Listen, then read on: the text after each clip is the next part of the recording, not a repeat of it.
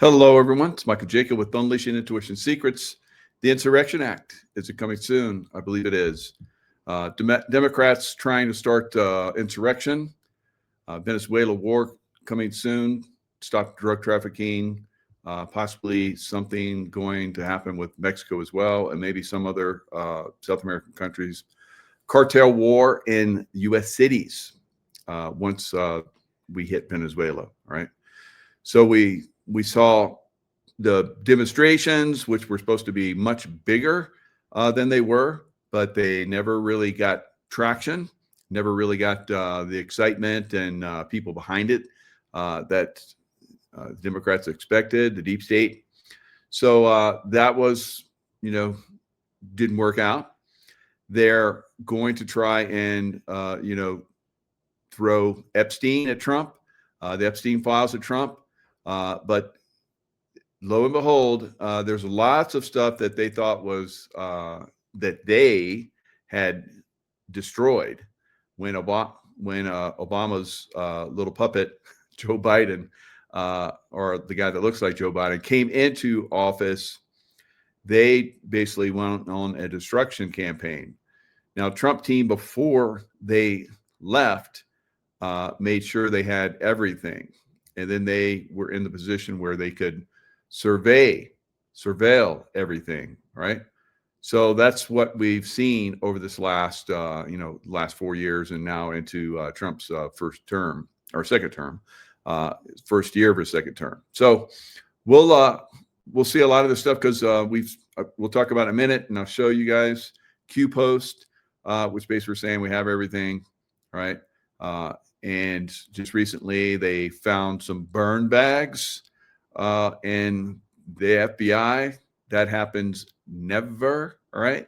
So burn bags are a controlled item.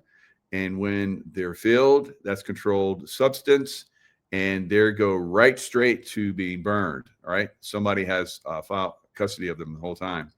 So for them to come out and say, oh, look, we found burn bags. And then they start coming out with what's starting to roll out of the Democrats and some rhinos and some Hollywood types that have had evidence of being involved with Epstein, right?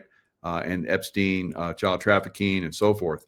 So that's coming out. We've already had one big wig, and I guess he used to be buds with Epstein, and even asked him advice on dating or some crazy. So he had been, I don't know, some head of Obama's or Biden's administration for finance or something. He was at Harvard, and he resigned from Harvard and went away. Now, I'm kind of like, why? Why would you resign? I mean, we have like in Virginia, we had somebody was running in one of the races there in Virginia that had sent an email and his children, yet he went on to win, and he's going to be in office. So nothing happened to him. There wasn't an outrage about him from Virginians. All right. So why did this guy resign? Was there more dirt? Did he know that they were going to come out with some more stuff? Did they tell him maybe that they were going to come out with some more stuff? Now we know that the Clintons were involved with Epstein on a very, very bad level. Now Bill Clinton has distanced himself from the Hillary Clinton lookalike. So we're going to see a lot of these people basically turn tail and run. We've seen a lot of the Hollywood celebrities that are saying they're going to go overseas, going to live overseas, and maybe in some places that they go to, they're not going to be welcome. I think one of them that went to Ireland, she wanted some kind of diplomatic immunity and so forth. And they're like, nope, we're not going to give that to you. So she went to Australia. So maybe the Australians will give her some, but I doubt it, right? They got hammered. I think next year, we're going to see Australians get their guns back. I'm predicting that, but I think they're going to get their guns back. All right. So that will be the end of the deep state in Australia. So they're almost, I think, the end of the deep state in Australia already. But I think that the Australians saw what was played on them, and they're going to want their guns back, just like Americans. And that may play in a lot of other areas. New Zealand may get their guns back at some point after that scam of a mosque shooting. I said right away that was a scam. That was like total BS. That was like some guy with paintball gun or something was running around and shooting people in corners, and the way they reacted, and complete BS. All right. So yes, Andrew, I believe I'm right. So I'm right if you guys decide I'm right. Right. So I see it, but things can change. People can not get involved, but I think the Aussies want their guns back. Right. I think the Canadians, although a few years ago, supposedly they gave up their guns. I don't think they did. Right. Most Canadians did not give up their guns. And when they become part of the U.S. or portion of Canada become part of the U.S., they would just like buy guns like crazy. Right. All right. It's going to happen. Yes. So predictions, some of them come true. Most of them do in my case.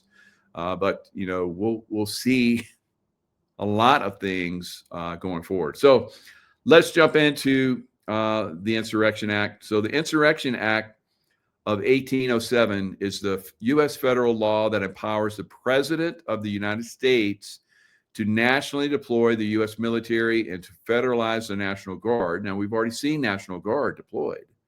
UNIS and Marine Corps in California, in L.A. That was easy for them because they have a massive base in Camp Pendleton. So all they had to do is just drive a little distance up north and get involved, and they did. I think we're going to see Marines in most major cities coming up, guys, and it may happen fairly soon. It may happen before Christmas, right? So we're just going to be watching that. So we're going to see these things happen. So why would you do Insurrection Act? Suppression of civil disorder, armed rebellion.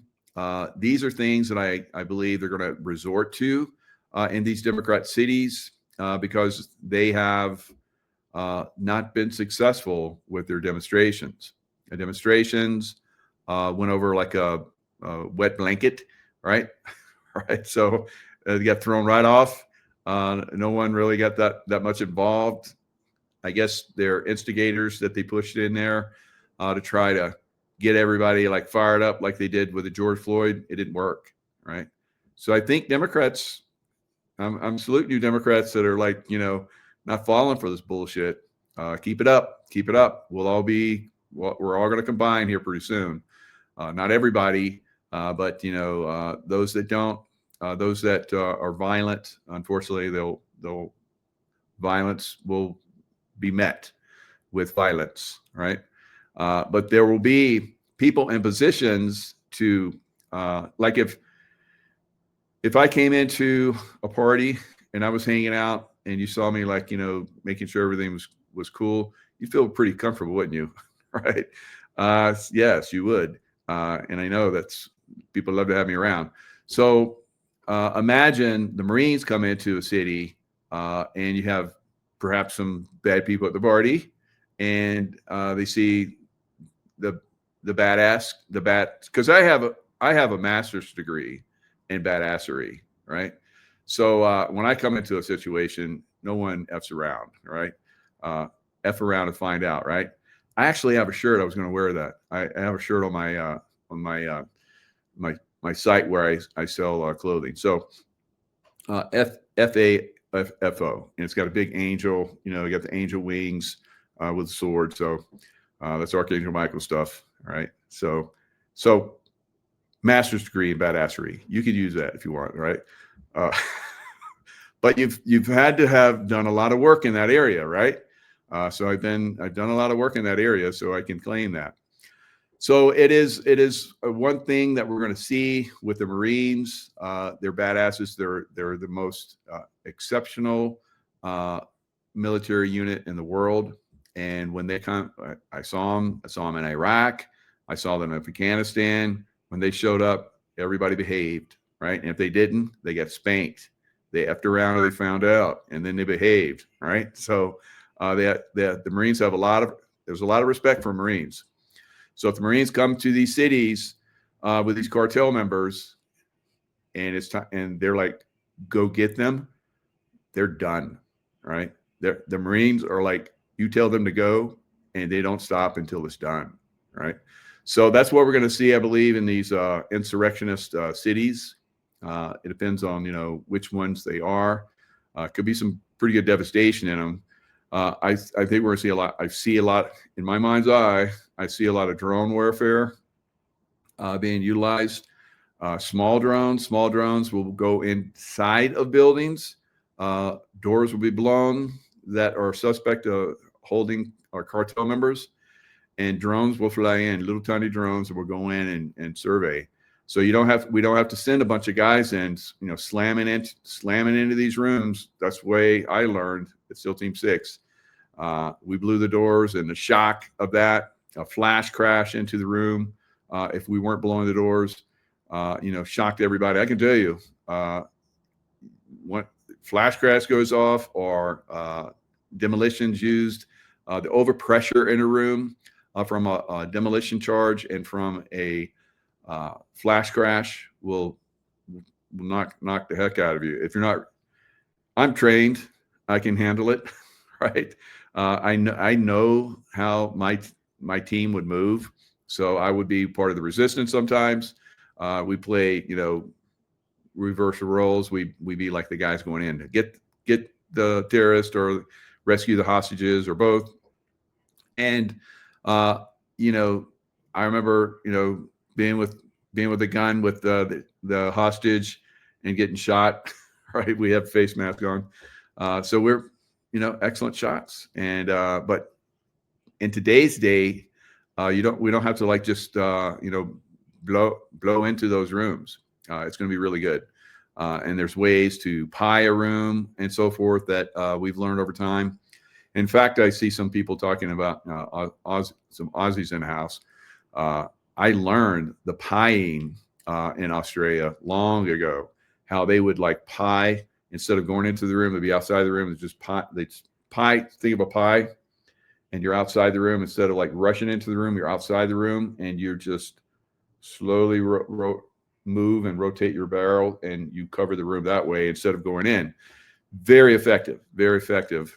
And so, yes, lots of good guys that are going to be involved in this. That little son just wants to come in there and peek in, and we can't have that. We can't have the sun blinding us, right? Because it does that. It likes to get over my head and give me a halo. So everybody's like, "Oh, Mike is, yes, I'm tapped in." So yeah, fancy stuff, right? Lowering the blinds with remote control. That's cool. And so insurrection.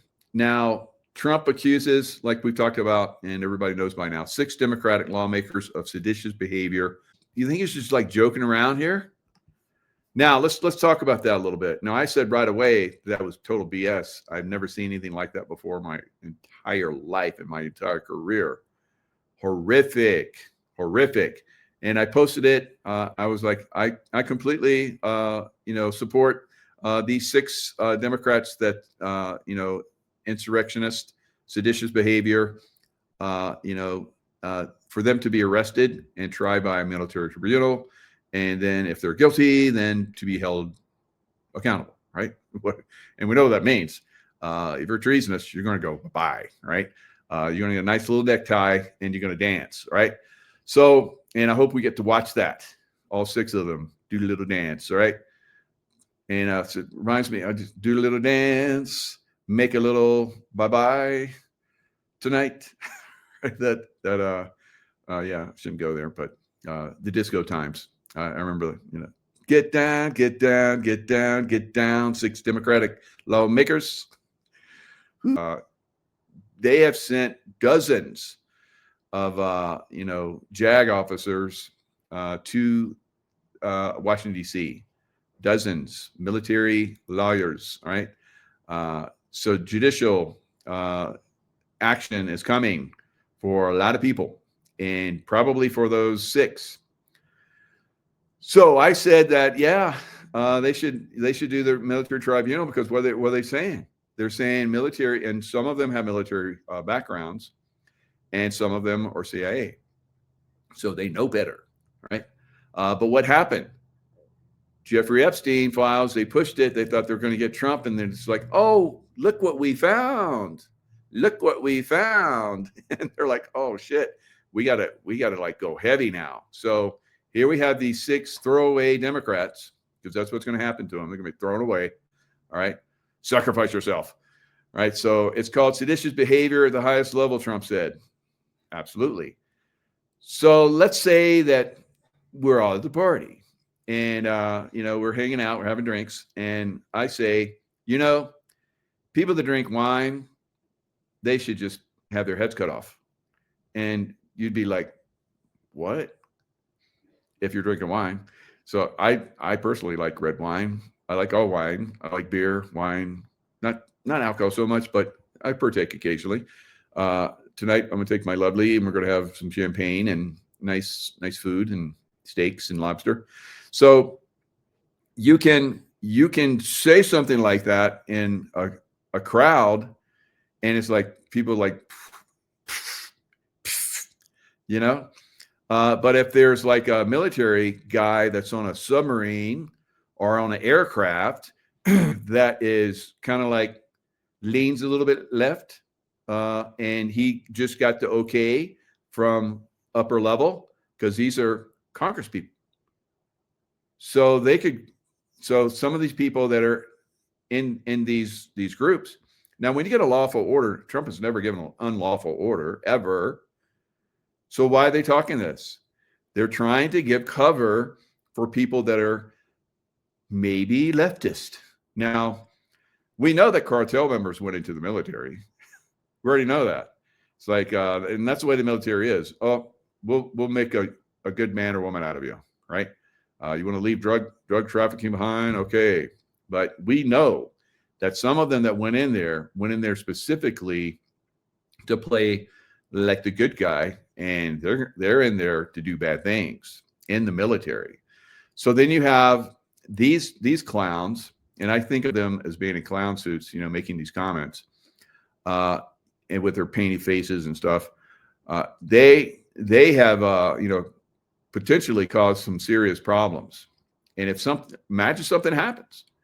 Imagine, I don't know, we're going into Venezuela, and somebody's told to launch the missiles, launch the Tomahawk from the submarine, and somebody's like, oh, that's bullshit, and sabotages it and blows the whole sub up. Yeah, this is what happens, guys, because we saw that with the Gulf War, where we had a lot of Muslims that were in the military that were throwing hand grenades and commanders' tents. We saw the one guy down in Texas. We can have this happen, and if you have people like that trying to instigate it, which I don't think has ever happened in history, and if it has, it was dealt with immediately.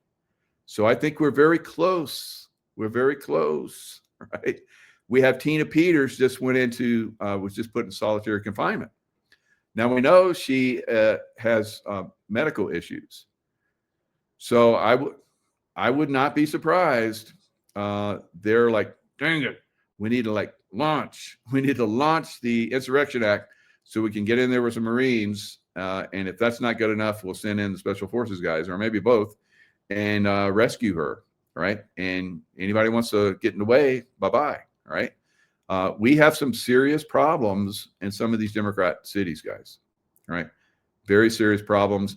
So again, if you have the leadership, you have the governor of Colorado, that's like screw Trump. He's saying release her or else, and he's saying screw Trump. Everyone below him is like now going to resist.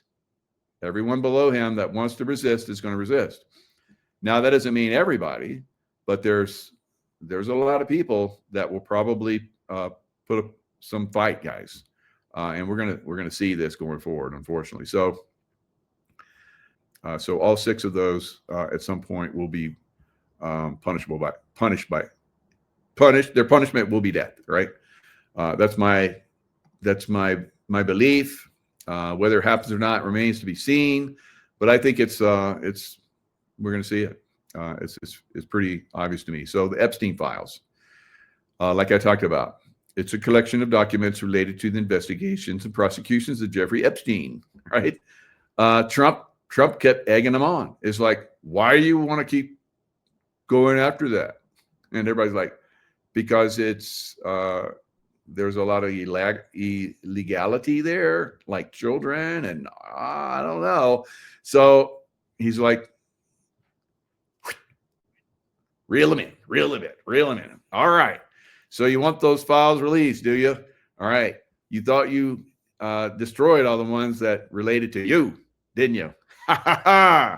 So now we got the stuff on you, and that's what's going to happen. So Kash Patel uncovers burn bags in a closet. Just some closet had some burn bags. That is so funny to me. A new report claims that FBI Director Kash Patel, did he personally find these? Found bags filled with documents. I guess, he's a leader, so he's just going to take, yep, I'm the leader here. If there's anyone wants to talk shit, I'm the leader. I'm in charge here, right? So I'm not going to have a subordinate, take the heat. I'm going to take it. So there we go. The report from Fox News said burn bags in a previously unknown sensitive compartmented information facility, or SCIF, at head a SCIF. So a sensitive compartmented information facility. So just a random one, just tucked away somewhere. Everybody forgot about it. These things cost millions of dollars. I remember when we were in Pakistan, we created a SCIF so we could, in a small room, in one of our command structures, we would have walled little compounds, and in these compounds, we had Pakistani security, and a lot of these guys were like former military. Really, some of them were really good guys. And I think sincerely, and then some of them would have ran, like we saw at some other bases, like in Benghazi. So we're seeing, a lot of this silliness. So in Pakistan, we had in our, walled, compound, where not only did we have Pakistani, we also had us like badasses, with degrees in badassery. We were all, standing guard too, and we had, of course, with body armor and stuff. I could have my body armor, my sidearm, and my rifle on and heading out the door. I think probably about 15 seconds or less, right? So throw the covers back, put it on, out the door, right? I might not be all that presentable, for. I'm not going to have all my, badass hoochie coochie clothes on for. I'm going to be ready to go, right? So that's the way it was in these compounds. So they created a SCIF. I think it cost well over $1 million. It was just one room. It was a radio room, and the wires into it. It cost over $1 million, and then Osama bin Laden got taken down, and we stripped it. And we left that compound. So things happen very quickly, but obviously things are happening at the FBI, right? And they're like, oh God, look at that. Look what we found. Oh, look, there's stuff on Jeffrey Epstein here. Oh, you Democrats, oh, you bad Democrats. Did you guys think that we wouldn't find this stuff? All right, so let's look at the past. Let's look at the past. And the past will inform us. So we've talked about Q for a long time. Of course, they've come in and said Q was BS and blah, blah, blah, right? So Q, the Q boards were basically, I think, Intel. It was when I look at the Q boards, the Q Intel drops, that was like badassery, right? Badass Intel drops for all of us humans, right? On the other side of the Intel wall. All right. So from that, QAnons would come in and they'd have their comments. And that's where we had, some bad actors come in and make comments. And that's why Q got a bad name. Of course, when we see all of the media that's controlled by the deep state, come in and say it's conspiracy theory stuff. It's like it's a no-go, right? So all of you guys that fell for it, you're dumb, right? And the rest of us are like, you guys suck. You guys need to go bye-bye. All right, so here, let's look at it. Let's look at what was said. Let's look at what was said, right? So, yeah, we have it all. We have it all. How about that? So when was this? This was April 26, 2018. So it's been a little while, right? The right people have the information. Good people are acting on the information. Think Goog. I don't know if that's Google or what the heck that is, but, they talk in riddles. Think NK. I guess QAnon would probably say, oh, geez, Mike, it means this. And maybe I've heard of this over the years, but many shared users, foreign and domestic, verifiable access codes, fake emails, game forum comms, new intel revealed today, Gmail comms, define Evergreen. So Evergreen was the CIA business front, right? So and then I remember that Evergreen ship that went sideways in the Suez Canal. Oh, I was all over that. My remote viewing was like blew that up. My platform blew up. Newsweek came out and talked shit about me. So like, I must be really hitting home runs on this stuff. So yeah, it is. There's a lot of us that are tapped into this stuff. Q is God info, in my opinion. And so some of us are tapped into. If you've gone through. If you have a master's in badassery, then you're probably tapped into God's source, right? And God talks through you. So that's what I feel. So anyway, you can take it for whatever it is. Jair Bolsonaro arrest. So the Trump of the South America, Brazil. So they went through the same process that we did with J6, but their I don't know what date it was, but they felt that the election was stolen from Bolsonaro in Brazil. It was, right? And Bolsonaro and Trump are really good friends. And afterwards, Bolsonaro came up and met with President Trump, or former President Trump. He was out too. So I don't know. Maybe they're crowning each other's shoulders, but I doubt it. But so they were probably game planning, guys.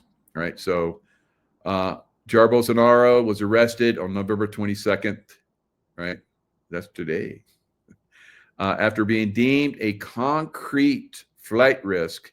Concrete, it's like solid, or is that like we're going to wrap him in concrete and dump him in the water? His feet will be wrapped in concrete and he will go for a long swim. All right, so I don't know.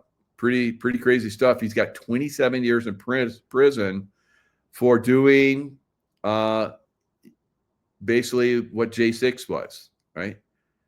They blamed it on him, just like they tried to blame J6 on Trump. But we know that there were instigators on both sides. In the crowd, I saw a lot of them. I commented on a lot of them.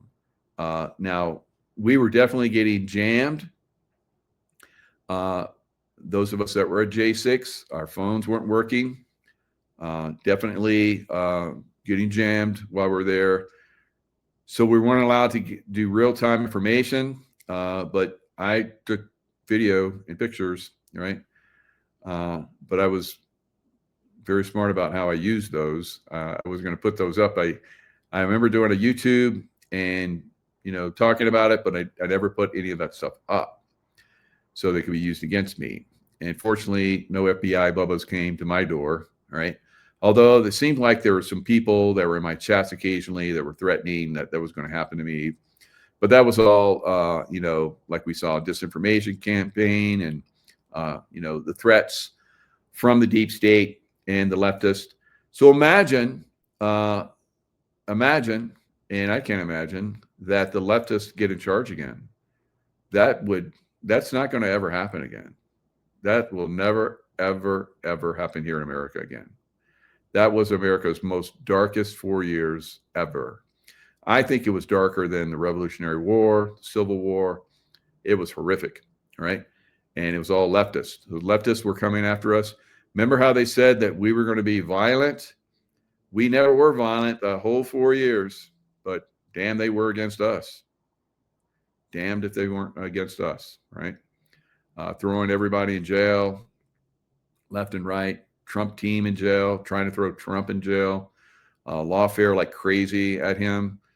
So Jar Bolsonaro, the lawfare down there is really going after him. Now, this is very interesting because we're coming on the invasion, I believe, of Venezuela by the U.S. military. And I don't know if how much invasion is going to be involved, but they're going to blow the hell out of the military, and basically somebody else is going to take over. Right. So in Brazil, so you can start to put the pieces of the puzzle together. Right. You got the Epstein files, and then you have the 6 Democrats that will be tried and executed for treason. You have down in Brazil, you have just recently the military in this one area and the police went after drug gangs. So protests erupted. Of course, there were the drug gang families. Right? After police raid in Brazil leaves 119 dead. Drug cartel members, as they would run away from the police, they would shoot back over their shoulders, and anybody in the street, stray bullets being shot randomly, right? Just to cover their running away, right? And they put vehicles, burning vehicles, and they had stanchions in the road that they put up real quick, all kind of crazy stuff. So a lot of people are starting to see. So I believe that was a pushback on Lula. So Lula was the guy that basically took over for Bolsonaro, and he was inserted by big time. He was actually, I think he was imprisoned for election fraud at one point, and then once he gets out, then he shouldn't be able to run for office again, but he runs for office and becomes the president of Brazil. Yeah, so Brazilians are like, bullshit. And so they push back. Of course, they're leftists in Brazil, love him. But Lula did not come and help the guys when they were going after these drug gangs in these multiple neighborhoods. And there was like a total war that erupted.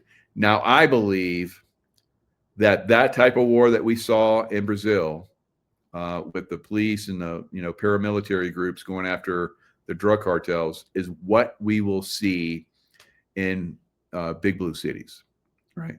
Because you look at all of the governors and the mayors in the big blue cities, they're all paid and bought, just like the Mexican. What's her name? The Mexican president.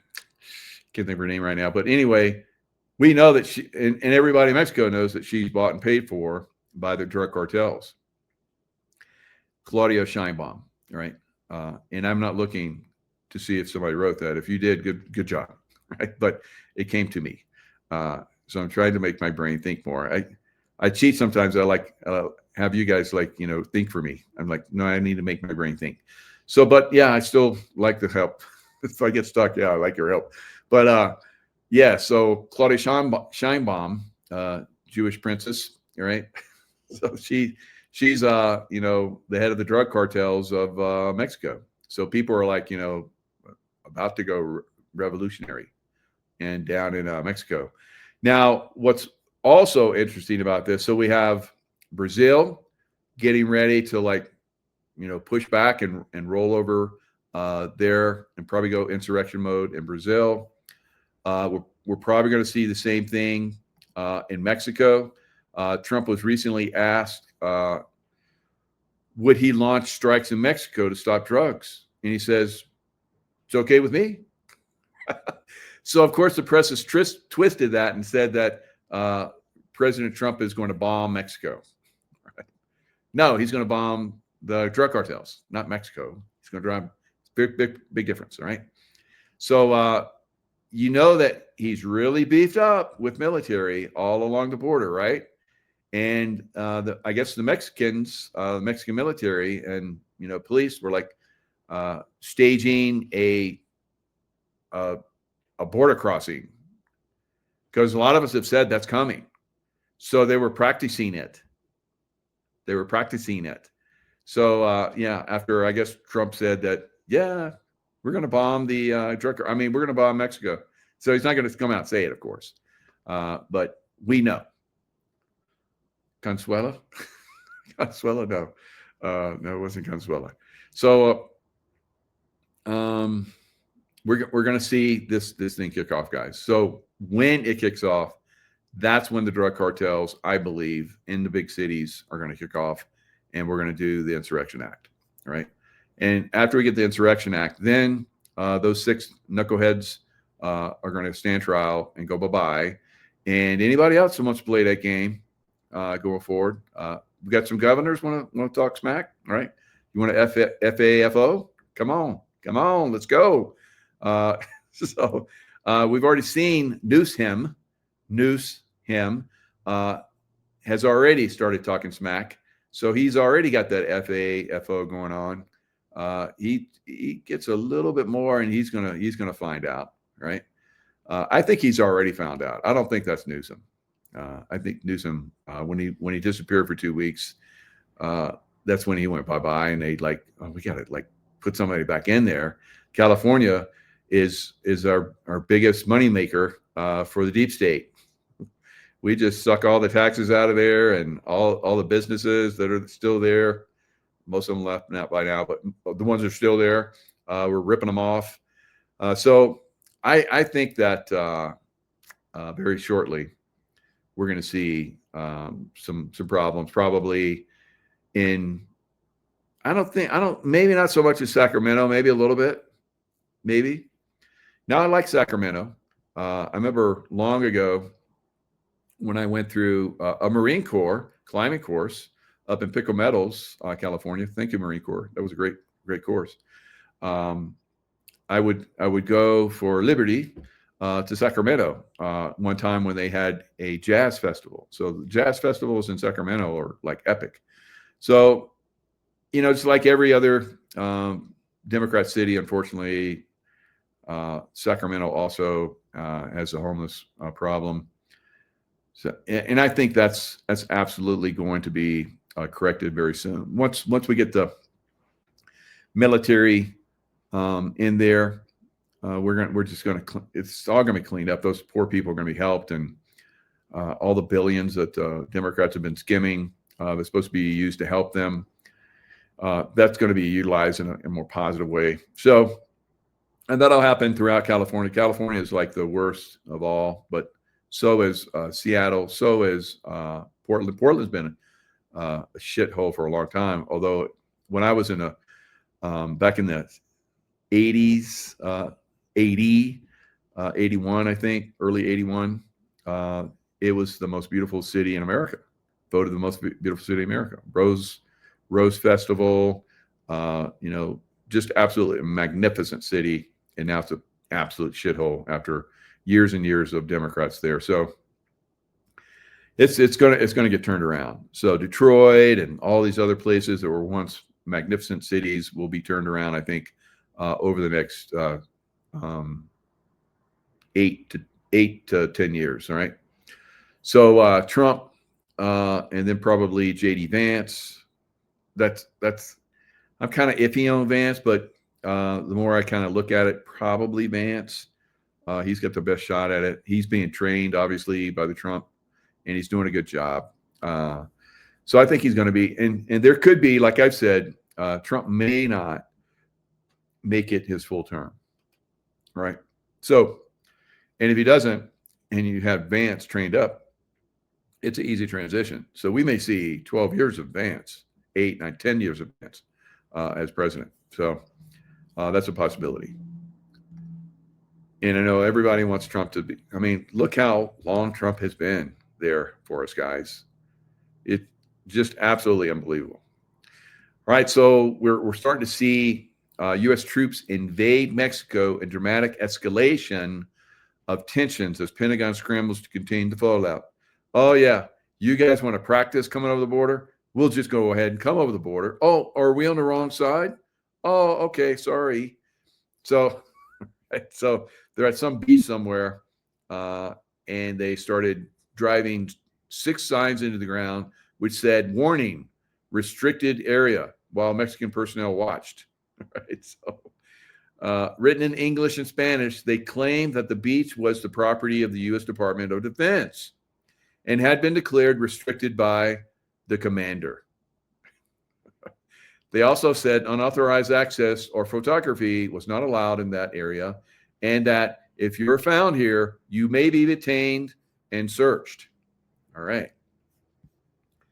So it's on. The like little games are being played. That's the way these things usually kick off, guys. All right. So here's a picture of it. There's the boys on the beach. They're all rigged out. So they got their helmets, got all their body armor, got their weapons. They're ready to throw down.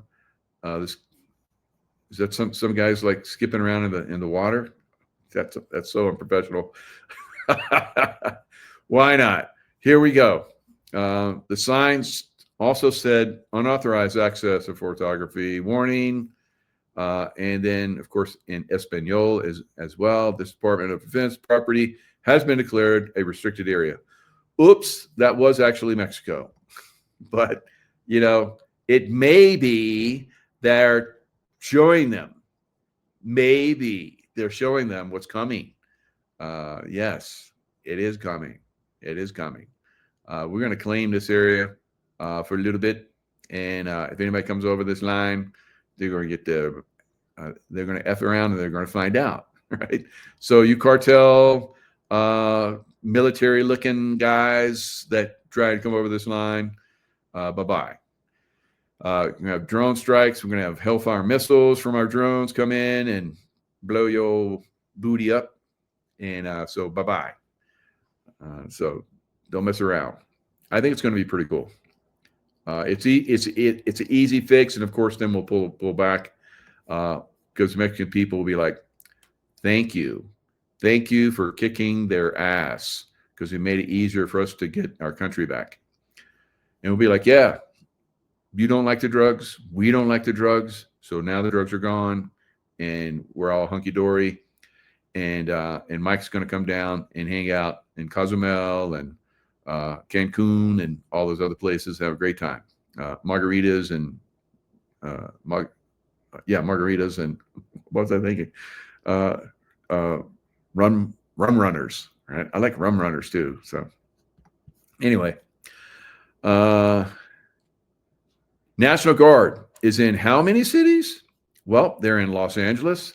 National Guard is the forefront, is like basically laying the foundation for the Marines to come in, all right? And maybe the Army, all right?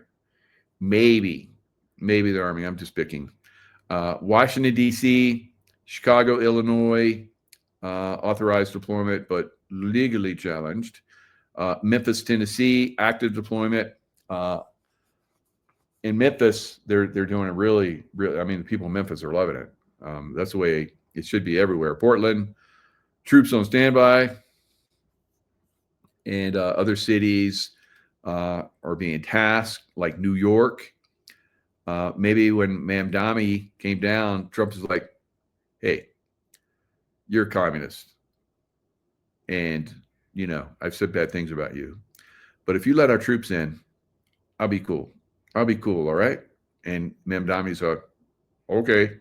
So troops go in, and then eventually Mamdani, man dummy, is going to go bye-bye. They were talking about how all the New Yorkers were going to like flee to Florida. They didn't do it. They didn't do it. All right. There may be a few, but it's not happening on big numbers. All right. New Yorkers are like, "Oh, F that. F that. We're not giving up our city. We're going to fight. We're going to fight." I think New York is going to fight for the city. I think it's going to happen. Democrats, Republicans, Independents, they're going to fight for the city, right? Get it. Baltimore, that's a tough one. Baltimore is really, really bad. And Oakland also really, really bad. So 2 cities that are crumbling. Once magnificent cities, of course. Baltimore was Nancy Pelosi's mafia father, ran that city as a mayor and brought in the drugs and made it the heroin capital of America. So not so good. So Nancy is, of course, Mafia Don's daughter, and that's how she's gotten away with a lot of stuff. And that's not gonna work out so good for her in the future. And I think maybe it's already come back to bite her in her. Her husband likes men, and I think that we haven't. I think some of us know, just like Hillary likes women, right? I think Nancy likes women, right? So, but I don't care. So whatever. Tracking buildup of U.S. military planes and warships near Venezuela. All right, so it's getting. Yeah, we're just sending ships down there. We're not really going to invade that country. We have the biggest aircraft carrier in the world there, right? Several U.S. military planes have been identified operating off the coast of Venezuela. Were those the ones that basically blew those speedboats out of the water that were running drugs? Yeah, those were some of the ones that were identified. Yeah, but they've had B-1 bombers go over. I think even B-52s fly over.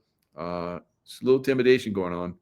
The buildup is the largest U.S. military presence in Latin America in decades, and has since I don't know. I was there for the invasion of Panama. I guess I don't remember where we had a bunch of ships off the coast, but it was a special forces deal, pretty much. So the buildup is the largest military presence in decades, and military action against Venezuela. This comes after a series of U.S. airstrikes against alleged. BBC, of course, wrote this. Alleged. They saw them come out of they know where the warehouses are, where they're creating the drugs, because they have like crazy amounts of electricity going in these warehouses that's being used. And that's to build out the, what's the one drug where they have to like use a lot of electricity? Crack.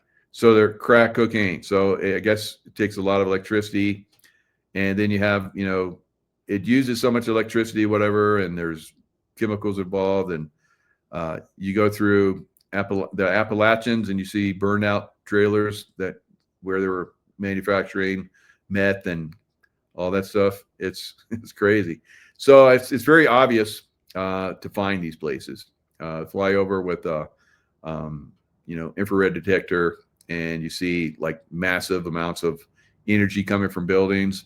And then you see them like coming out with crates of lots of stuff and meth and cocaine and all the stuff that they're making. And they go in these boats and then they drive off, and you know what they're doing. Come on. There's probably people on the ground. There's intel coming, human intelligence. They probably have a lot of people working in there that, man, those guys that like, go into those drug gangs. Oh, that's some scary shit. I heard one guy talking about that where he was wired up one time, and he's working this one drug gang in the United States, and they were like, okay, strip down, because they suspected him. So he was wired, and he had the like little box or whatever, and so he's stripping down. He stripped everything down. This guy's like starting to search his clothes, and I guess his wife had this feeling, and she's with the kids, so she pulls over and starts praying. And this guy so he had a team that was basically they were getting ready to come in because they could hear there was an issue. So they're going to crash into the building and start shooting all these knuckleheads. But she's praying, and he's had all these other incidents, kind of like me, that the guy that was searching just somehow passed over the wires, just missed them, and passed over the device to collect, the sound and all that stuff. But crazy stuff like that, those guys that infiltrate in these drug gangs, FBI and all those guys, holy smokes. Wow. That's crazy. That's some crazy shit. I mean, I've been in combat zones, but these guys pushing the envelope, man. That's tough. So where are the U.S. warships? USS Gerald Ford, the largest aircraft carrier in the world, largest, I think, maybe ship in the well. If you look at some of those oil tankers, they're the largest ships in the world. But as far as like military ship, that is the largest military ship in the world. All right, so you got all of the support that goes along with the USS Gerald Ford, and it's got lots of ships around it, and all these other ships, guided missile cruisers, special operations command ship. So there's Delta's down there, SEAL Team 6 is down there, Green Beret, SEALs, Rangers. You got some serious peeps down there ready to kick some serious booty, right? So I think they're gaming it, and it'll be like a massive strike when it goes down, right? So lots of planes now. They can have aircraft carriers right there, but of course Puerto Rico's right there as well. And as we've seen, President Trump can fly planes all the way around the world and back again, and blow the hell out of anything and with precision. So if they're real close, that makes it a lot easier. All right, U.S. B-52 long-range bombers briefly appeared on flight tracking website. So they've been over there. I think the stealth jets and all kind of F-35 fighter jets, all kind of stuff has been flying over there. All right, so they're basically intimidating them. So there's Venezuela, and there's Florida. Not so far. Puerto Rico, is that right over there? I think so. I think that's Puerto Rico right there. So they're very close. Of course, Cuba, right there, and Haiti and Dominican Republic. So we're buds with Dominican Republic. I work with some of those guys in Iraq. They're really good guys. I did a trip. I got a expense trip, paid trip to Dominican Republic. I always want to go there after working with those guys in Iraq back in what was that? 2000, 2002, 2003. Really good guys. And so I get to go there, LifeWave. High up in LifeWave. So they pay for my trips to all kind of exotic places. So I went there and I was very happy. Very, very good people in Dominican Republic. Beautiful, beautiful island. Of course, Haiti, just right on the other side, at the other end of the island, not so much. Quite a shithole, unfortunately. So, and that's the deep state stuff. Of course, Hillary Clinton and her brother was there getting the gold from Haiti. What a bunch of horrible people. They did, HARP on them, created the earthquake so they could get control of the island. Well, that's so crazy. So we got to take these people down. So, conducting strikes. So off of Colombia, Colombia could be another target, I think, for us, or at least not Colombia, because we're pretty much cool with Colombia, but the cartels that are in Colombia, I think there are going to be some strikes there. So 6 strikes off the Colombian coast, 7 strikes off Venezuelan, 3 strikes off the north eastern coast of Colombia. So, and then 3 strikes off of Mexico. So, 1 strike off Dominican Republic. Uh-oh. Was it coming there? Was it leaving there? That's kind of interesting. So we're going to see some serious action down south, and I think that's why they have so many down there now. In Puerto Rico, I guess they have a lot of Marines.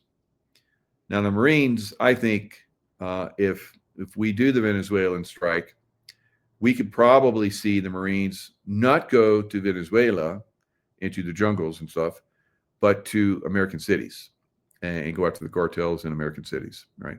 That's what I think is going to come. So it's easy for them to, if we do the Insurrection Act, for them to fly from Puerto Rico and right into American cities. And then, of course,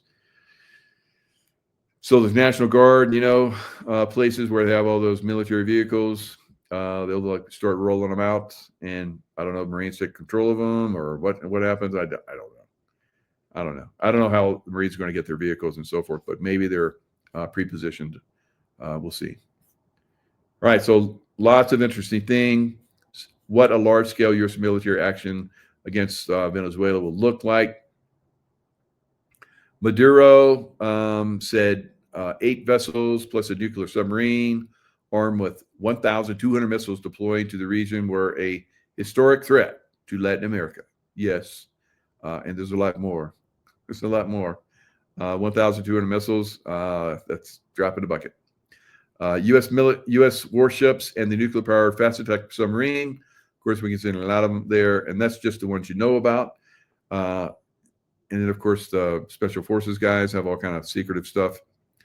So lots of ships down there, guys. USS Lake Erie, CG-70, got a missile cruiser, Arleigh Burke-class guided missile destroyers, USS Jason Durham, USS Gravely, USS Sampson, and embarked U.S. Coast Guard law enforcement attachment team. So, again, we have U.S. Coast Guard, too, which can do interdiction and so forth out in the international waters as well. So lots of volume of military can come into this very quickly, and I think they will.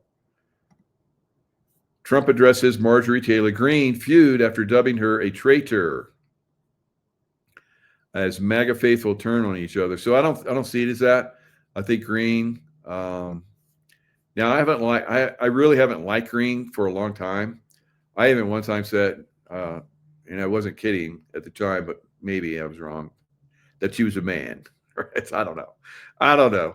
But so other people said, yeah, I think so. But I looked, and I don't know if she had kids or what. But so I don't want to insult her. That I don't want to piss women off. But she looks like a man to me. All right.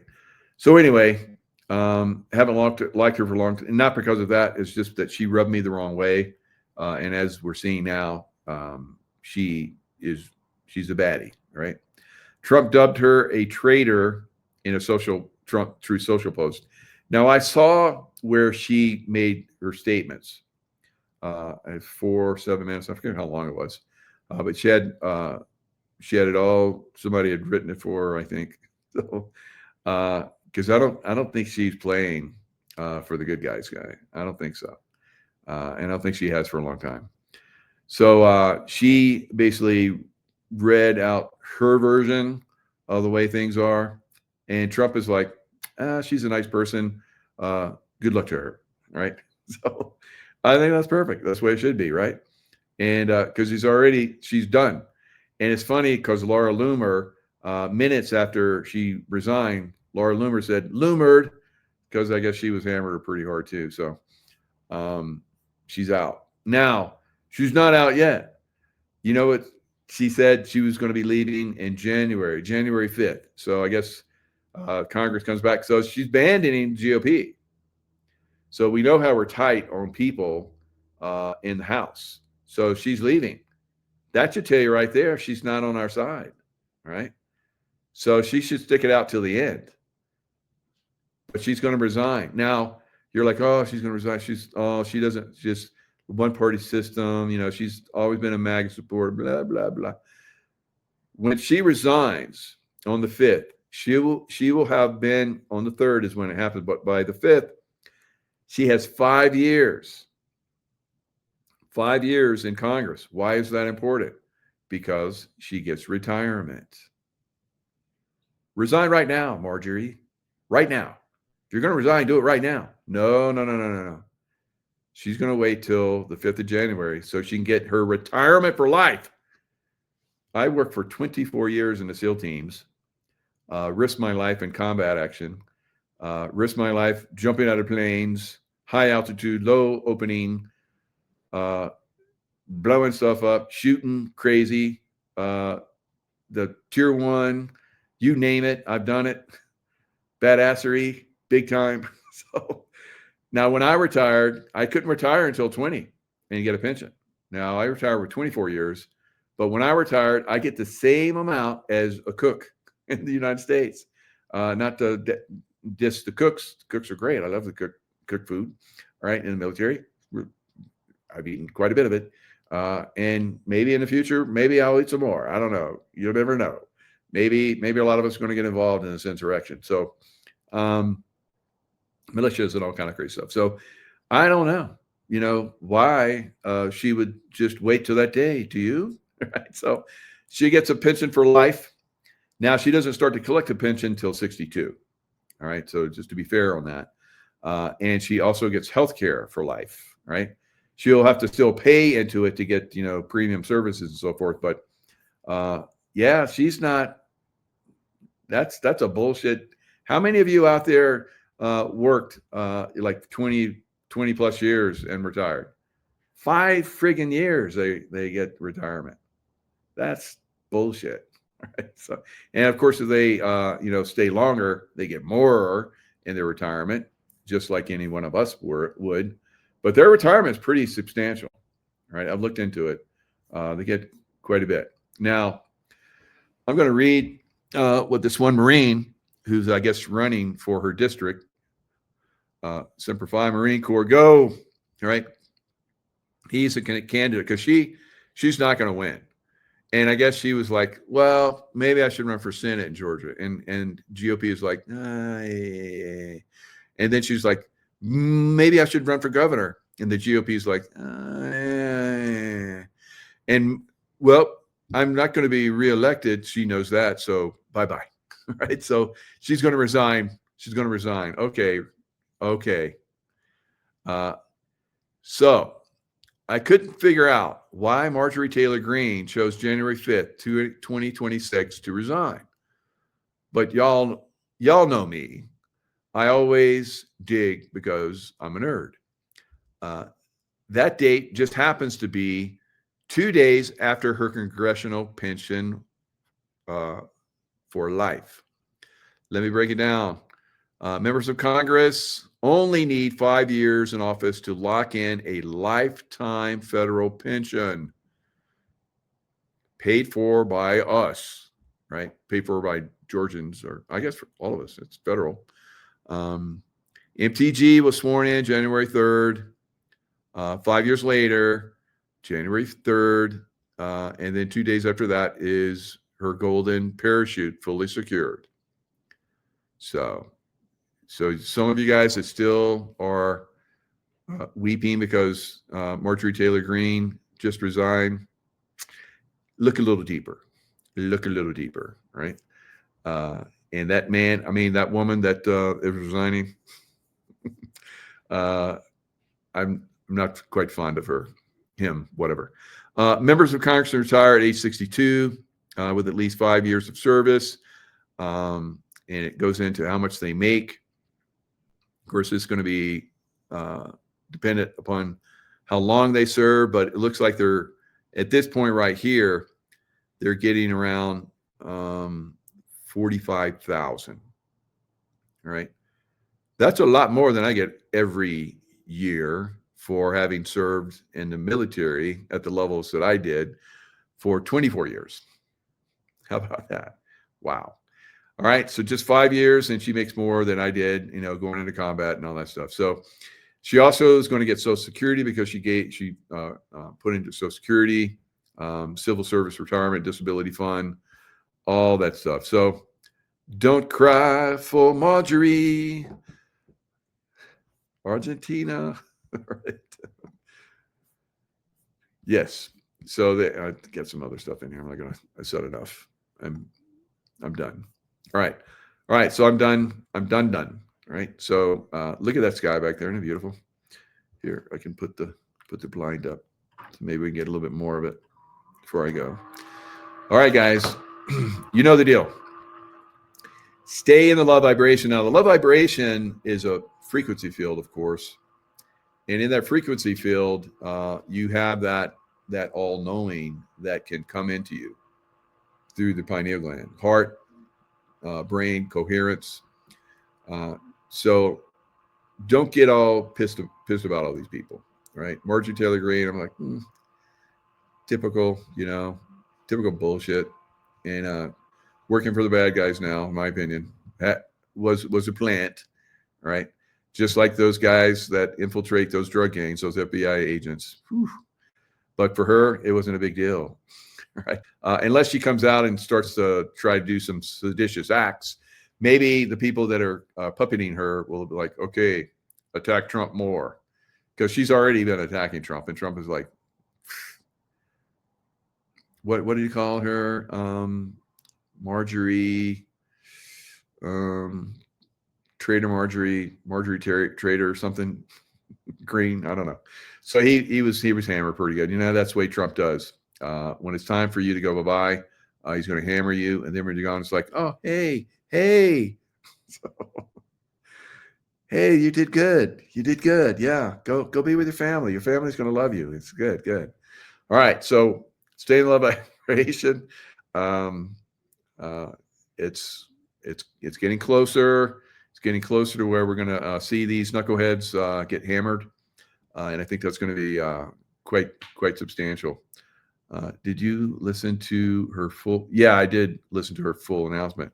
And at first I was like, she made some pretty good points there. And then I started to like, don't fall for it. You know how they sucker you in. I was like, I'm not gonna fall for it. And then I started to do a little research because it's like, it didn't seem right. And then I started coming up on all the other stuff. And I'm sure there's a lot more, guys. I'm sure there's a lot more. Because she was saying, that she was calling Trump. She wasn't calling Trump. She was texting him. And he's like, she hasn't called me. And then she goes, see, President Trump says, and I never did call him. No, she was texting him. So little word games, And I know you ladies like to play those. Even Laura Loomer said, she's going to say she's resigning because she wants to be chased.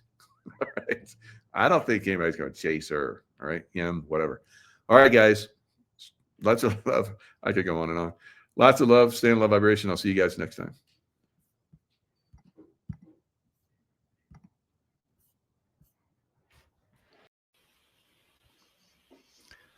Hello, everyone. It's Michael Jaco with Unleashing Intuition Secrets, joined once again by Jim Manning on the anniversary of JFK assassination, which is actually tomorrow, right, Jim? That's right, tomorrow. Mm-hmm. Yeah, tomorrow. 62 years. 62? Yep, 62 wow. years. Mm-hmm. That's amazing. So, you are an incredible researcher.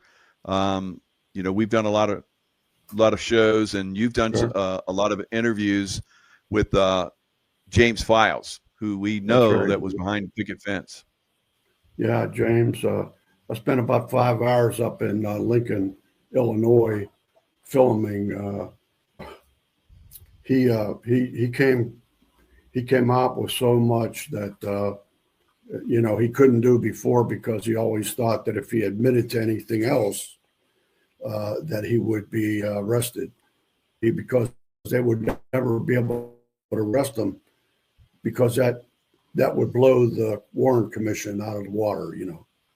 So he was able to get by with that.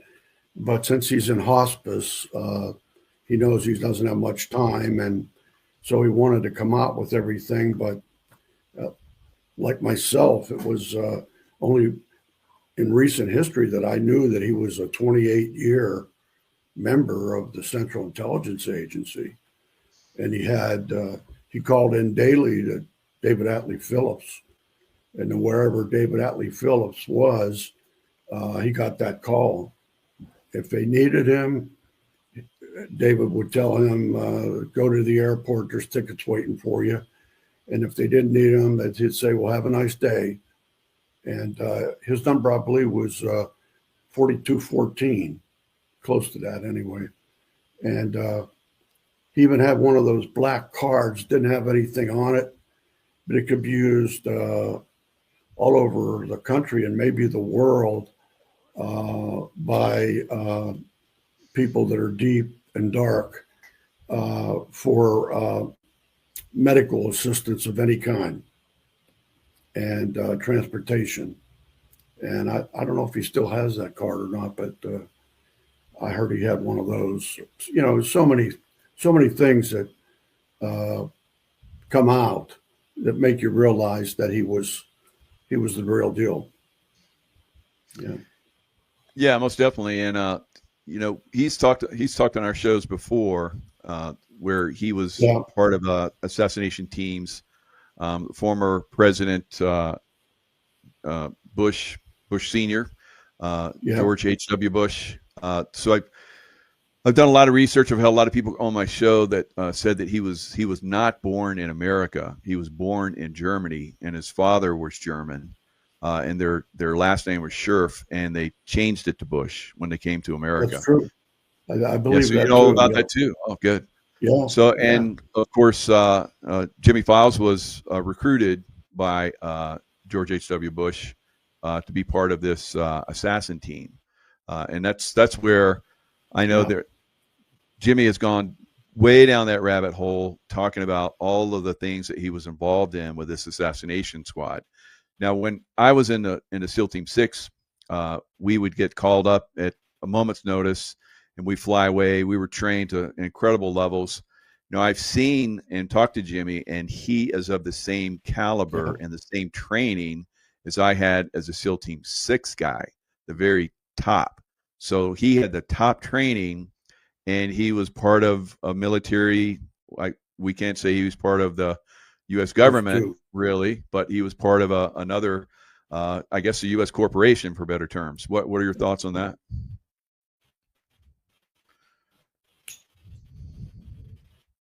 I don't have him on the screen. Yeah, I can hear you. Go ahead. It's a little bit of a gap. Anyway.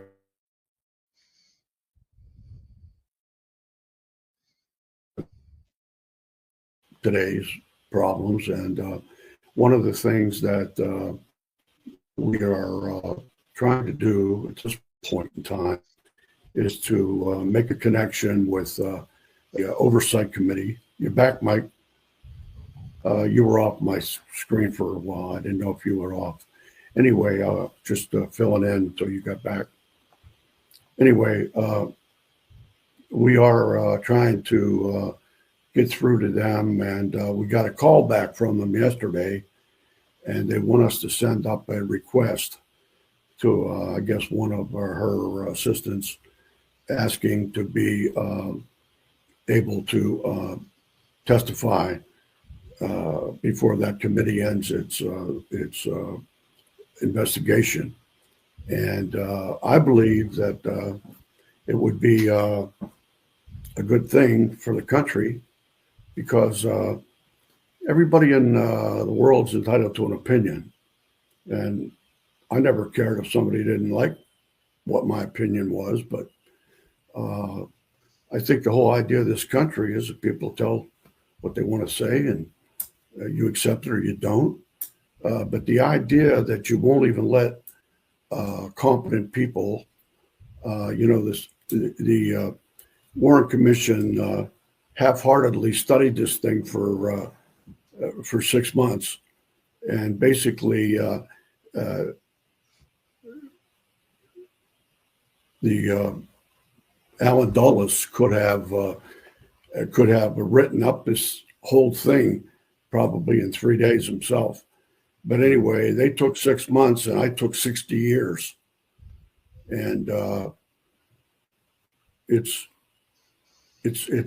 amazing to me that with the 150 YouTubes that I've done, and all of the evidence that corroborated what I said is out there now on those YouTubes. And not one time as a newspaper columnist or a television news service. I mean, you wonder why nobody does anything, and it's because of the conspiracy theory thing. Everybody's a nut, and but I've done some recent research on the conspiracy things, and I came up with some FOIAs where the CIA had to give information to somebody that asked about the term conspiracy theory.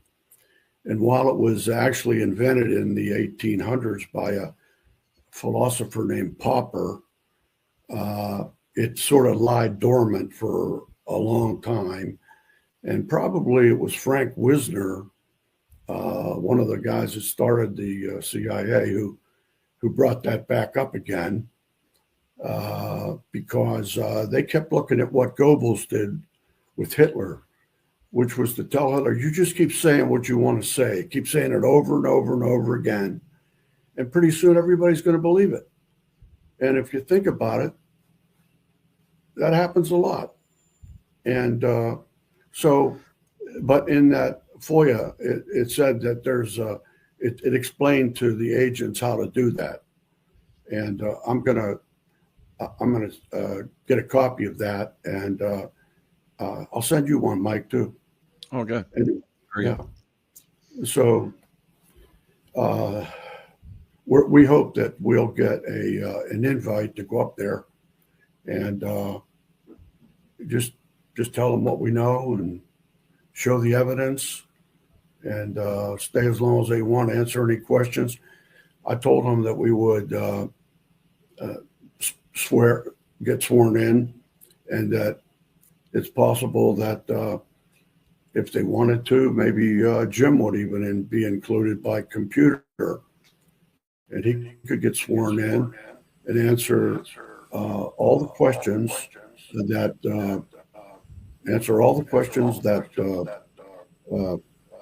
the people on the committee might have.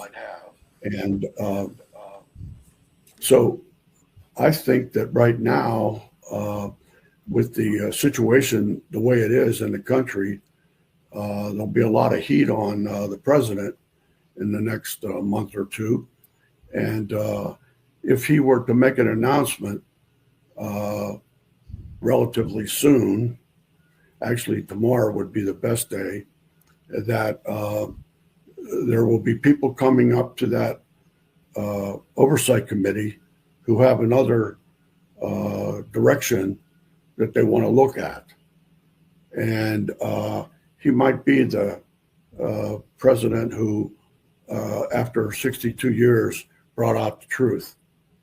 And that's the kind of thing that probably would help him, whether you're a Democrat or a Republican. Absolutely. Well, let's see if we can get Jim. Can you see if you can talk now? Can you hear me now? Yeah, we got you. Good. Okay. Well, that's great.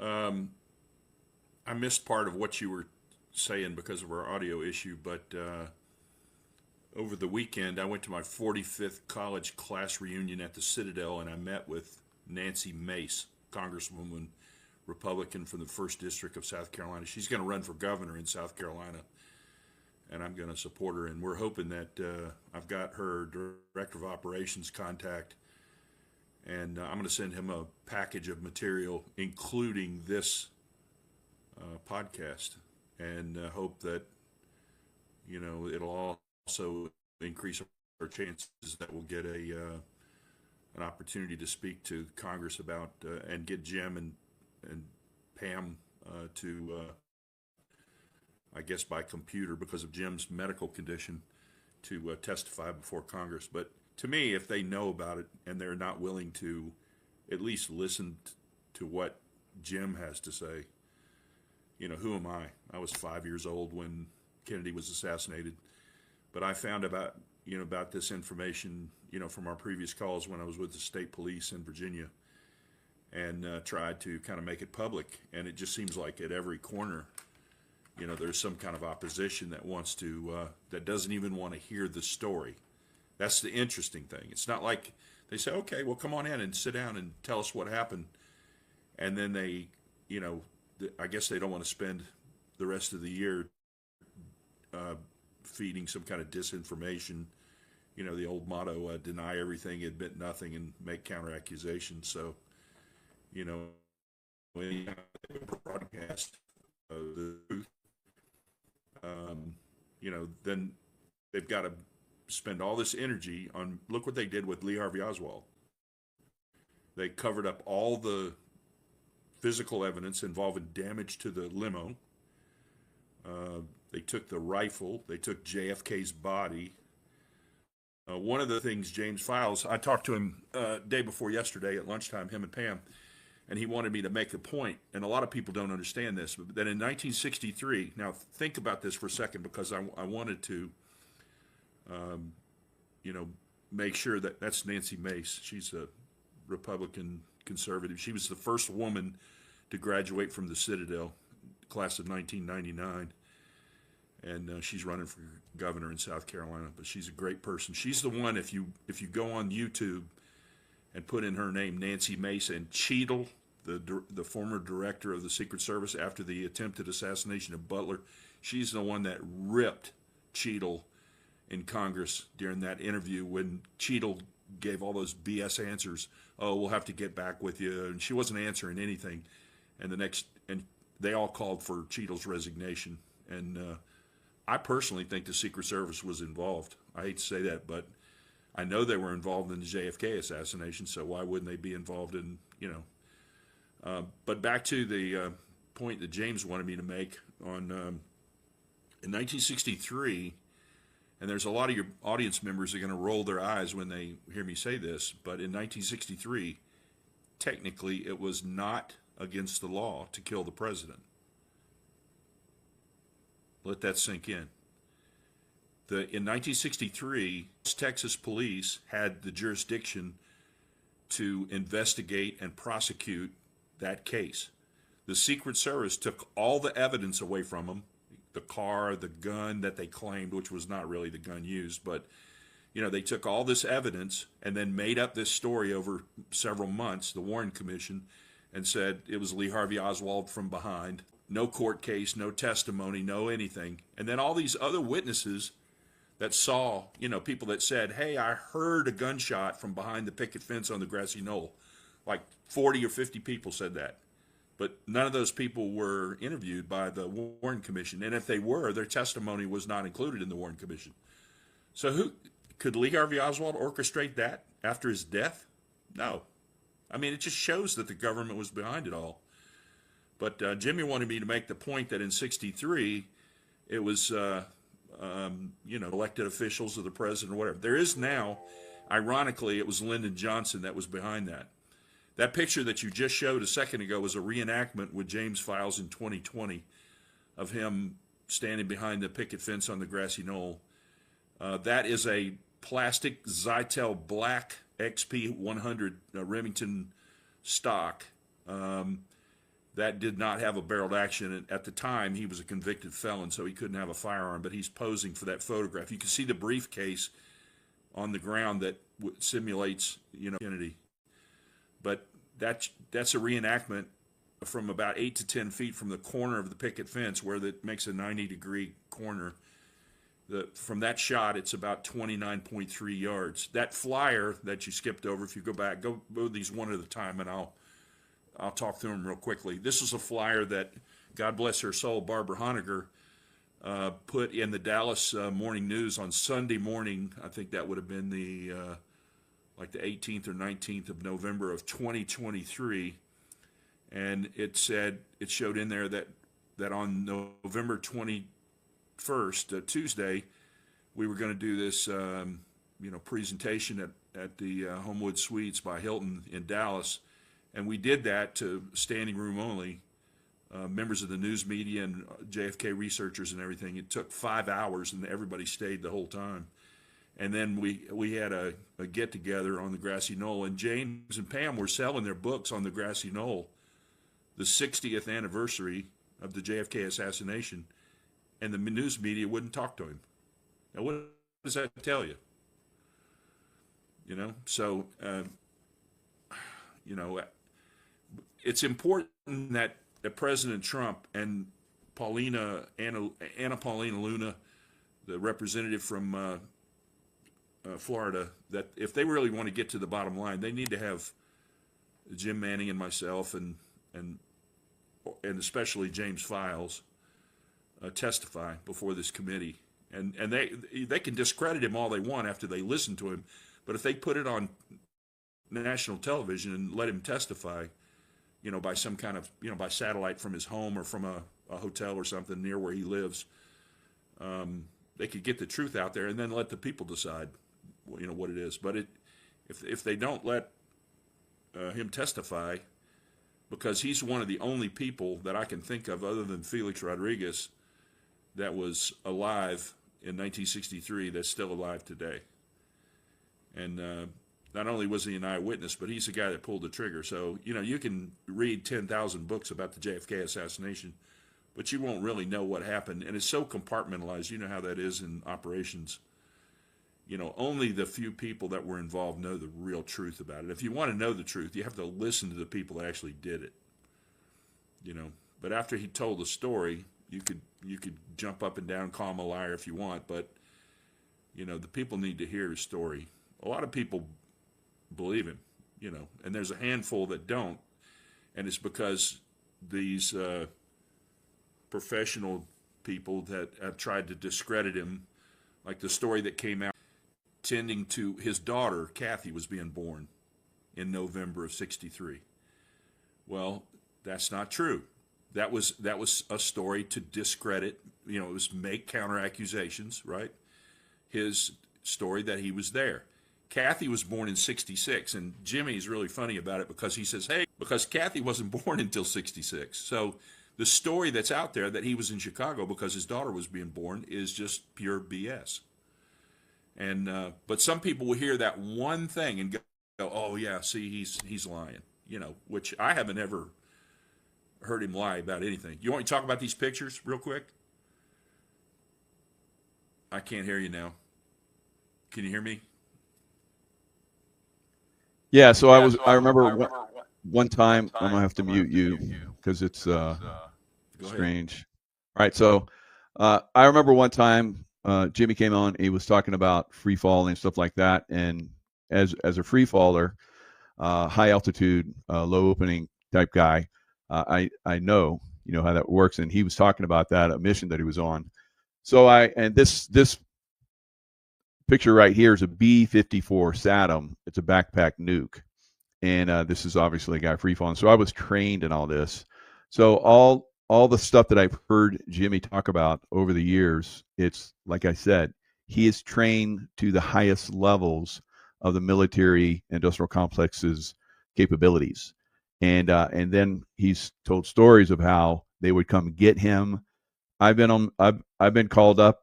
A helicopter came to get me one time. He talked about that, and I was, taken to a airport where there was a jet waiting. So that's only reserved for people on the highest levels. And so obviously he was at that level, doing missions on that level. And we've talked about a lot of these missions.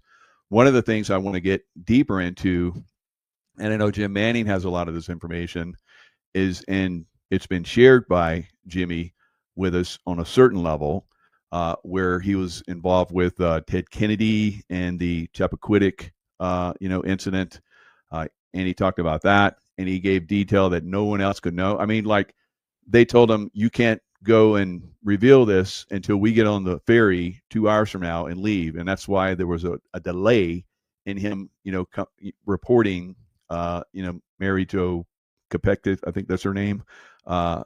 So all these different things he's talked about. Now, what I like to get deeper into, and one of the things that we've been holding back on, is how he was involved in other missions, and as part of this assassin team, and maybe we can bring some of that out.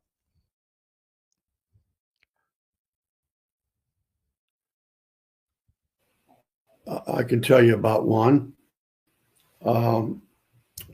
He Most people are not familiar with how it works.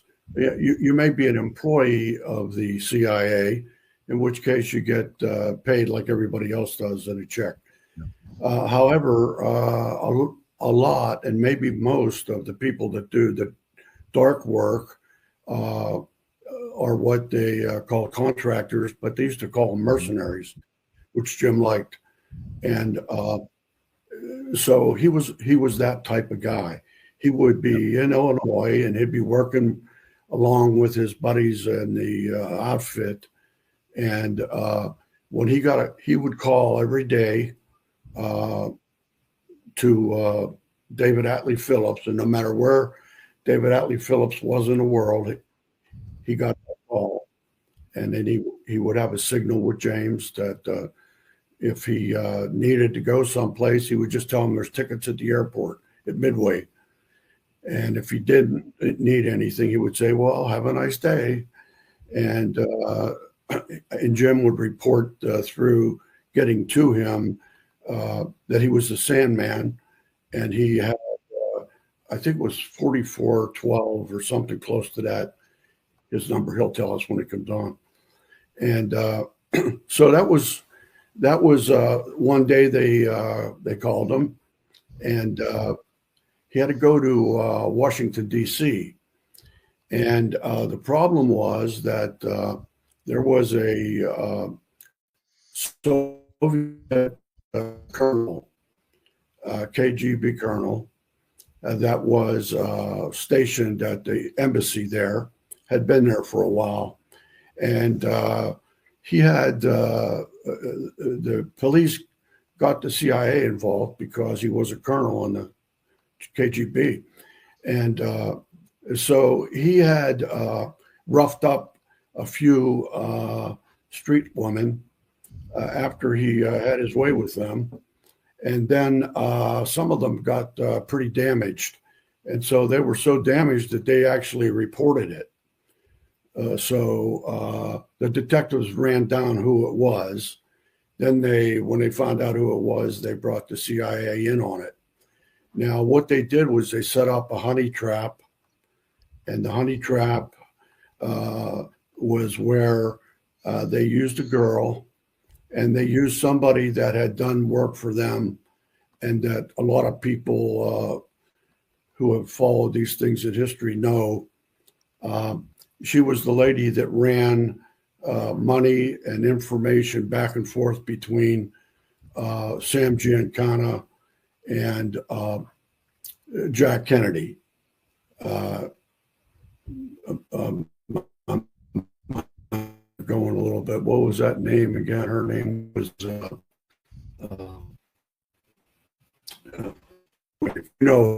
Jim said, but she worked, and the detectives found the bodies that they had found recently, and they so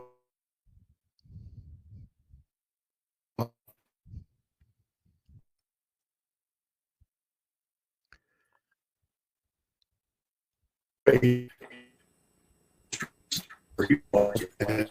he took her to a motel, And of course, they were outside, and they were listening, and he started to beat her up pretty bad. And so that's why Jim was there. So Jim went in and got the girl out, and with that, he he was in the car. They had arrested this guy, and they had put him in the back of a car that they had. He was in cuffs, and he had a CIA agent on both sides of him. And Jim was in a jump seat facing them, and he was talking to the guy about we're going to turn you into a double spy. You're going to work for us now. And the guy was laughing at him and making insinuations that Jim didn't like. And he said, "You can't do nothing to me. I got immunity. I have diplomatic immunity." And he says, "We can't do nothing to you. We can't, blah, blah, blah, do nothing to you." And he pulled out his 45, pulled it up, and 6 inches from his head, he shot him between the eyes. And unfortunately, that temper tantrum was a little hard for him to deal with David Atlee Phillips and his bosses. But anyway, that gives you an example of the kind of things that he did. Yeah. So I know a lot of people would not survive that. In the CIA. Yeah, right. Yeah. So he must have been very high up. They must have really loved him a lot. So Yeah. and that's why he's still alive, because he's always done a very good job. Name of the girl came to me. Judith Exner. Judith Exner Campbell was in there somewhere too, but that's the name. And she was pretty famous for being a favorite of Jack Kennedy and both Sam Giancana. Anyway, Jim said she slept with a 45 under her pillow. So she must have been a tough girl. No doubt. Yeah. So there's many stories like that. I know that you, like you said, you talked to Jimmy for quite some time, and he revealed a lot of stuff. Now, he was hoping to reveal this stuff to some type of commission, and maybe that will still happen. We're hoping that will happen. So we've touched base with a lot of different people, but we know with this administration, I guess they have a lot on their plate, so they're being very choosy what they focus on, unfortunately. Yeah. But like you said, Jim Manning, that's it. Tomorrow would be a good time for them to go, okay, we're really going to open this can of worms on this. So that would be great. Now there's another one, and I'm gonna move over to Jim Scott. And Jim, you talked to me one time about. Hold on a sec. Before you unmute, Jim, let me say, and then I'll mute because it's a feedback. There you go. Thank you. So when you were telling me about the train incident, I think in an African country, South Africa or something, I forget where it was. Is that something that we can talk about? And then all of these different things, maybe when Jimmy comes on, he can verify. Go ahead. Okay, so can you hear me okay? Okay, so what you're talking about is the Blue Train massacre in South Africa. And the Blue Train is a luxury train similar to the Orient Express. It's a very famous train. It is blue in color. You can look it up online. If anybody in the audience wants to look at it. There is a story online, if you can find it, about this. But if I remember correctly, Jimmy led a 14-man team, and they had their target was members of the government in South Africa, and basically the entire cabinet was going to ride the Blue Train from one point to another, and they infiltrated the train as passengers. And when it left one stop and was headed to another stop, where there was some distance, where they had a little more, they had some time, they began assassinating the members of the train. And once the train got to the next stop, as the people got off the train, there was a team waiting for them there to ambush people getting off the train.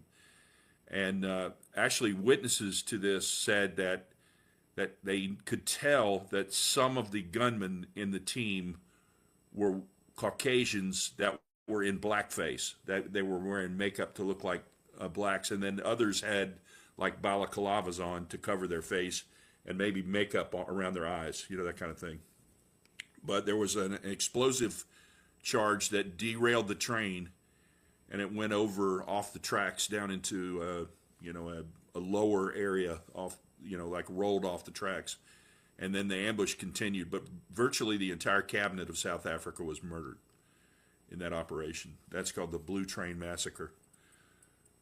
Some of the other stuff, if you remember, Jim's history is 28 years doing on and off with the agency. He's worked, and in the agency, they, like when they talk about Central America, they call it the Central Hemisphere or the Southern Hemisphere, that kind of thing. So there was operations. There was a mission called the Dawson Island Raid down off the tip of South America. There's a small island called Dawson Island. One of the people incarcerated there was Orlando Letelier. He was basically kind of rescued from the prison and brought back to the United States. They turned him into like a double agent. And then he worked in the embassy of Chile in Washington for a while, but apparently was not performing the way they wanted him to. And after rescuing him at the prison at Dawson Island and putting him as a double agent in the embassy of Chile, he went to the Falcando Mining Company in the Dominican Republic and got apparently like a couple cases of 60% nitro dynamite, and he made 2 bombs out of that dynamite, and they had the same lot number. Now, he would be the only person other than that foreman that gave him the dynamite that would know that. And both bombs, the one that bombed Cubana flight, I think 455, it was a Cuban airliner that was blown up. And then the bombing on Embassy Row, I believe it was September of 1976,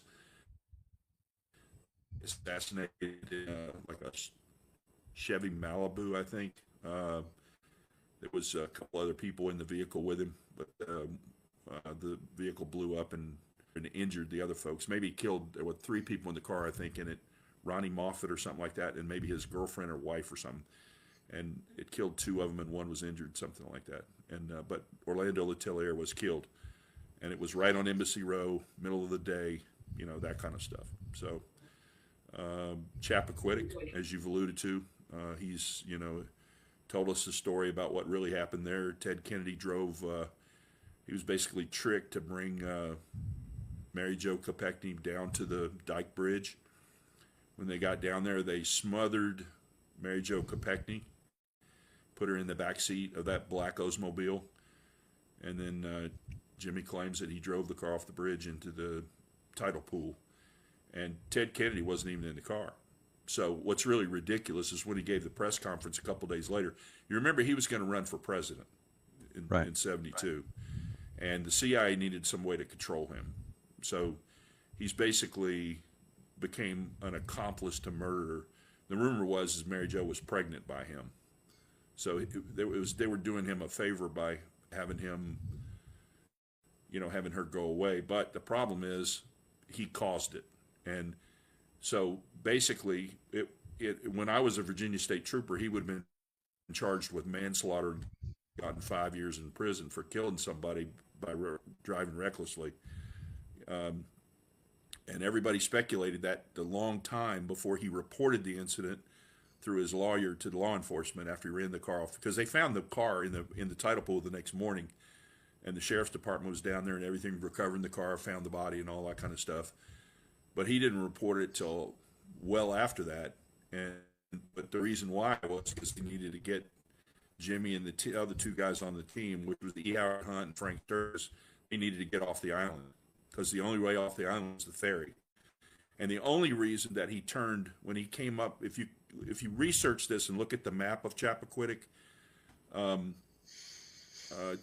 from the cabin or the cottage that they rented that had the party at, if you drive up to the T intersection, it's a left-hand turn to go to the ferry. But like at whatever it was, 11, 12 o'clock at night, I think the last run of the ferry was midnight or something like that. Ted Kennedy didn't turn left and go to the ferry. He turned right and went down to the Dyke Bridge to meet E. Howard Hunt, like he had been called and, told to do or whatever. So you take a young girl down to a dark one-lane bridge with no side protection in the middle of the night. That's kind of weird to begin with. But the thing is, there's no reason for him to drive in that direction and drive across that bridge, because all you do is go out to the beach.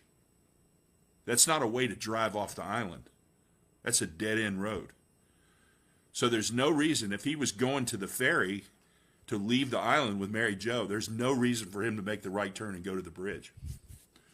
But Mary Jo Kopechne was murdered. If you look on Wikipedia, it says right in there. And I think that they were involved with killing John F. Kennedy Jr. as well. There's rumors of an explosive device in his airplane. But he had no business flying that airplane in night IFR conditions because he wasn't IFR rated. But if you'll run your arrow again right there behind that disheveled-looking long-haired guy with his hands, which you can't really tell in the photograph, are bound by right behind Che Guevara, which was the Cuban, he was a revolutionary. That's James Files. And the picture of the guy standing to the left, which would be to Che Guevara's right, that's Felix Rodriguez. He's a famous CIA officer. And when he tells the story about this, he says that some Bolivian captain, well, he's wearing a Bolivian captain uniform. He's the one that did it. And after they killed Che, they drug him into the kitchen. Jimmy maybe will tell the story when he comes on at the turn of the hour.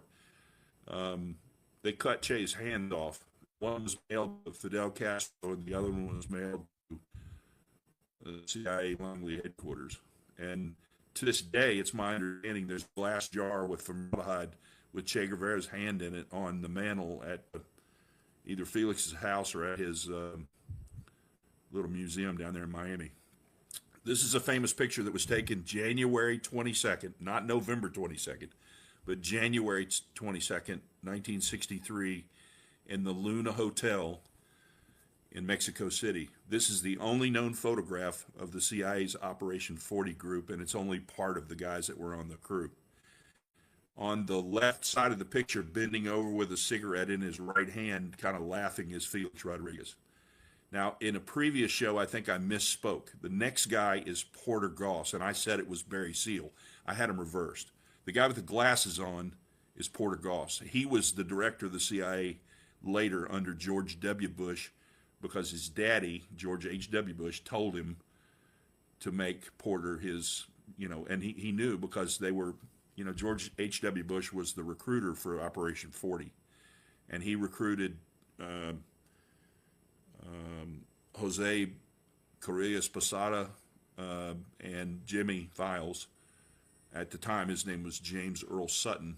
But that third guy on the left side is Barry Seal, the pilot that was made famous in the movie American Made. It was a Tom Cruise movie, flying guns to Nicaragua and other places in Central America and flying loads of cocaine back into Mena, Arkansas. And the CIA connection there was Bill and Hillary Clinton. Across the table from Barry Seal, the third guy on the right side, is James Files. So if you've just seen a picture of James Files with Che Guevara and Felix Rodriguez, the other Operation 40 guy that's on the left side here, the first guy, you've seen a picture of him with Che Guevara in Central America, and you've seen a picture of him with the Operation 40 group in January of '63 in Mexico City. They were already planning to kill Kennedy. Who in the world would not believe Jimmy's story that he was part of the CIA assassination group. I mean, how in the hell can he? That's not photoshopped. It's, I mean, I don't care who you are. People say, oh, that's not him. It is him. Okay. Felix Rodriguez is still alive, and he did a lot of stuff, in service as the CIA as well. A lot of dirty black ops, right? And they Right. do So it to, let me jump over to go ahead. Jim Manning and ask him. There's a reason why Jimmy Files and all these other Assassin 40 group, and probably more, later in time, were taking down all of these governments like that. And it's the same as when they took JFK down. They're controlling governments around the world. So the Schur family, Nazi family, eventually would get to the point where he's the head of the CIA, George H.W. Bush, and then the President of the United States. So this is obviously a compromise of our country on a massive level. And I know, Jim, you have done such incredible research. Your whole life you've been involved in this. Tell us your thoughts on what is going on. Well, the deep state, and nobody knows exactly what the deep state is, but I believe that the group that they had a bank. There was a number of people's names that you would recognize that were part of this bank. In fact, J. Edgar Hoover closed down the bank right before or right after they started World War II, where we got in it. But they were, that bank was handling all of Germany's money in this country. And they were also giving money, loaning money to people that were furnishing firearms and making, necessary things for they to build up the Third Reich. And so anyway, the Dulles brothers worked in a law firm in New York, and they were very close with Prescott Bush and other people that were just right before HW. And anyway, and so it was no surprise to a lot of people that they had a very strong leaning towards Germany. And what happened was, Dulles brothers were the ones who said, I'm going to be a president this time. That we could start something with him that we might not be able to start with whoever's next. And so they came up with starting the National Security Act, or that was the name of it, I think. But anyway, so they convinced Truman that the world's a different place now, Mr. Truman, because after the Second World War, even though we won, communism is on the march. And I believe it was his brother, John Foster Dulles, who was the Secretary of State, who coined the phrase domino theory.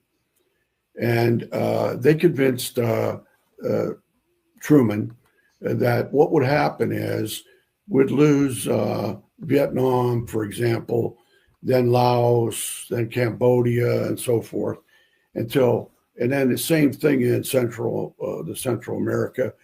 And so he said, there are times when we will actually have to kill people. And that was called executive action. And they convinced him that he had to approve that, and he did.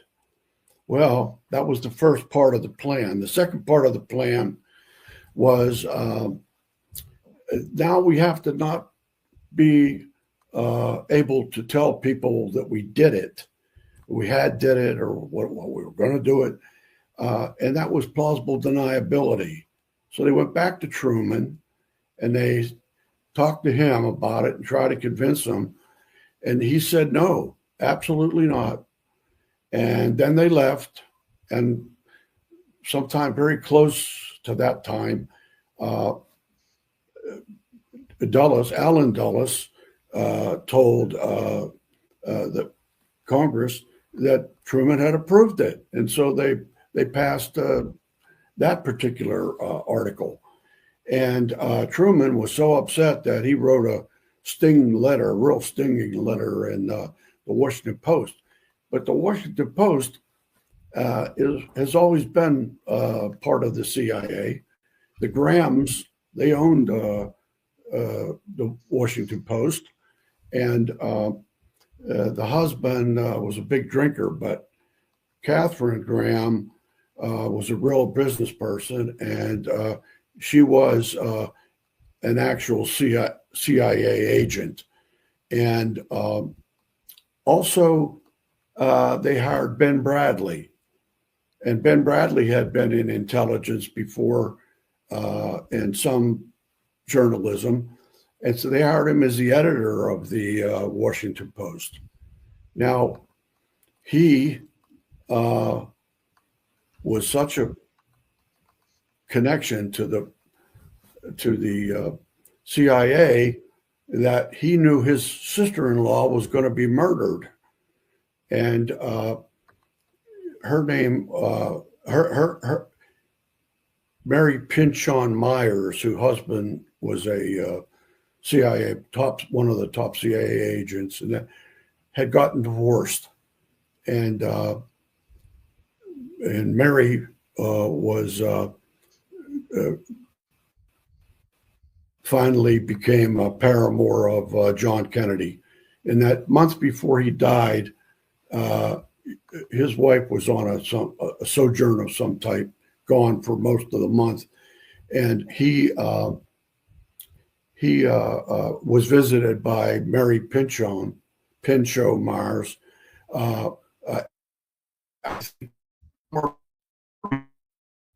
In 16 days that month.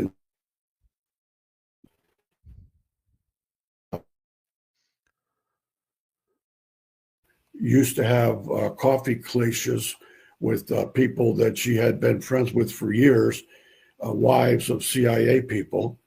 And at those little get-togethers, she talked a lot. And at one of those get-togethers, she said some stuff, and that lady approached or called her now divorced husband and told him, I think you ought to talk to Mary, because she's talking a lot about what's going on over at the company, And so he then got involved with James Jesus Angleton and Ben Bradley, and they decided to kill her instead. So she was shot by a CIA agent in Georgetown along the Chesapeake and Ohio Canal, which runs along M Street. And so it's just one more story of many because of the assassination. Wow, that's incredible. So I'm gonna shift back over to you, Jim, and maybe we can go through some of the pictures you shared with me. So again, we're seeing this incredible. Let me speak, and then I'll hand it over to you. But so we're seeing this incredible other government that's running the show, and you've talked about, and we've all talked about how they basically put a death warrant on JFK because he was working with the Russians, and he was working with the Russians to keep America safe and so forth. That's his privilege as the American president.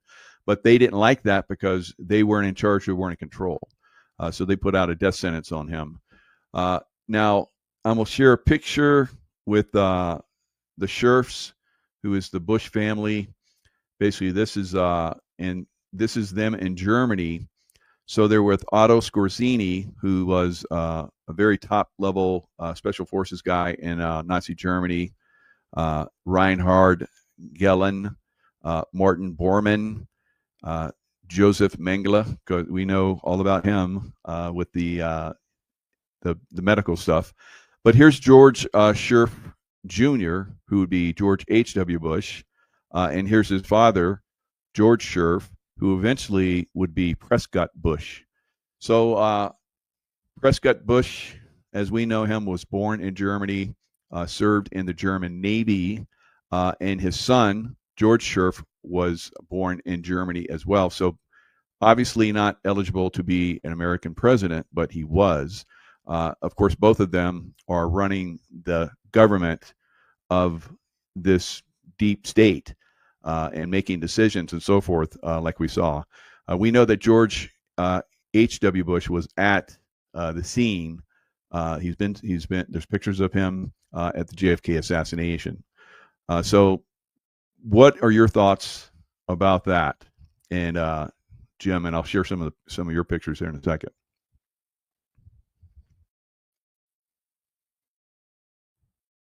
Go ahead, you can unmute now. Can you hear me now? You can hear me? Okay. All right, so I haven't seen that picture before. That's an amazing picture. I've heard the story before. I know that the Bushes were involved with several other families that had a lot of money invested in the German stock market. And back, in the time frame between World War I and World War II, going up to World War II, there was a lot of money invested. Now, Jim Manning already alluded to the fact that Allen Dulles, as a CIA officer, was involved. He was a lawyer to start off with, and he was at Sullivan and Cromwell. And Sullivan and Cromwell represented a lot of those international interests and investments in Europe and with the Germans and with other countries, even like Guatemala and the copper company in Chile. And when Allende in Chile said, hey, we're going to nationalize the copper company and take it away from America, you're taking too many of our resources out of our country and we're not getting paid anything for it. That's the kind of stuff that generates, coups to overthrow a country, because, you've got all these investors. And when you're in the big dog in the dog lot, and one dog says, hey, I'm taking all the copper, the big dog says, oh, no, you're not. And that's really, in my view, that's really all it is. Those people don't want to lose. And that's why the mafia was so pissed off at Kennedy for the failure of the Bay of Pigs, because they wanted their property back, all those hotels and beachfront property in Havana that they lost when Fidel Castro took the country and then basically announced it was going to be a communist thing and aligned with Russia. So, but the Bushes, he was basically CIA his entire adult career. He was on one of the Jedburgh teams. Late in the war, he parachuted into France. He was with the OSS, and then it became the CIA, and he was with these assassination teams. He used a cover in Texas, and it was called the Zabata. It starts with a Z, oil company, and I think they were taking those the big grants, to have the oil rigs and things like that in the Gulf of Mexico. He had two ships. One was called Barbara, was named after his wife, and the other one might have been called Sabata. I can't remember, but it's something that was significant to him and his family. But we know that from James Files that they were running heroin from Laos into those oil rigs, and then they run them in, because they weren't checked by customs. They went back and forth between like Louisiana and Florida and Mississippi and stuff like that in these surface boats and helicopters. I've got friends that left the Marine Corps when I was a pilot in the Marine Corps and went to work for PHI, Petroleum Helicopters Incorporated. And they flew helicopters back and forth to those rigs several times a day. and there wasn't anybody checking them. So they could have brought a bale of marijuana or, whatever, 50 kilos of cocaine or, whatever. So we know Bush was, the Jeb and George W. were involved in picking up some of those loads. In fact, there's a picture floating around of Jeb Bush at one of the airports picking up, at meeting the airplane that had like Barry Seal's plane full of cocaine. And Hillary picked James more than, picked him up and they went to lunch. Y'all have heard that story. Hillary Clinton, but she was one of the ones, or Jimmy was one of the ones that Hillary tried to clean up at the end, where all the Arkansas state troopers were killed and Jimmy got in the gunfight, which is what sent him to prison for so long. But he hadn't ratted on anybody. He stayed quiet. I mean, he could have, he did come out and the FBI threatened him if you tell this story about you being involved in the Kennedy assassination, we're going to give you, and he's listening right now. I think when he comes on, he'll tell that story. They threatened to give him like another 30 years, and he did the interview anyway. And I think it took a hell of a lot of courage to do that. And then basically they tacked on another 30 years, and then he fought it in court and won the case, and ended up getting out of prison when he was like 74 years old. So, but George H.W. Bush was in Dealey Plaza. I think that's one of the pictures that I gave you, but you don't have to flip to that. Just if you want to flip through the pictures real quick, I can quickly describe what they are. I think a lot of them are evidence of the stuff that we're talking about.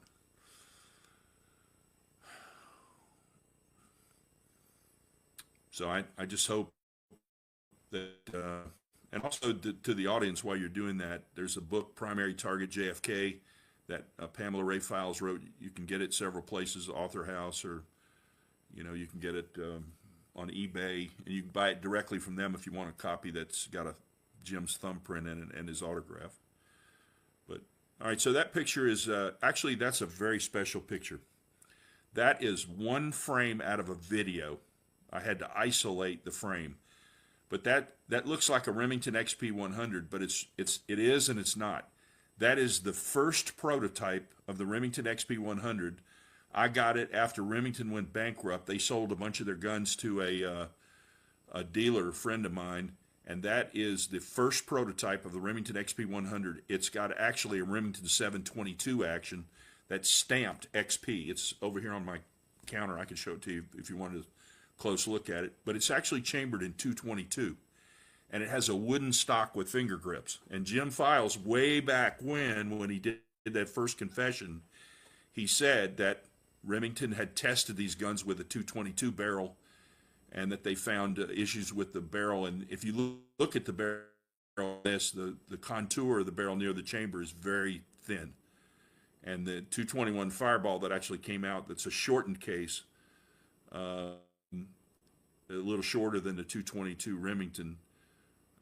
That's the ad. That's the original 1963 ad, and for the Remington XP100, they sold for $99, and that's James Files' thumbprint and his autograph on there.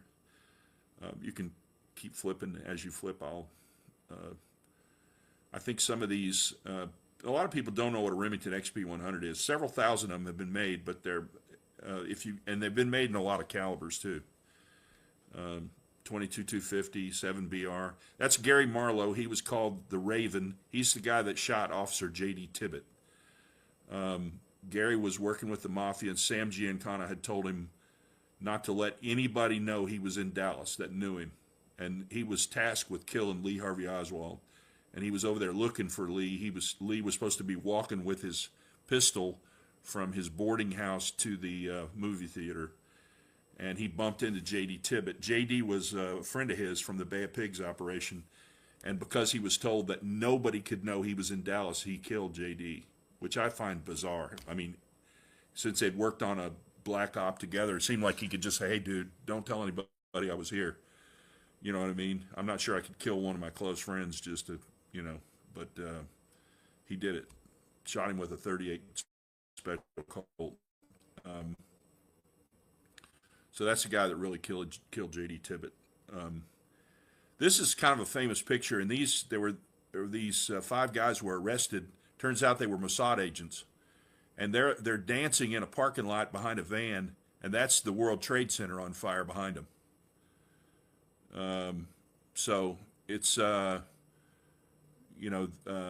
were questioned. They were held for several days, and Mossad worked out a deal to get them released. But they were questioned, and they were actually interviewed back in Israel, and they were asked what were they doing there, and they said under testimony. There's a video online you can look, and says we were there to record the event. Well, if they were Israeli Mossad and they were there to record the event, how did they know it was going to happen? You know what I mean? I mean, it's a pretty simple question, right? So when you're talking about the deep state and all this kind of stuff, now this is Pam's book, Primary Target JFK, How the CIA Used the Chicago Mob to Kill the President. You can get these first edition hardcover with Jim's thumbprint. Some of them he's put his trigger finger print in also. Well, recently I suggested that, and he thought it was a good idea, and I've got a couple books that have both his thumbprint and his trigger finger, but it has his autograph in it. But you can get that at their website, which I've sent you, but the link, and I think you're going to put the link below the thing, but it's JFK Murder jamesfiles.weebly.com, and Weebly is spelled W-E-E-B-L-Y. JFK Murder jamesfiles.weebly.com. And I think those books, along with Jim Manning's book that releases the information about the zipper document, which you can't hardly find a copy of the Regicide book. There you go. You can get a first edition book with Pam's autograph, Jim's autograph, and his thumbprint. And it could be, personalized to you if you want that too. You could ask them, but you can do it on that website. What else? Do you have any other pictures? I can't hear you. Let's bring in Pamela and Jimmy.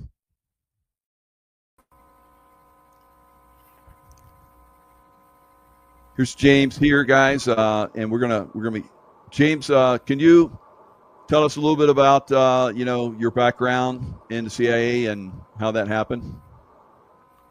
Well, my mother left home in 1941 from a little town in Alabama called Oakman, and she went down to Mobile, Alabama. She met this guy by the name of Les Sutton, and that's where I acquired the name Sutton, never legally, just started using it because I was born with an X number.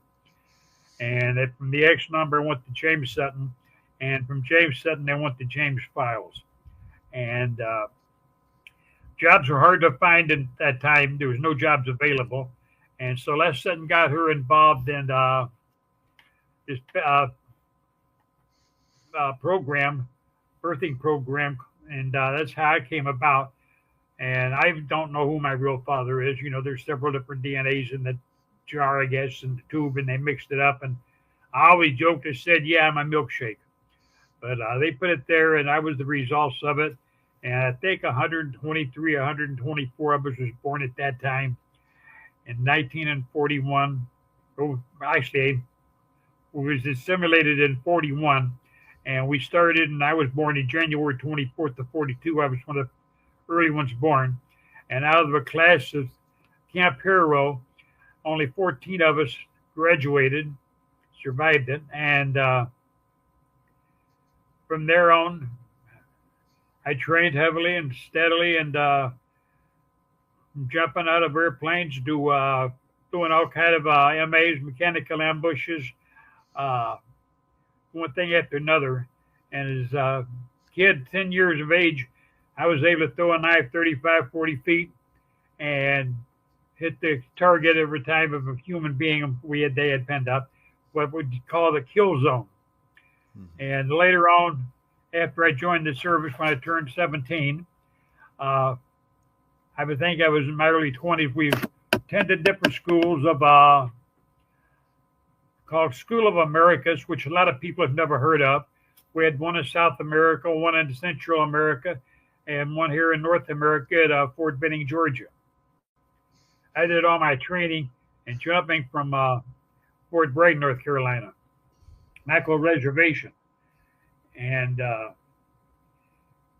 went to Laos, and I shipped out from there July the 10th of 1959. And from there, I wound up with the Bay of Pigs.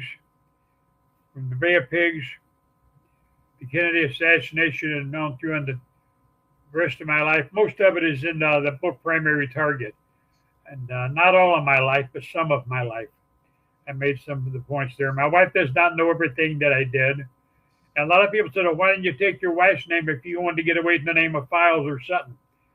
And I said, why? My wife's first name is Pamela Ray. Then I'd be known as James Earl Ray. Would that be any better than James Earl Files or James Earl Sutton? And people used to laugh about it, you know.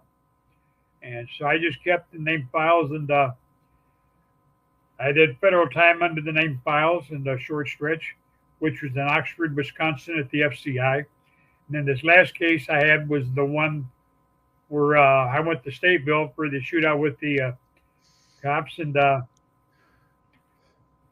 anyway, while I was there, Pamela contacted the officer that got shot. And he told her he was very upset with the government because he felt to say who he was up against, because they didn't give him the details of me or my career. And Pamela's got that on tape also. So she called him. She told him that we was doing a book, and she had my story. And she wanted to know if he wanted his side of the story told, and he said yes, definitely. And he claimed over 50 rounds was fired. The government never told him who he was up against, and he said he was upset over that. And a couple of sentences later, Pamela said, well, Jimmy said you had a $50,000 contract on him. And he didn't say yes or no. He just laughed a little bit. And then he said, this is when he started in about the government. And were you still working for the CIA at that point yeah. when that happened? I was still employed by the agency at that time, yes. And Eugene Habenfuss had been shot down while I was doing federal time. They had a couple of agents come visit me at the Oxford FCI, and they asked me my own opinion where Oswald was shot down at. The plane with that lady was shot down at in Central America, because it was one of my old theater of operations. So I told them what they should do and how to get him to take him out, because I told them that Eugene would talk. And they didn't do it, and he wanted to spill the beans on everybody. And he was from Marriott, Wisconsin. What scandal was that all about? That was about the fat lady. That's when we were supplying the Contras and fighting with them and all of that. Iran-Contra. So anyway, from that, and then the operations in Vietnam, and operations are basically around the world, and in Eastern Europe, where I got blown off the cliff by a Hi-24 helicopter, which is Russian. It was firing rockets at me, and I was dealing with it with a carbine rifle and a 9mm, and helicopter won. I got blown off the cliff, and I got severely wounded and hurt, and I spent a lot of time, and they sent Bruce Bradchick halfway around the world. I went, they sent me to Sweden, or Switzerland it was, and Bradchick flew him over there because he worked on the computers, and he helped locate me a lot of times when I would be lost, and they had lost track of me. And he helped me get back on my feet, and it took me about 6 months where I could walk again. And like this time, I've been laid up for the last year and a half, going on 2 years now, where I'm bedridden and I'm restricted to a wheelchair. And I have to have help getting from the bed to the wheelchair, and from the wheelchair back into bed. And so I'm 83 now. I'm going to be 84 in January, if I make it to January. And all I can say is after I had the stroke, a lot of the things in my mind, a lot of the names and answers, I can't think of them right away, but most of it is in the book Primary Target.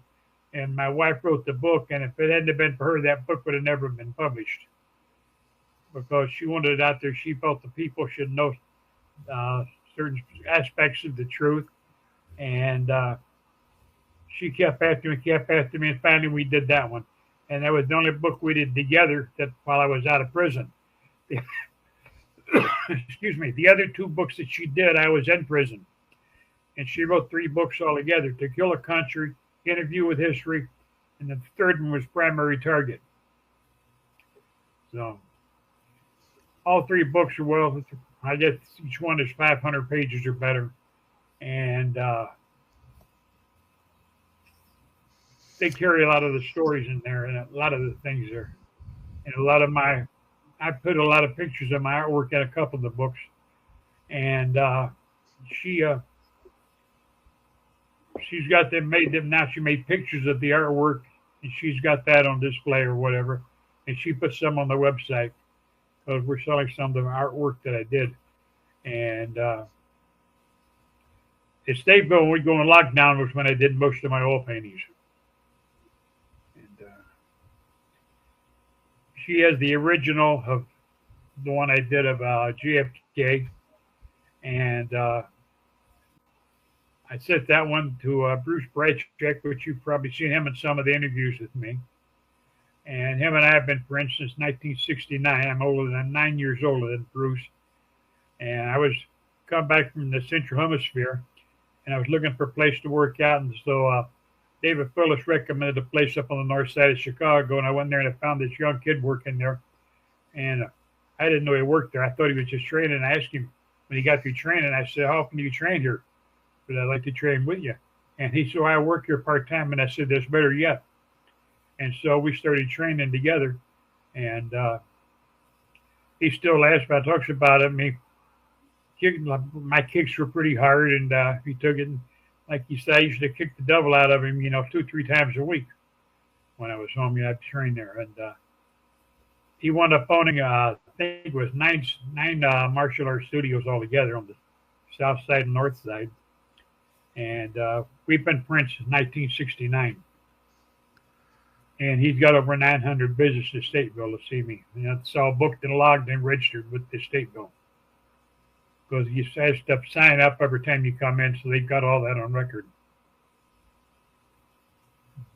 Very good. So, thanks for sharing all that.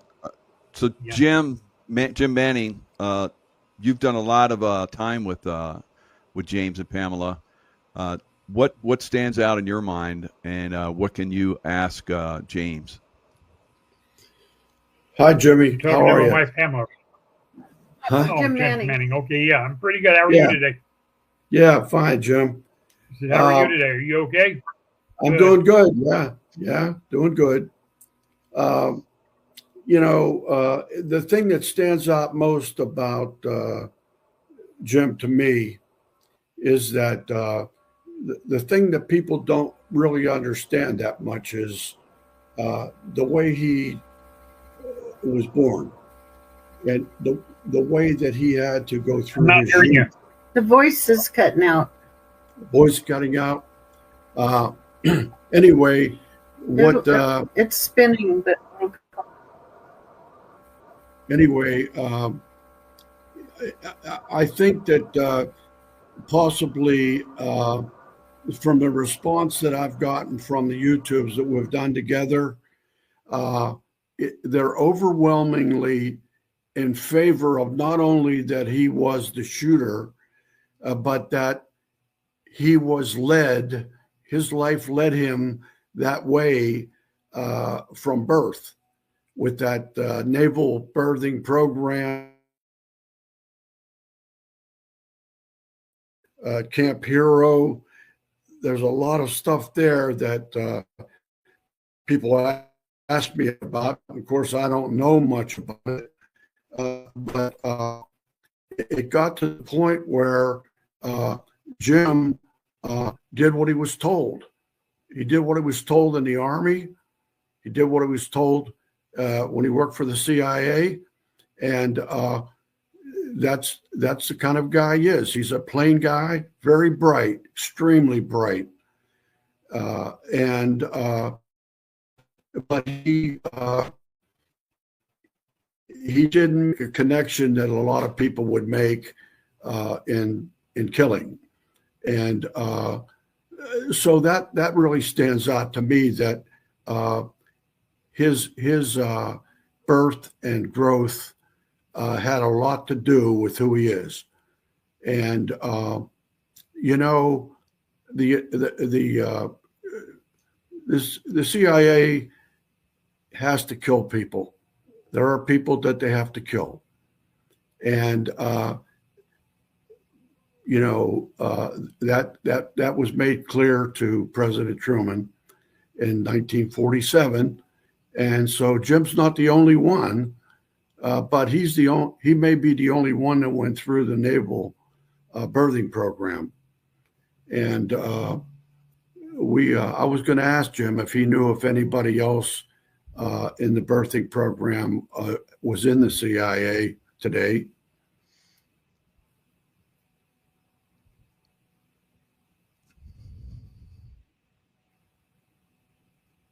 Every now and then.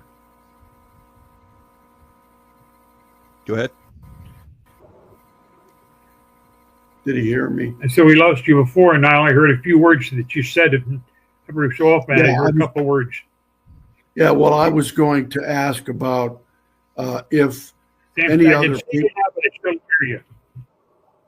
I don't know. I'm not real good at this TV stuff. Let me try it. Now, can you hear me? Yeah, go I ahead. hear you. Yeah, I hear you, but I don't hear Jim. Jim Manning. There's two Jims. Okay. If you knew anybody in the birthing program that left Camp Hero with you and then was with the CIA. I don't know anybody.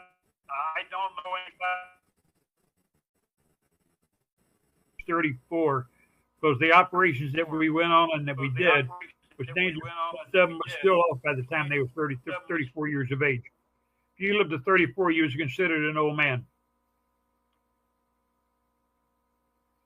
And with the Chicago outfit, see, Chicago was never a family. Chicago is known as the outfit. And the ledger that I burned that belonged to Nicoletti and me, Nicoletti gave me before they killed him, showed us where we were tied up with over 60 mob hits. And that's why the FBI wanted it so bad. And basically, the one book, babe, could you hand me that book back there? Our book? Yeah, Oh. not the spiral notebook.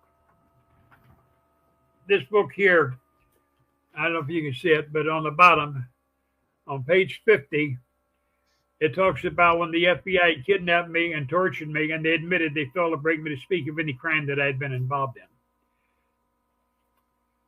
And so, basically, the FBI, they've known about me forever. They chased me for many years. And Zach Shellen is the one that finally arrested me on the hijacking ring. And there's a episode, it's a 2-hour episode on the Daniel Seifert killing, which I did not participate in, but it tells about the Chicago mob and how we handled things and did things. And like I told Pamela, we ruled from the west coast of from the west border of Pennsylvania all the way to the Pacific Ocean and from Canada to the Gulf. Everything they ruled. We took no orders from New York. New York absolutely had no power over the outfit in Chicago. There was 5 families in New York, but they was always squabbling with each other. And I think, and it's not just me saying it, it's other people saying it, it's in New York. And 69 and 70, Chicago, I mean, we went off the marks with the executions and everything else. And Daniel Seifert had turned informant, and he was going to testify against the mob on the International Plastics Fiberglass Company in Bensenville, Illinois. And they killed him with his wife and son there. And it was a botched hit, and they sent 2 young wannabes, and they claimed that Joey Lombardo and Tony Spilaccio did the hit, which was incorrect, because somebody with an indictment on them, a federal indictment, would never go on a hit like that, would be tied right to the outfit itself. The outfit used a couple of no-name youngsters that if they got caught, they could deny any connection to them with the outfit. They would never send unknown hitman to them. And that's why they failed to send Chuck and me. And I was upset because they didn't send Chuck and me. And I wound up, it was the botched hit, but they killed him. They did what they're supposed to, but it was a very sloppy job. And if you ever get a chance, watch the Chicago's Deadly Associates on YouTube. It's a two-hour feature, and it's well worth watching. And it's very interesting. But they've got a lot of the facts wrong in there. Jim, if you can hear me, tell the story about Jimmy Hoffa. Jimmy Hoffa? He was at the restaurant. Yeah. This driver went in to get coffee for him, and somebody walked up alongside the car. Jimmy rolled the back window down because he was sitting in the back seat, and he was shot and executed. And a blanket was thrown over him in the back seat, and he was drove out of there in that car. Went to a sanitation plant, and I believe it was in Broadview, Michigan. And they took his watch off, and they took his wallet out, and they returned it to his stepson. And Jimmy Hoffa's body went into the furnace. The ashes went all over Detroit. That's why when I was at Stateville, I used to bet the people there, I'd give them 100-to-1 odds they wouldn't find nobody. They dug up horse sperms and they dug up everything else, and they never found nobody of Jimmy Hoffa.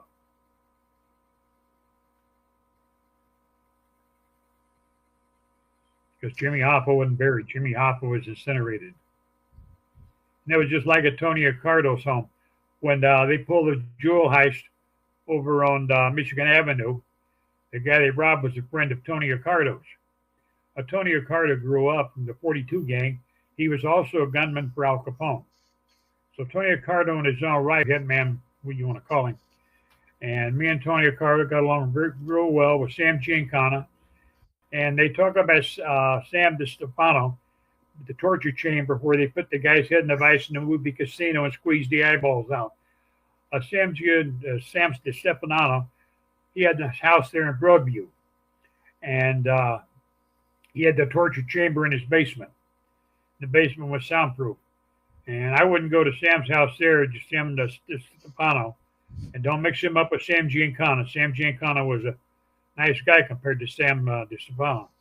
And Sam DeStefano, he was actually a little bit crazy, just a whole lot. And he had that reputation of going to court in his pajamas and shopping in his pajamas and everything else.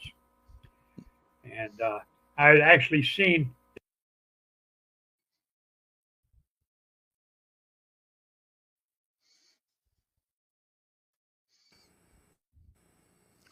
If you can Looks hear like me, I Jim, lost you cut out. I guess the CIA was tired of hearing his story. The NSA or somebody cut him off. Maybe the FBI. So while we're there, there's this one picture that you shared with me, Jim. Let me share that real quick. Looks like they're trying to come back in. So I'm gonna share this one picture and just give us because there's a lot of conspiracy theories out there. So this is Maryland at Area 51, Site 4. What is this? What is this? That supposedly is a depiction. You know, Marilyn was, and there was a rumor that she was pregnant by John. And, you know, Jimmy drove the four guys that killed Marilyn to the airport. And they gave her a barbiturate enema and killed her. We can see you now, Jim, again. We had to go off and actually, it was only three guys that drove to the airport. Oh, three. Okay. Who were they? It was Chuck and Louis the Lips, and was it Butch Brassey?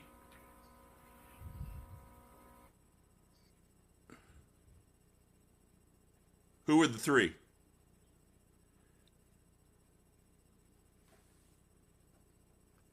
Oh, we can't hear him.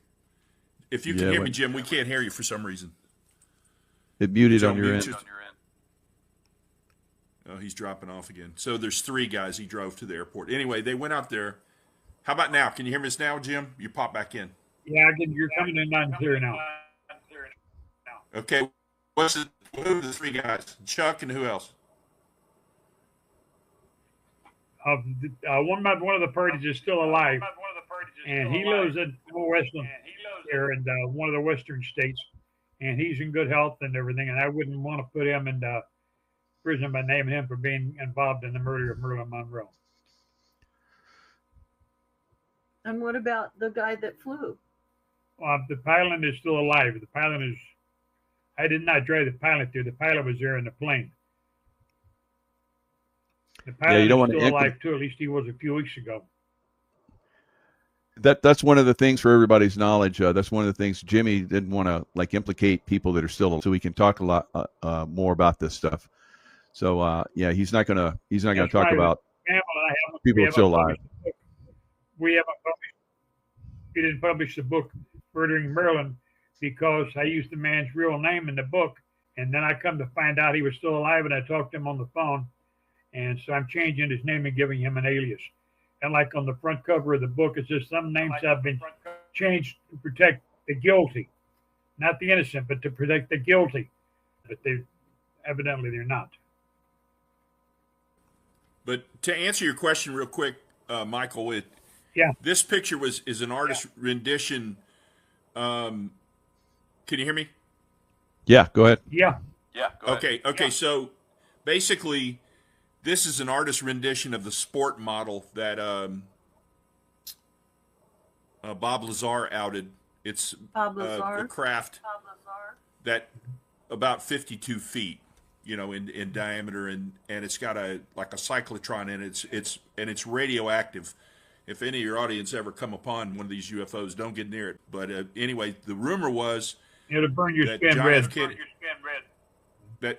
John F. Kennedy and Robert were read into the Majestic 12 program, and they talked to Marilyn about it in bed, I guess trying to impress her. And she started talking about it to an art dealer in New York on the phone, James Jesus Angleton, and via the agency, the counterintelligence, they had Marilyn's phone bugged. And they had bugs in the apartment. So they had dirt on John and Robert, right? Supposedly that team was let in, and you can correct me if I'm wrong there, Jimmy, but when the team got there, I'm not sure one way or the other whether she was already unconscious from being drugged or something, but supposedly Robert Kennedy Sr.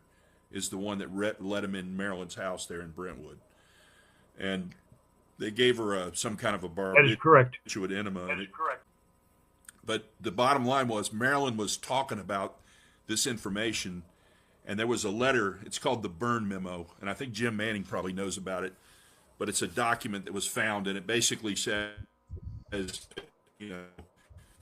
JFK persisted, because he was going to, and if you've seen the real trademark speech that he was going to give in Dallas, he was going to explain that the Roswell incident was true.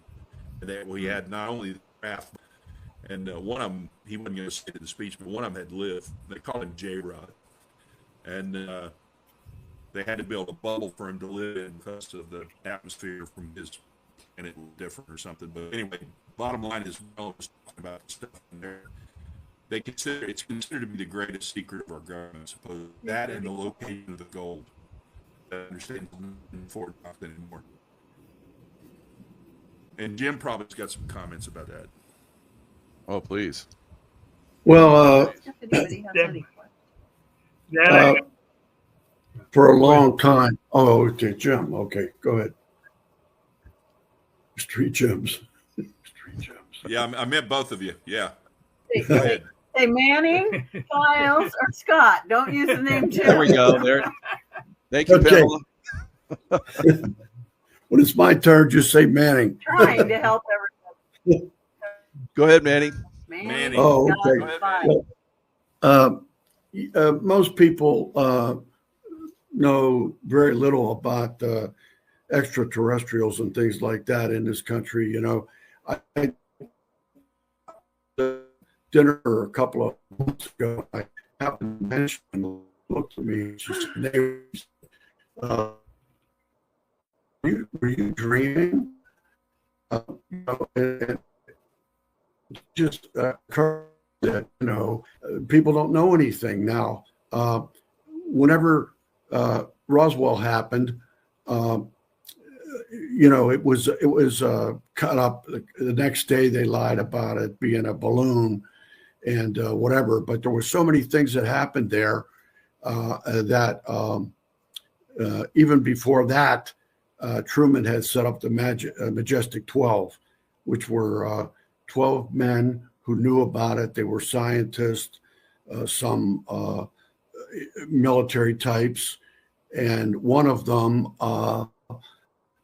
one of the 12, thought that they needed to start disclosing things about extraterrestrials to the American people. And he was really pushing for that. And we have a carrier named after him, Forrestal. I think he might have been the first Secretary of Defense. And Mr. Forrestal, he jumped out of a 14-story window. I think it was 14-story. However, it was proven later that he wouldn't have been strong enough to even run into it or hit a piece of furniture. So anyway, there's books on it, and most because he wanted to bring that out. And so I got into that whenever I was studying about Kennedy, because Kennedy wanted to bring it out too. And if when I was young, I thought maybe the reason that because of him trying to bring it out, you know. But after I found out more about it, I realized that. I think that the Kennedys knew a good bit about it, and they Jim Manning have James Files talk about Gordon Gray. Gordon Gray. Gordon Gray. Yeah. Oh, I'm not familiar. Gordon Gray was the MJ-12 member, and James Files has personal recollections of meeting him and talking to him. Oh, Go ahead, yeah. Jim. MJ-12. Files. Gordon Tell Gray. us, Jim. Well, Gordon Gray, him and I, we used to sit down and share a six-pack or a couple of six-packs, and all depended on how much time we had. He used to tell me a lot of stories about Area 51 and different stories, aliens, spaceships.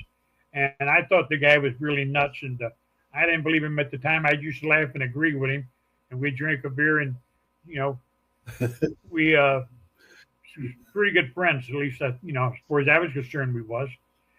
And all I know is the stories that he told me about aliens and spaceships and that. And there was two crashes that night at Roswell.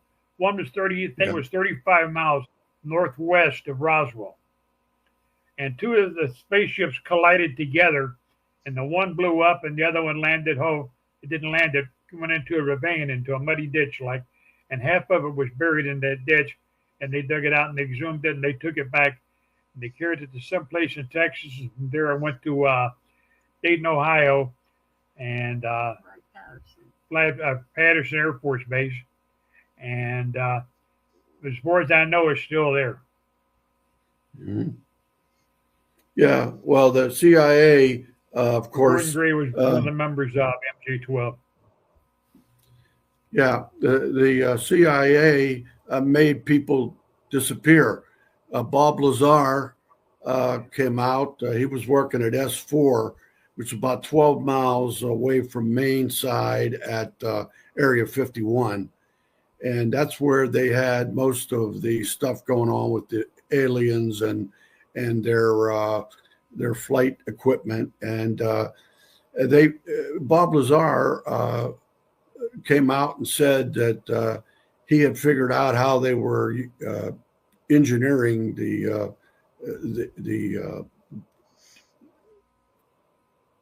saucers, how to make them fly. Reverse engineering.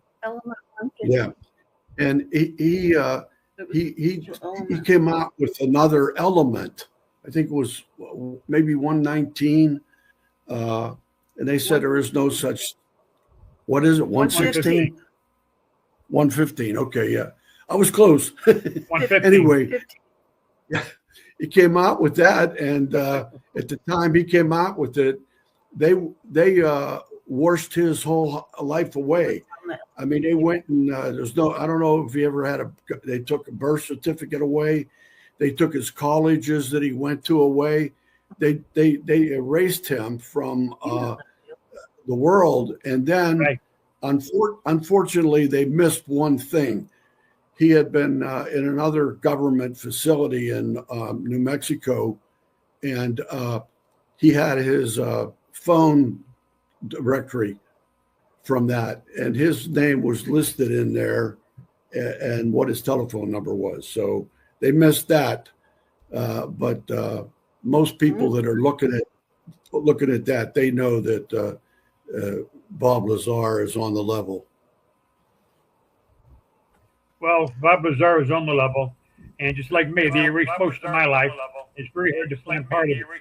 But Joe West found part of my history at the archives in St. Louis, and he went back there. You mean John C. Grady, John C. Grady, I mean. 82nd Airborne. He was the historian for the 82nd Airborne. He went back there, I don't know, 6-7 weeks later, and the folder was empty. He said, no further evidence available, the label on the ticket. They had a fire in the archives. Another thing that burned up was 1959, Operation Mobile White Star. Yeah. And some of my friends, finally, they dug deep enough into it, and they found out that Mobile White Star did exist in Laos. And they interviewed Fletcher Prouty, and he said, yes, that was one of his men. That's right. That's right. So they tried real hard, but sometimes there's always a couple of things they don't do. It's like me. A couple of things that I had, like the cards of who I was or where I traveled at. And I also had the nickel with the double 5 on it, which is the airborne, is known as the double nickel. That was in 82nd Airborne, as with 100, I think it's 122nd, was double nickel. When you walked in, you laid it on the bar, and your first drink was like on the house. And that one missing also while I was doing time. It's amazing with all the information that you have, files that they haven't taken you out, because I have mentioned some of this stuff, and MJ12 does not mess around. They will come after you and eliminate you. So I'm happy that you're still here with all the information. You're saying stuff on a level I haven't heard before, so it's very impressive. Jim, you have something else you want to, or Scott, you have something else you want to say? Have y'all heard of this? It's called the SOM 1, Special Operations Manual 1. Have y'all ever heard of that? It's a top secret document involving extraterrestrials. It was mailed in a film canister to a researcher years ago, and some people somehow get copies of these documents. And it was published in 1954. I don't know, is that reversed, or can you see it okay? Not great, but Oh, if you take the plastic off the front.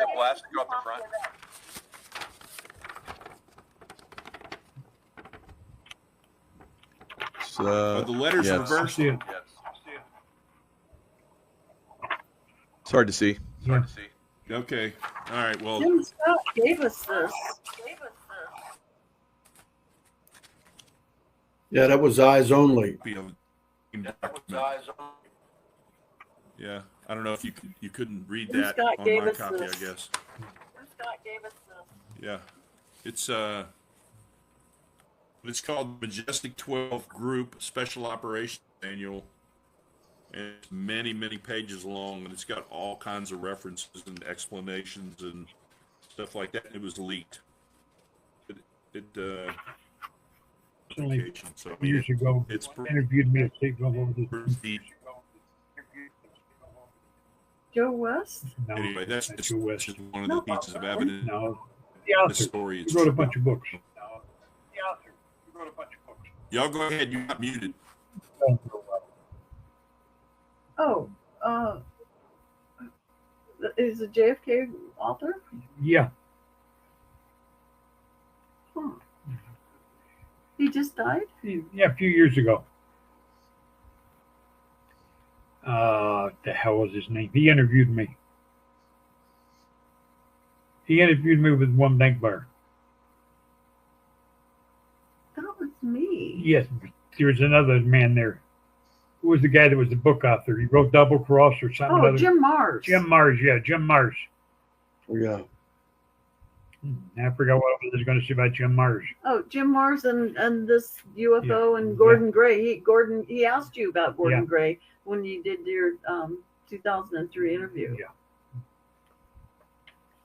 You all know who Jim Mars was, so, but he was the one that handled the interview. I was still locked up in prison. That was his state bill, and he come there to interview me when he first mentioned UFOs. I told him, I said, I refuse to put in the book. People think I'm crazy as it is. I said, I don't want to talk about UFOs, but I do want to talk about Gordon Gray. Was Gordon Gray really with Majestic 12? And he said, yes, he was. Yeah. And there was a picture of you and him in Florida somewhere, right? Yeah, I had a house there in Florida with plastic pink flamingos that everybody was buying back then. You stick them down in the soil in the yard. Uh-huh.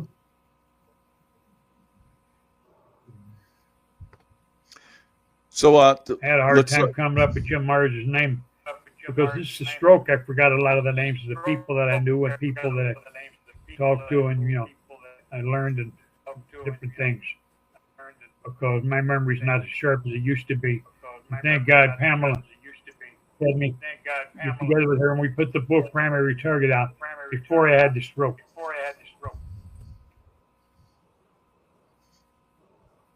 Yeah. So let's talk about your book, Files, the Primary Target, and people can. There's a lot of details in it. Yeah, it's a great book, and so we've talked about it before on the show, but we talked about how people can get it. Yeah. Right. So they can get it up. And I put my thumb for one reason. I could see that it was mine. This one is upside down, but they're normally on this first page. Yeah. But he accidentally did that one. But we'll fix it. But on the back page, the back cover, it's me standing behind the tombstone of Nicoletti's grave. And Nicoletti and me worked together. Him and Milwaukee Phil was partners for a long time. But when Milwaukee Phil stepped down from it and decided to remain in the shadows for a while, I became Chuck's partner in a lot of the hits. And the ledger that I had burned had over 60 hits in it with Charles Nicoletti and me in it. Wait, because it's spinning and it might not be hearing you. No, we got it. You're good. Yeah. Did you hear all that about me standing back of Nicoletti's grave tombstone? Yeah, that was good insight. I didn't realize that. Phil, yeah, okay. Ask if there's any questions, because is there any questions from that you want to people that and the people that's watching the show? This might be one of the last chances to get it. As far as I'm concerned, this will possibly and probably be one of my last interviews. Now, Dory is going to come out with a feature on the documentary. But when it will be released, I don't know. But Dory came here and no, Matt, the guys that filmed you in 2023 are coming out with the documentary. Yeah, okay, Matt. Dory's not going to have a documentary. Matt Guthrie. I get people mixed up. Like I said, since the stroke, my mind is not as sharp as it used to be. They're going to do a feature thing. It's supposed to be on the History Channel or something. And it'll be about me and the JFK assassination and my part of my life in that. We'll see. Very nice. And so far, Matt told me they had $50 million for the full-length feature cinema movie they want to do. They said the movie's going to cost like $100 million, and they got $50 million already towards the cinema. Who will play my part? I don't know. Tell them what type of person I told them to look for. I forget. To play your part. Oh, the NASCAR driver. She's a young NASCAR driver. Young NASCAR driver to play my part. They want to look for that type of physique. The young NASCAR driver. So, anyway, I'm getting a little bit confused. It's about time for me to go lay down. I'll try and hang on for a few more minutes. All right. Well, we thank you. So a lot of questions are about, why you went to prison, but we've discussed that. Now, Hillary Clinton, tell us how she was involved in you being targeted like that. That would be phenomenal. I was targeted because I was one of the last people to survive that could put her bill with a load of drugs in Arkansas, in Mena, Arkansas. Cocaine. Cocaine, marijuana, whatever was flying in. And I used to fly with Barry Seal. Sometimes we'd fly in the same plane. Other times he used his plane, and I flew a DC-3, which is a military transport name, and be a C-47, depending on how it was fixed out. And Hillary, anyway, she's cleaning up all the loose ends. Bill was running for president. And the two amateur cops, they'd been on the force 10 years and 12 years. I hate to call them amateur cops, but they were amateur assassins. They come after me and my partner, David Morley. And we won the shootout, but I lost the battle in court. And I wound up with a 50-year sentence. But I was sentenced under the old law, which meant I had to do day for day, which meant I had to serve 25 years. And when I first started out there doing the time, people found out who I was. And they come there, they wanted to do an interview with me on the Kennedy assassination. It was on a Sunday morning. I had the warden, Salvatore Godinez. I had him call up Ann Richards, which was the governor of Texas at that time in the early 90s. And I talked to her, and she said, first of all, Godinez told her, said, I have a prisoner here in Illinois. She said, the governor Richards, he says, that claims he knows you, and he said he wanted to talk to you. And he said, he's doing time by the name of James Files, but he said you'd only know him as Jimmy Sutton. And she said, I put Jimmy on the phone. He said, well, I got him on a speakerphone.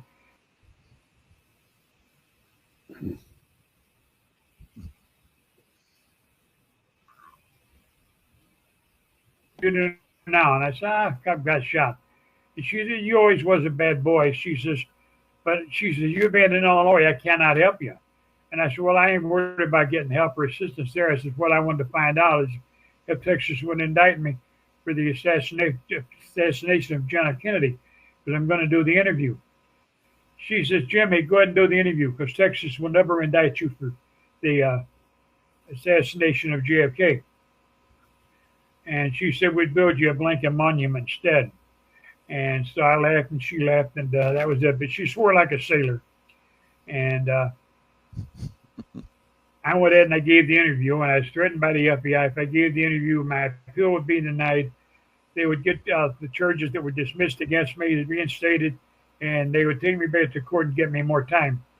And in very unpleasant words, I told the FBI to go do it. And I gave the interview, and a couple of weeks after I gave the interview, my appeal was denied. I was resentenced. I got those counts reinstated. I went before the judge. The judge gave me another 30 years and ran it consecutive to the 50, which meant I had a total of 80 years to do, which had to do 40. I spent the next 2.5 years, and the entire court cases in the book, Primary Target, and how I got the time. In the papers. And yeah. So the judge gave me 30 years on it. I told the judge to go blank himself, and believe it or not, it was all over with and I got out. The judge wanted to take me and my wife out for dinner, and he told a couple of people, he said, I admire the guy. And he said, why? He said, he's the only guy that stood in the courtroom and looked me in the face and told me to go blank myself. Because I told him I didn't remember having a trial on the reinstated. And he said, it's okay. And I asked him what he didn't understand about it and why didn't he go blank himself, et cetera, et cetera. So anyway, me and the judge, we never had no problems. And I didn't threaten anybody, except I sent a message to Ostertag. He was the cop that got shot. And the message I sent him was that he was a very bad shot. And he claimed over 50 rounds was fired. and he was the only one that got hit out of the 50 rounds. And the message So sent back to you is that he said he agrees he was allowed to be Yeah. shot. The guy that delivered the message came and saw me and met me and my wife and Nick Keller and a couple of other people at Granny's Restaurant in Antioch, Illinois. And the girl come over that morning there, and she said, so-and-so told me that he would like to come and have a talk with you and give you the answer that hello, everyone. It's Michael Jaco with Unleashing Intuition Secrets. Now, I've talked about my my memories of the secret space program, training in deep underground military bases as a child and so forth, and then going to the moon, and then going to planet Venus and Mars, not so much because that's where the Nazis are. I wasn't involved in that program, but you know, and different areas of our galaxy. So it is something that many of us have talked about for a long time. It's all been talked about, wacko conspiracy theories. Now we have someone that has just verified that there are hybrids down in Antarctica, of all places, because we know the Nazis went down there and developed a lot of things. They had some serious, advanced technologies. They won World War II. They did not lose World War II. They just moved somewhere else, and they made us believe they lost World War II. But they were already infiltrating well before World War II throughout the world.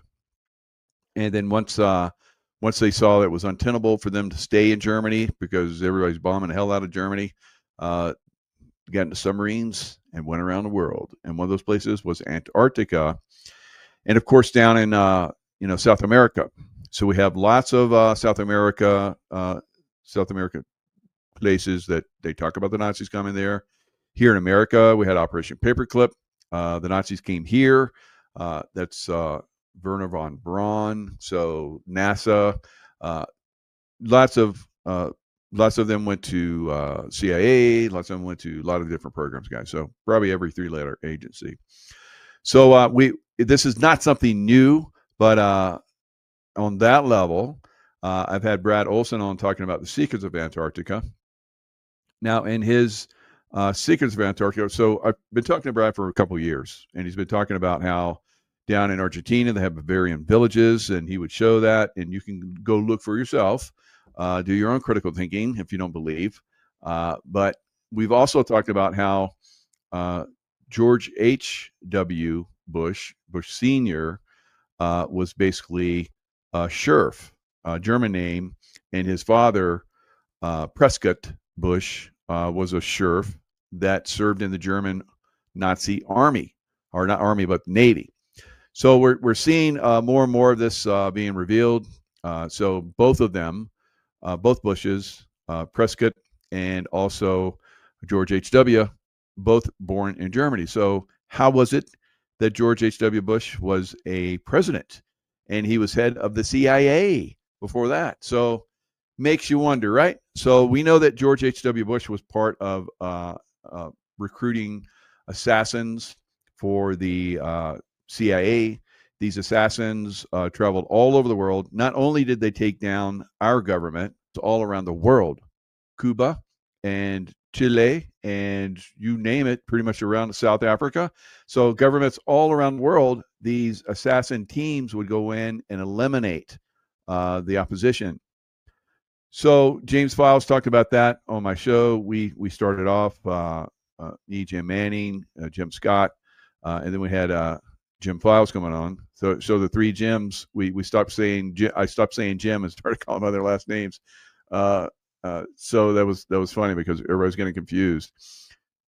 So my God, there was a bombshell, absolute bombshell that was dropped. Now, James Files started to talk about Area 51.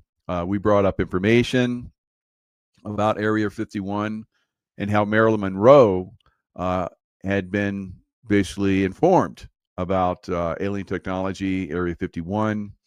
And that was maybe one, but that was probably the main reason why RFK. So they protect this. Majestic 12. I've had the heat from this organization with the CIA too, just by verifying someone that talked about Area 51, how he was involved in it, and technologies that were at Area 51, all kinds of crazy stuff. So just by verifying someone that had gone through SEAL training and they tried to destroy his life, I basically got my life destroyed. So this technology is there, the alien involvement is there, and I'm going to play a clip of our conversation today so that you can see that there are some very, very strange things. Now, James Files talked about this initially, and because he's getting, unfortunately, near the last days of his life, and he's still coming in and sharing, but because he's getting to the last days of his life, he's sharing everything. Right? It's like, wow. So we talked about this in a little bit of detail. So Jim Scott went a little bit further with it, I guess. Well, Jim Scott and I, we have conversations. He has conversations with my wife Tracy, who sets up all these shows. So we're super informed guys on many different levels, a lot of the stuff. But there's always the wow factor. And, I have Leo Zagami come on. He's got a lot of deep insights. Many others. Ole Demogard. So he's got great, deep insights that, we talk behind the scenes sometimes. And it's like, wow. We've tried to have people on the show, a lot of us. Some of these people, unfortunately, get disappeared before they come on our show. Now, you'll see when you go listen to this show, it was heavily suppressed. They kept coming in trying to jam it, but stay with it. Listen in. You're going to have some amazing insights. So let's listen in. I want to take like a minute to expound on one thing that Jimmy said. I never dreamed in my wildest dreams that he would expose that one thing. But our friend Daniel Facina texted me and he said, see if you can get Jimmy to comment about the Antarctica mission. Okay, so just for your audience, he was in Central America doing operations in the area where Hasselfuss was shut down. They were flying into Nicaragua. They were running cocaine. Okay, he gets this mission. His mercenary group, which was he worked for United Fruit Company under the name Colonel John Felter. Okay, that was one of his aliases. He had 32 different State Department passports with different names on them at the time, but on paper.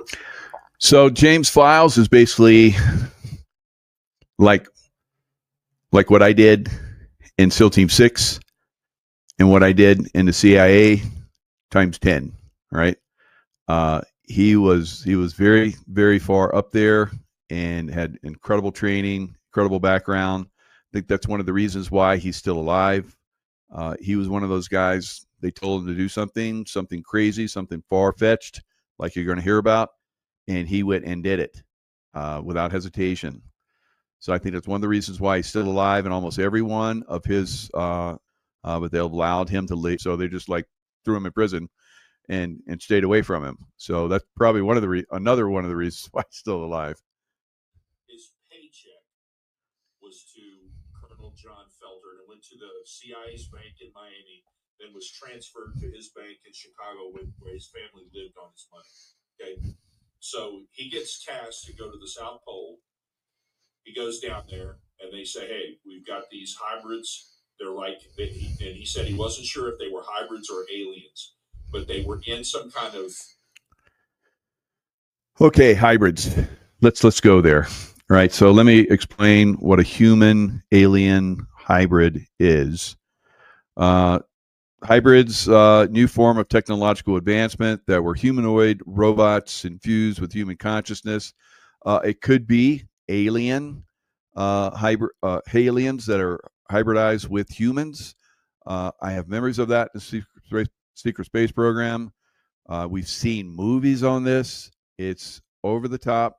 We've had people talk about this for years, guys, and now you're going to hear it firsthand. Well, it's not firsthand, but it was firsthand. If you go back and listen to this video, like I talked about, it's pretty long videos, like 2.5 hours, but the information packed, incredibly information. We didn't mess around. We got right down to the point of everything, and this video is probably going to blow up. All right, so we went down that rabbit hole, guys, and I tell you, when James started talking about all this stuff, I was like, wow. I was wow. Right? I was wow. So you're going to love it. So afterwards, Jim just clarified a few things and let everybody know what was going on. So these hybrid programs, a lot of people have been talking about them, are going on down in these deep underground bases and in Antarctica. And one of them got out of control. And so they called in James Files' team to like eliminate them. Detention facility, and they had gotten out of their area, and they couldn't control them, and they couldn't get them back into whatever they were, like control rooms or a certain floor of the facility. But it was multiple floors underground, and they flew them out there. They give them their weapons. They said this is what they look like. They had blue skin, and their skin looked like the hide of an elephant or rhinoceros. It was kind of like cracked. It was like a leathery, sort of, not like our epidermis, but like a leathery hide. That they really had an animal look to them, and they couldn't control them. They were in the facility, run loose. And his team went down there. They went down a few floors on elevators. Then they went back up, had to sign non-disclosure agreements, and were told, okay, get back on the plane. And they were flown right back to Central America. It didn't last that long, just a couple days. In my wildest dreams, I didn't think he would disclose that, because he told me he didn't want it, and he's been on a UFO recovery thing too, and he doesn't want to talk about it because he feels like the average person that listens to this would go, "Oh, this is bullshit. There's no such thing as aliens," that kind of thing. And he said, "You lose your audience, and people think you're crazy." So he never wanted to talk about that. And I said, "Do you mind if I tell the story after you die?" So what do you guys think? Is it crazy? Are you glad you just heard about it? So there's a lot of people that have to keep this information under wraps, just like you heard Jim Scott talk about. They came to the surface and signed non-disclosure agreements. So at some point, this stuff can be disclosed, and Jimmy Files is doing it. So he's got a great book. They have 3 books out, and within his books is a lot of information that he gives out. But when we do these shows, he reveals a little bit more, right? He reveals a little bit more. And so I guess with Jim Manning, they did like 5 hours together, and he disclosed all kind of stuff. But that won't be revealed until Jimmy Files passes away, right? So I'd like to see the guy stay around, because I've been doing shows with him for a couple of years now, and every time he comes on, it's like, wow. So just like today, how much more does he got? Well, think about it. He was involved as a CIA assassin for decades upon decades upon decades, and he's one of the survivors of that group. Like I said, he even said that most guys don't survive past 34 or something like that. And that's very interesting, because that's what a lot of people that have come on my show that have been in some of these programs, they have said that, like the women that are involved in human trafficking, right? Honeypot stuff. They say that usually they get to around 30, can entice people so that they can get information from them. So it's very, very, very interesting, all of this, how it all ties together. Unbelievable stuff. So let me show you also what Brad Olson has in his book. So this is his upcoming book that will be released in January. So, Secrets of Antarctica, the untold history of the ice continent. So he talks about excuse me. He talks about the ice continent, lost lands, Patagonia giants, maps of the ancient sea kings. So there's science behind this. There's documented evidence. Nazis in Antarctica. Admiral Richard Byrd that went down there with a couple fleets, and both of them, and they ran away because the Nazis had super high-tech flying saucers with directed energy weapons that could burn through aircraft and ships.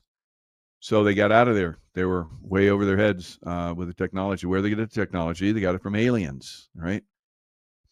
Hollow Earth at the South Pole, Antarctica, ETs, extraterrestrials, black goo conclusion. So, excuse me, very, very interesting stuff. And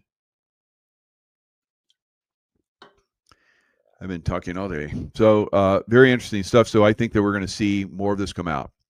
I think by next year, easily next year, there will be aliens on TV. All right. So everybody will see. They will be talked about. It will no longer be hidden. Because they have information on extraterrestrials and a lot more. So that's one of the things I want to share real quick on that. It's amazing, all the information that's coming out, the technologies. I mean, where else are we going to go? What's the next thing that's going to happen? It's going to be quite fascinating. All right. So I'll keep you guys up to date. Like I said, I was like back-to-back shows today, so couldn't put together too much information for the afternoon. But that right there is like super, super amazing information. So hope you guys love it. I'll see you guys next time. Lots of love. Hello, everyone. It's Michael Jaco with Unleashing Intuition Secrets, and we have Cindy Lou Young back again. She's a hero. She's a hero to me, and should be a hero to you by now. Unbowed, saved by a cowboy, a rabbi, and a carpenter. When the storm rose, she stood. So great. I've already started reading your book, Cindy. You gave me a little download on it, so I've read it. It's exceptionally well written. The information in it is, wow, over the top. And we were just talking about some stuff maybe we can jump into, but thanks so much for coming back on. Thank you for having me, Mike. You've been an amazing friend through all of this, and I can't thank you enough for your support. And you got your colors on today. Got the colors on, yep. So, I think God connects us all. And yeah. Definitely he wove a thread with me and you, and I am really grateful for that thread. I am too. It's been you're very inspirational. It was great to go to your trial and see firsthand the injustice that was happening with all the J6ers.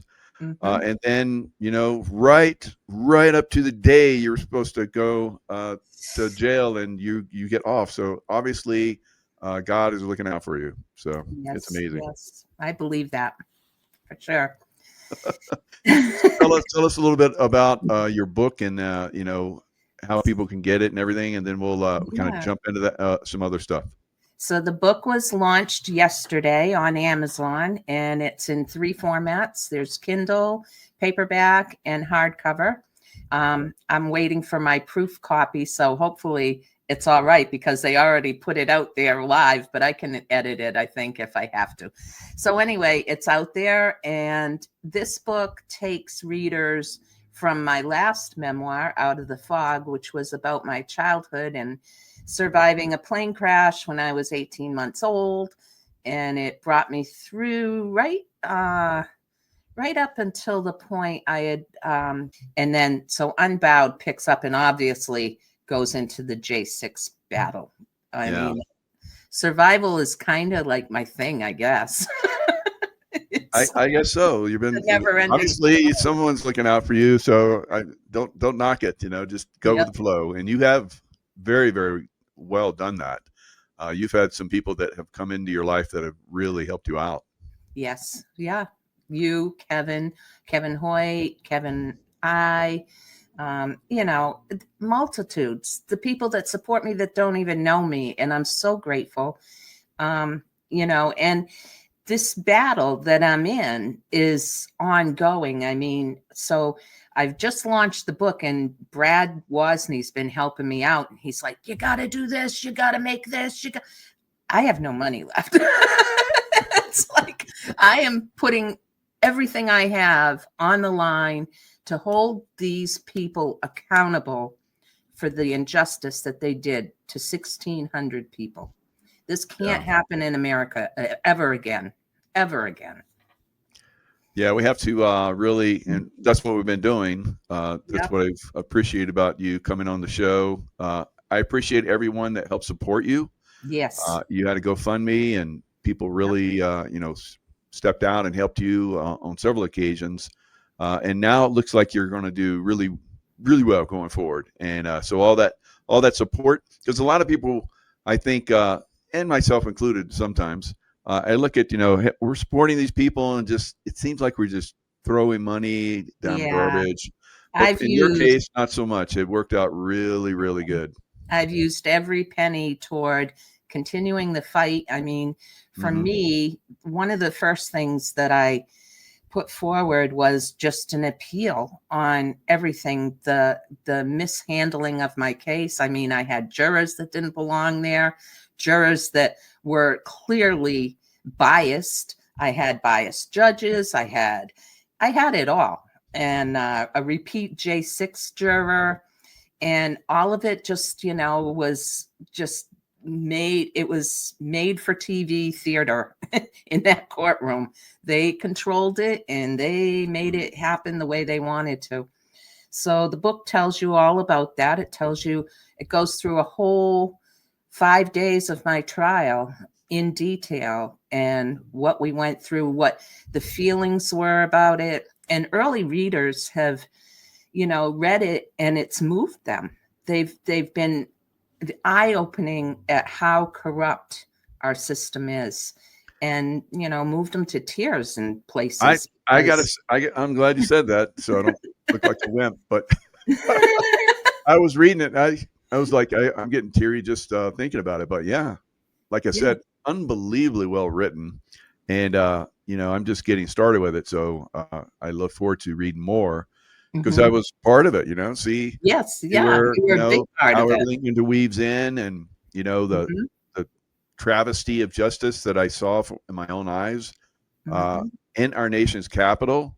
And me being a military veteran that has fought for our freedoms, and then to see them stomped on, I was very disappointed. You know, Jonathan has a piece in the book in the very end, Reflections of a Rabbi, which is very good. It tells his perspective. And I was talking to him the other day, and he was walking, he's working in DC now, and he was walking by the Capitol, and he said, you know, Cindy, I can never look at that Capitol again after looking at all the videos I have and seeing what they did and how they did. I can never look at it the same again, you know? Yeah, and the same with him. He's an unbelievable lawyer. I would like to have, if I ever get in trouble, I want him. Yeah. But with the government, because I've never done anything wrong. So I did get a speeding ticket once, and I went in, and I got it thrown off because I was in my military uniform. I was like, I can't go to like court, or I went to court, and I was like, this, and the judge was like, I'm going to let it go. I was like, wow, that's cool. So you know, I've been in the court system, you know, firsthand, and I thought that was great. It was good justice that was served on me. But like we're talking about, not for you. So Jonathan, God, I mean, he was just perfect, and they kept shutting him down. They shut him down over and over again. I was like, and he's wow. brilliant. I mean, he is a brilliant attorney. And not only was he my attorney, but he was my friend. He was, you know, he's a rabbi. He counseled me. He kept me lifted up in vibration when I was getting very low. I mean, when you go through something like this, Sure. I think until people read the book, they don't comprehend the depth of what it is that you go through. Yeah. Yeah. And, that's unfortunately, that's something I went through when I was in, ZIA, Yeah. where they, just destroyed my life and so forth. So I understand your position. They definitely destroyed your life. Now, what you've learned from this, you're actually, you were telling me before that we started that you're actually helping others right now. Yes. I'm involved in right now tracking, writing pro se documentation and filings for 6 active complaints. So I have my appeal case, complaints against my judge and the juror that was corrupt in my case. I have complaints against the FBI and DOJ for not responding to FOIA requests. Let me tell you a little bit about this. So I filed on the appeal, and when I filed on the appeal, Harvey sent everything from my criminal case. He told the clerk to notify that juror, the one we all love and like, right? Notify him of everything that I'm doing so he's aware. Wow. Within 5 days of that, Dave Summerall, who testified at my case, you heard him testify that day. Oh my God, what a credible man. Yeah. He gets a knock at the door, and it's the FBI. Wow. And they're saying, we heard you're threatening a juror. And Dave was like, whoa, what is this, 1984? Do you have proof? Do you have do you have a warrant? What are you here for? Oh, we're here just to check a box, they say. Now, this is your FBI under Trump right now. So that needs to clearly tell you that there's still snakes in the grass everywhere. Good point. Yep. So I've got You'll that need to do some case. cleaning. Yep. Yeah. And then I've also intervened on a motion where one of the Capitol Police wants to put a plaque to honor himself in the Capitol. I intervened on that and, said that if you're going to put a plaque up there, they should be on that plaque as well. So I'm fighting that one.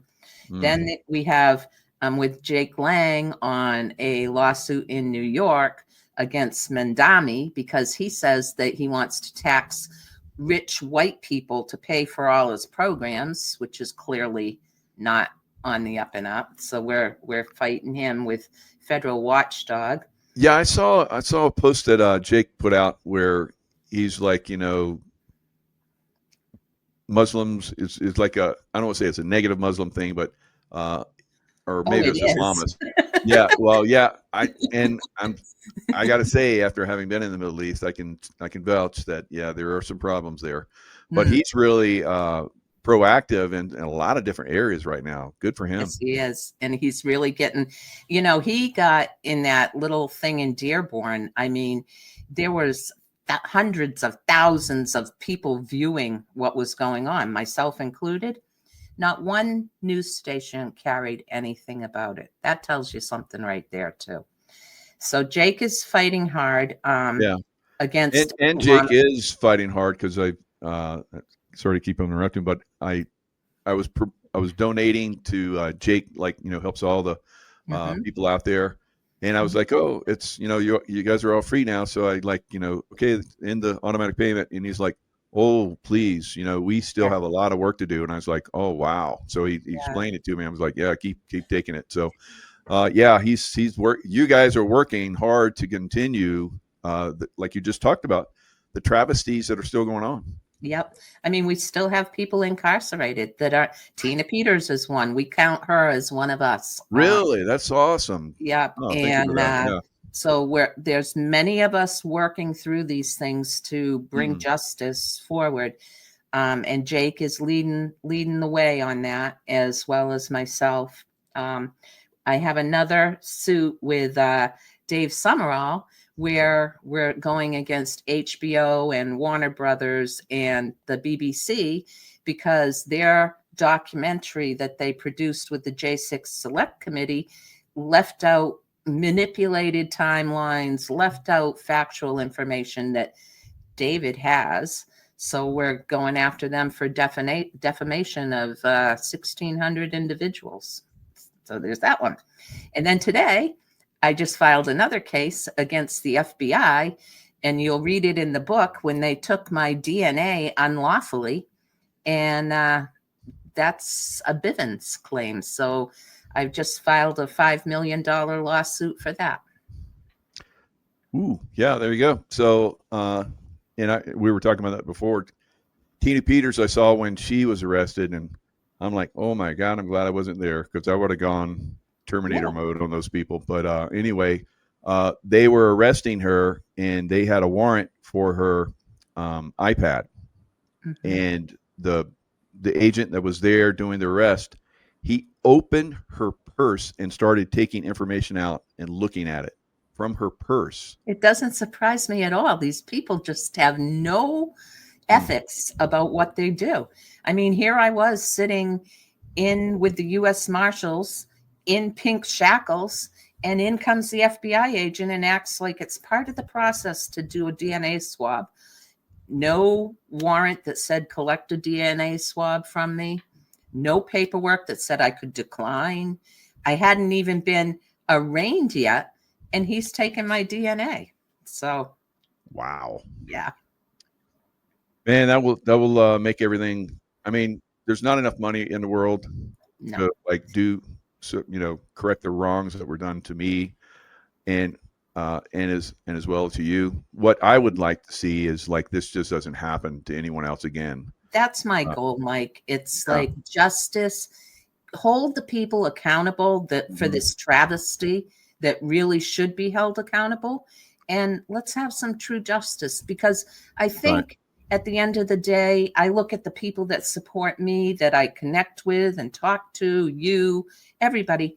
That's what America wants, really. Yes. We're tired of all of this. Yeah. And I know that, because you have been consistently, from the donations, just turning that around and helping. That's where your heart is. So I would like for them to feel that pain of $5 million. Of course, they won't feel the pain. It'll come from American taxpayers. You're going to turn around and take that, and maybe they won't be able to use it to buy as many corrupt FBI agents. So that I look at it maybe that way as well. But you would take that money and just help other people. I know that's just the way your heart is. Just unbelievable. Yes, there's a big list of people that need to be paid back. So, but if you look at what we've thrown money at as a country. Yeah. Oh, yeah. I mean, so to make J6ers whole again, whose lives have been destroyed, I don't see where anybody could balk at that. I really don't. Yeah. Other than the libs, but. So the press came after you too, didn't they? Oh yeah. So I when I got out, when I was arraigned, immediately it was all over the newspapers where I come from, which is Cape Cod, Nantucket. Mm-hmm. So when I launched my book, it's timed right in accordance with Joe Biden's annual visit to Nantucket, where they all don't talk to me anymore because they're very liberal, very left.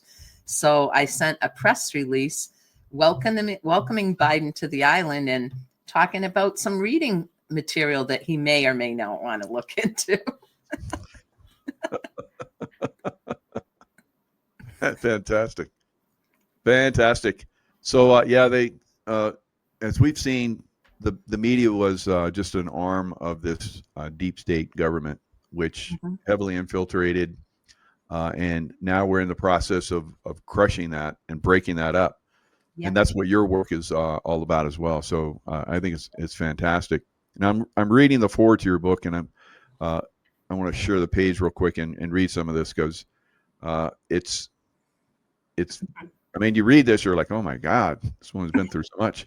So you never plan to write a book, never plan to become part of history in the way you did, but life doesn't ask for permission before it breaks you, right? And the story begins long before January 6th. You talk about at 18 months old, used that kind of got a hand there. At 18 months old, I survived a plane crash. In 2008, I survived something slower but more deadly. All right. So that is the crushing. This is not working with me. It's like it's all right. There we go. I think that's better. So of the weight of being hunted by my own country. For 4 years, I lived under a shadow, watched, labeled, accused, and nearly destroyed.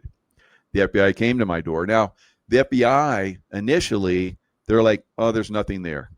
Yeah. So, how long did you go before the? So, initially they came after you, and yeah, they came right after January 6th. They came January 13th to my door. They looked at everything.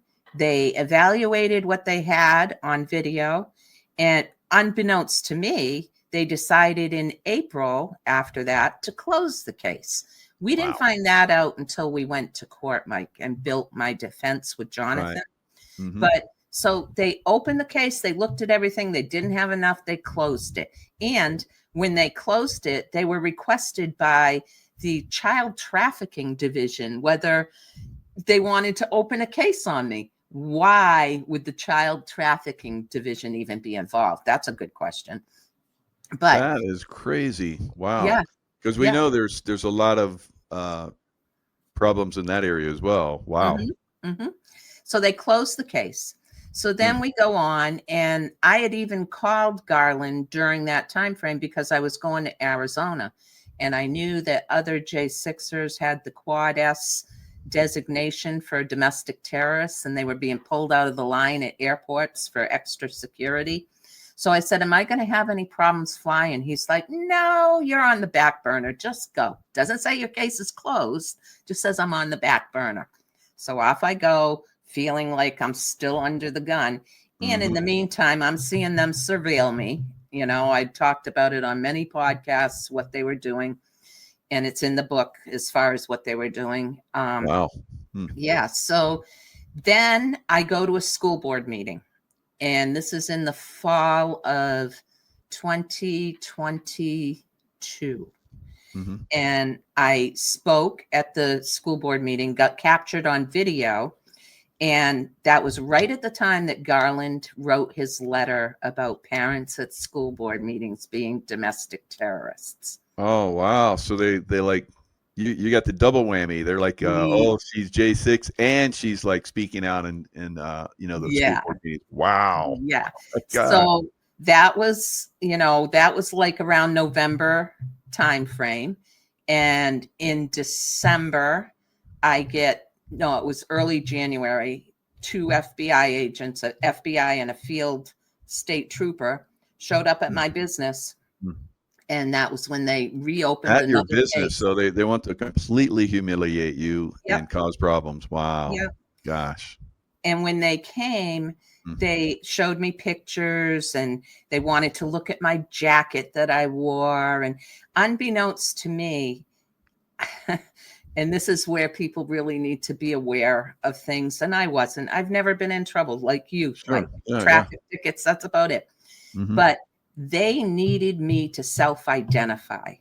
And had I not said self-identified and wrote my name that, yeah, this is me, they wouldn't have had me. They wouldn't have had me. I should have just said, get out. You have no business here. Do you have a warrant with you? No, I'm not talking to you anymore. But no, Cindy talked to him that day, you know, to my demise. But that's good for everybody to realize that. Yeah. If they don't come with a warrant, guys, it's like, go don't get even it. talk to them. Don't. Yeah, not at all. Mm-hmm. So there's been lots of, you know, I guess we could even go to Michael Flynn, you know, General Michael Flynn. Yeah. The FBI came and talked to him and then used that to, like, you know, take him down. So he should have known better. I know better because I've been involved in all that, but most people don't. No. It's crazy. And when they come, they come like they're your friend, you know, they're like, oh, you're good. You're not a threat, you know, blah, blah, blah. In the meantime, they're writing you up. They're suggesting phrases to you that they're going to use against you. Oh my God. Yeah. Yeah. So you thought this, right? And then it appears in their report. But one of the things that Giftos, and I call him the gift that keeps on giving in my book, because that's what Jonathan calls him, and that's what I call him.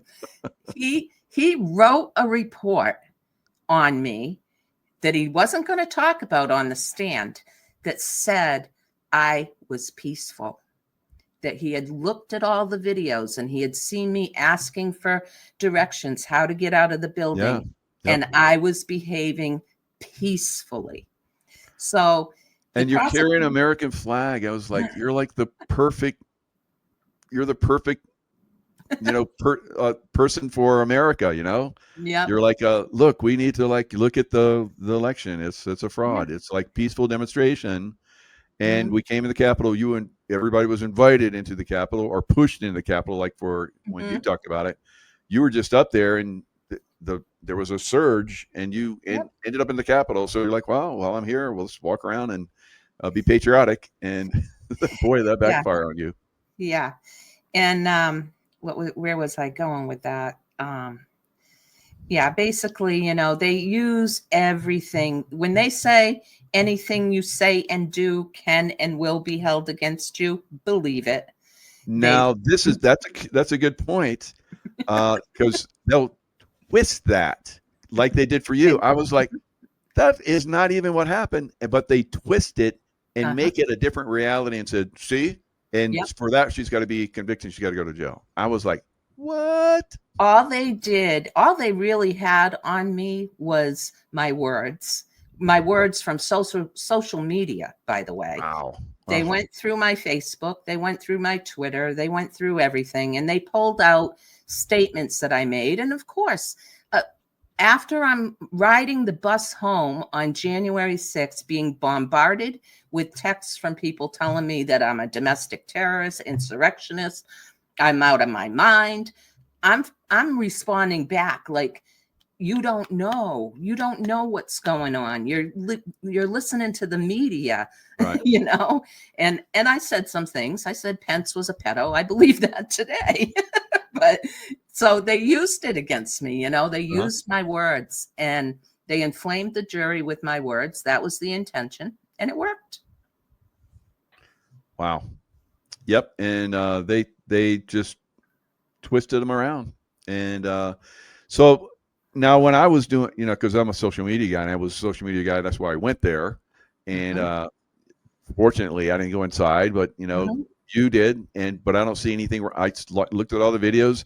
You were even asking one of the Capitol Police, how do we get out of here? And she gave you some directions you didn't feel comfortable with, and you're like, I don't think that's right. And it wasn't right what she was trying to get you to do.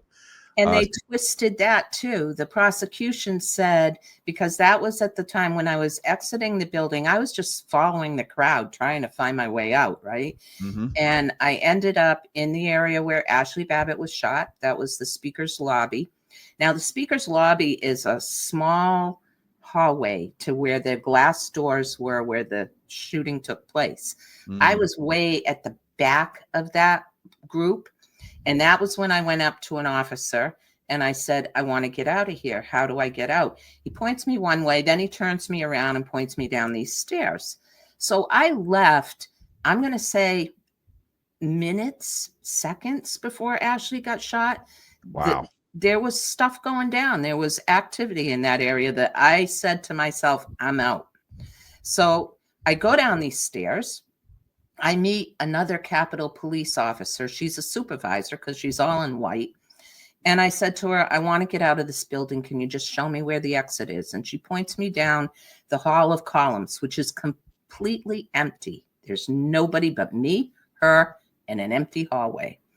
Mm. And it's a crossway. So there's one hallway that comes across and then it extends further.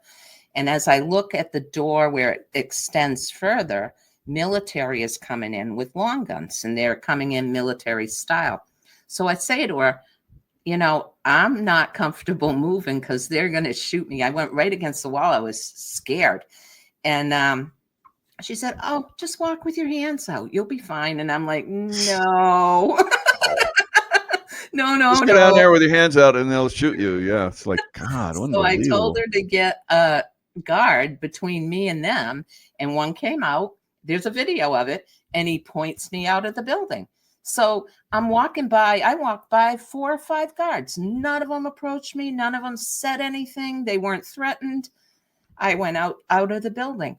So that whole thing was just. And I remember they showed you just going out the building. It's like, see, she's leaving. She's leaving. What they did was they said, "Oh, look at the magtrometer. It went red." Well, when you walk through the wrong way, it goes red. I didn't have a gun. They were trying to insinuate I did, you know? Sure. Yeah. So there you go. They try and like just create lies with everything. It was just constant. And then when you and Jonathan would bring up stuff that was like relevant to like, and it should be like thrown out, because he had great stuff. I remember we were all talking together. We'd like brainstorm, and it's like, I'm gonna do this, and we're like, oh my God, this is gonna like end this thing. And then he would talk, and they were like, let's they would like do this. Remember that in the whole courtroom, and they're like talk, and they get on. You guys get on the phone, and it was like, wow. Every time he got momentum, they shut him down. They were like, objection, objection, and it slowed his momentum, but it didn't stop him. No, he got both FBI's. He impeached their evidence, both of them. They looked like dummies. Totally. And then, I mean, him and Dave Summerall played it like a drum. He got Dave Summerall on the stand, and of course Becky, the prosecutor, is like, "You believe that everybody belongs in jail?" And Dave's like, "Yeah, if they did wrong, yeah, they belong in jail." You know, got her going a little bit. So she plays this video, which is the basis of what they said happened. And they held it against Trump. That was the insurrection, they call it, where the line fell. And they said that the line fell at the Western Tunnel because of the crowd surge. Not true. And she goes and she plays the whole video of it. And Jonathan's whispering in my ear while she's doing it, "Oh, please keep playing it." Because the way it works is if the prosecution doesn't open up material for discussion, if they don't bring it forward, you can't talk about it. So it's not on the table to question or talk about. So she plays this whole video, and Jonathan had submitted our video the night before, which she obviously didn't look at. And she objects when we go to play our video, and she goes, "I don't know where Mr. Gross is going with this." And Harvey, the judge, says, "Oh, I know where he's going with it," because he looked at that video and he knew. And that video showed the jury, showed everyone in that courtroom, the reason that line fell was because the Capitol Police gassed themselves. They gassed themselves and they retreated back into the Capitol, and the crowd surged. Well, and the crowd surged after they were provoking the crowd. Shooting gas them in into the head. Crowd, rubber bullets in the crowd. You see people that are just like disfigured from being shot in the face. Like what? Yeah. So they're provoking, definitely. Yeah. We've shown on my show on Unseen Storm. There was a show where we showed 7 headshots where they just fired right at someone's head with the rubber bullets. That is not allowed. Not the head. They were aiming right at the head. Wow. And so your YouTube is what? Unseen? On Rumble, Unseen Storm. It's under J6 from the Heart, and it's a series that I do every Friday. It's a live show, Unseen Storm, J6 Revealed. Tomorrow I have Jake Lang talking about his Dearborn, Michigan activities. Oh, good. Yeah. So we'll have to put that in the description box so people can access that. That's good. Yeah. So yeah, that's amazing. And we've seen a lot of these photos, or you and I and people that are really involved with this. It's available to everybody. You go to your Rumble channel and you see it. You've got some shows on there. But even in your court case, we had the one guy that came in that was revealing all this stuff, and I was like, holy smokes. And I guess he does that to all these different groups, and they like attack him while he's there. Yeah. And what's that guy's name again? David Summerall. David Summerall. Yeah. So David Summerall just was crushing it, and he was, and they were like, "You're like a grifter." They're trashing him. To call you a grifter. And he's like, "Yeah, whatever." And but you guys and you believe that we should all go to jail. And he's like, yeah, if you're guilty, I think you should. And do I you was like, remember wow. what they did after that? I don't know if you noticed or picked it up, because a lot of stuff goes on that you might not Sure. understand. But the minute he got down from the stand and said all that, the clerk came out. We had information on all the jurors, who they were and where they worked and blah, blah, blah. Collected it all because they were afraid. They were all afraid of us.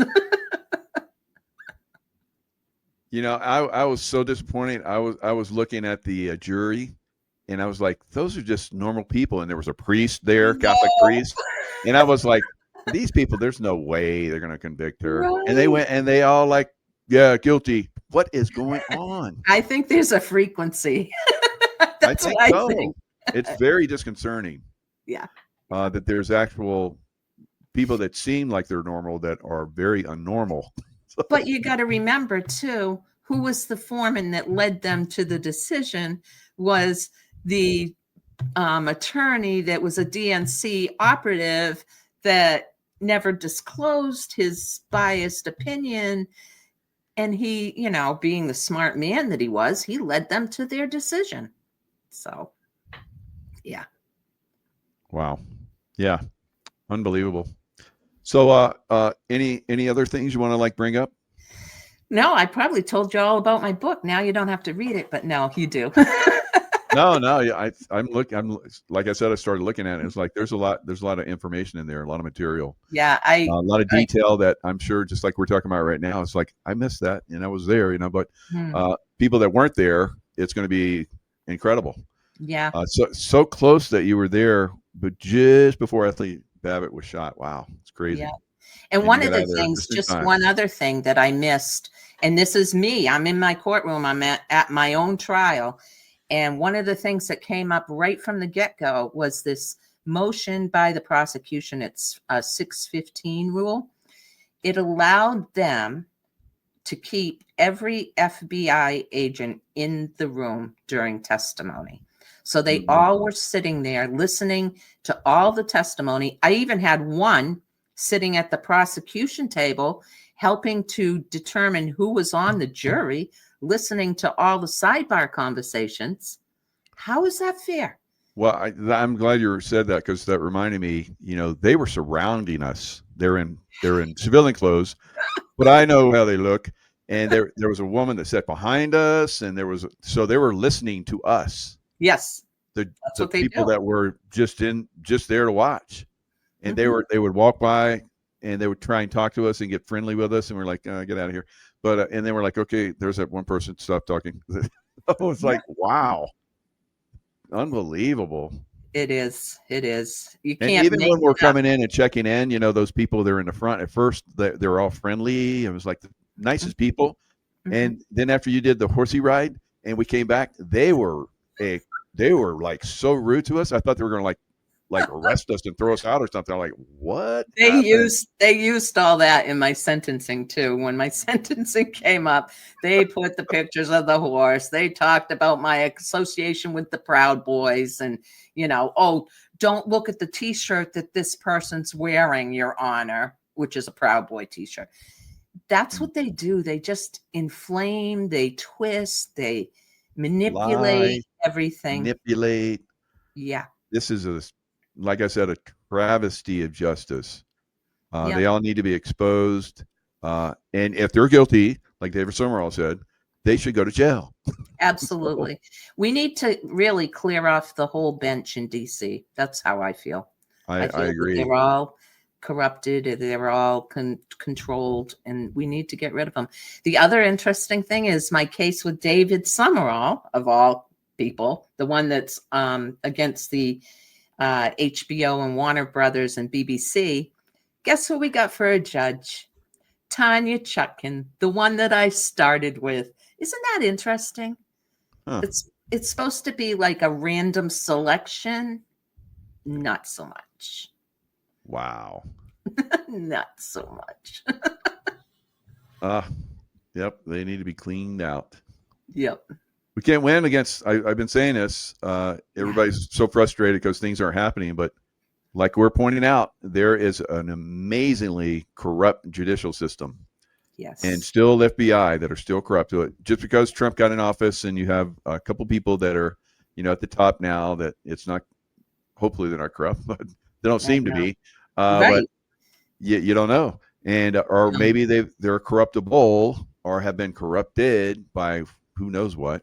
And so they're, I hope that Pam Bondi is like involved, but I don't know, Mike. I don't know. yeah, I know. There's a lot of us who are like, I don't know. I don't know about Pam Bondi. What's going on here? So, we'll have to continually watch this and look for this. I've said this all along. It's got to be military justice. Absolutely. So, I agree with you. You agree? Oh, thank you. So I'm glad we continue this conversation. This is good. Yeah. Good. That's the only answer, because you've got, even though it seems like, people might look at what I'm doing right now with all the court cases, it's kind of like when we're voting, like you think, it doesn't matter what I vote, I might as well not vote. Well, no, that's not the answer either. We have to continue to hold them accountable, continue to do the paper trails, hold their feet to the fire, even if it's not for anything that we're going to win. But if we give up, where's that going to get us? Yeah. So, but military is the only way. Clean them out. On so many different levels. Different levels. I mean, politically, because this is what this was all about. Mm-hmm. The election. Yeah. The military is the only way to clean election too. Yeah. All of it. It's time. All of it. We all feel it now that it is not working. Mm-hmm. These people, I mean, how many people do we have in Congress that are making millions off of doing nothing but meh? It's not working anymore. Not working. None of them do anything for us. They're supposed to be for the people, but no, not so much. That's why it's got to be military. And then, I don't know. Then if they're guilty, so they should go to jail. So exactly. Yeah. Absolutely. And that's something, I guess Q said that as well. Military is the only way. So absolutely. And I've listened, I've looked at Q, and I don't know if I'm fully on board with it, but you know what? I'm on board that this country is at a crossroad. I said that on January 6th when I went to Washington. It's time we figure out a different way for our family, for our children, for everybody. This isn't the way America was supposed to be. Absolutely. And Cindy, you're doing more than your part, and have done more than your part, and have, paid the price for going out and, trying to help people, correct our government, our incredibly corrupt government on many levels. Wow. Such a great story. Such a great book. I look forward to reading it. I hope everybody reads it. Is there any other way other than tell us your Rumble channel one more time? Oh, it's J6 from the Heart on Rumble. And then look for Unseen Storm Revealed. So that's that. You're in that? Yeah. When does that come out? Is that already out? Yeah. Oh, yeah. That's every Friday at 3 p.m. live. Oh, that's your show. Okay. I thought that was like some kind of documentary. Sweet. No. Maybe, but I'll probably be in one sooner or later. I hope so. Yeah, you deserve to be. Jeez, the way you've been going at this. How long do you think before all the J6ers get retribution and get justice? Here's the concerning thing for many. There's a timeline of statute of limitations. So those that were arrested right after January 6th, within that first month, their statute of limitations is coming up. And wow. I think that our government is slow walking everything, blocking, slow walking, but who knows? I don't know, I pray every day that the right thing happens, but I have no control. So. All right. Well, J6 grandmother, Cindy Young, thank you so much for your service to our country. It's been amazing. And I look forward to more in the future, because if you do win, then there's going to be a big celebration, I'm sure. We're going to have one party. I'm coming to visit. Right. You know, I think that you maybe get multiple settlements. You look at the the also the news and all that kind of stuff. There should be something that's done about that as well. Yeah. Yep. We just got to keep plugging. Right. You know, Jonathan just gets so disheartened and knows what a fight he put. I was talking to him. He managed at one point 20 cases at a time. And people don't understand the depth of what that takes. I mean, these videos that they had to chug through and look through, and I don't know how he did it. He doesn't know how he did it. He said the whole 4 years is a blur. And he gets disheartened that thinking that he didn't achieve anything, but he's achieving every day. He really is. So I agree. You know? Yeah, he's an inspiration, no doubt about it. And but that's disheartening as well, because there weren't any lawyers that were willing to stand up against that machine. Exactly. They were willing to take a lot of money from J6ers. Oh yeah.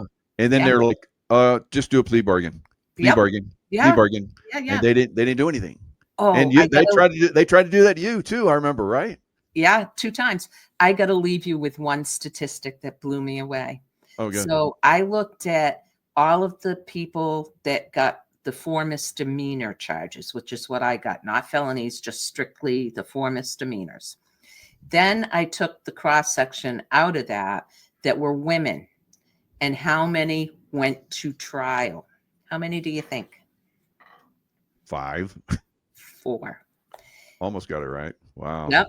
So one of them was Rebecca Lawrence, who actually didn't go to a full jury trial. She did a bench trial, which is a little different. You go in front of a judge, not a jury.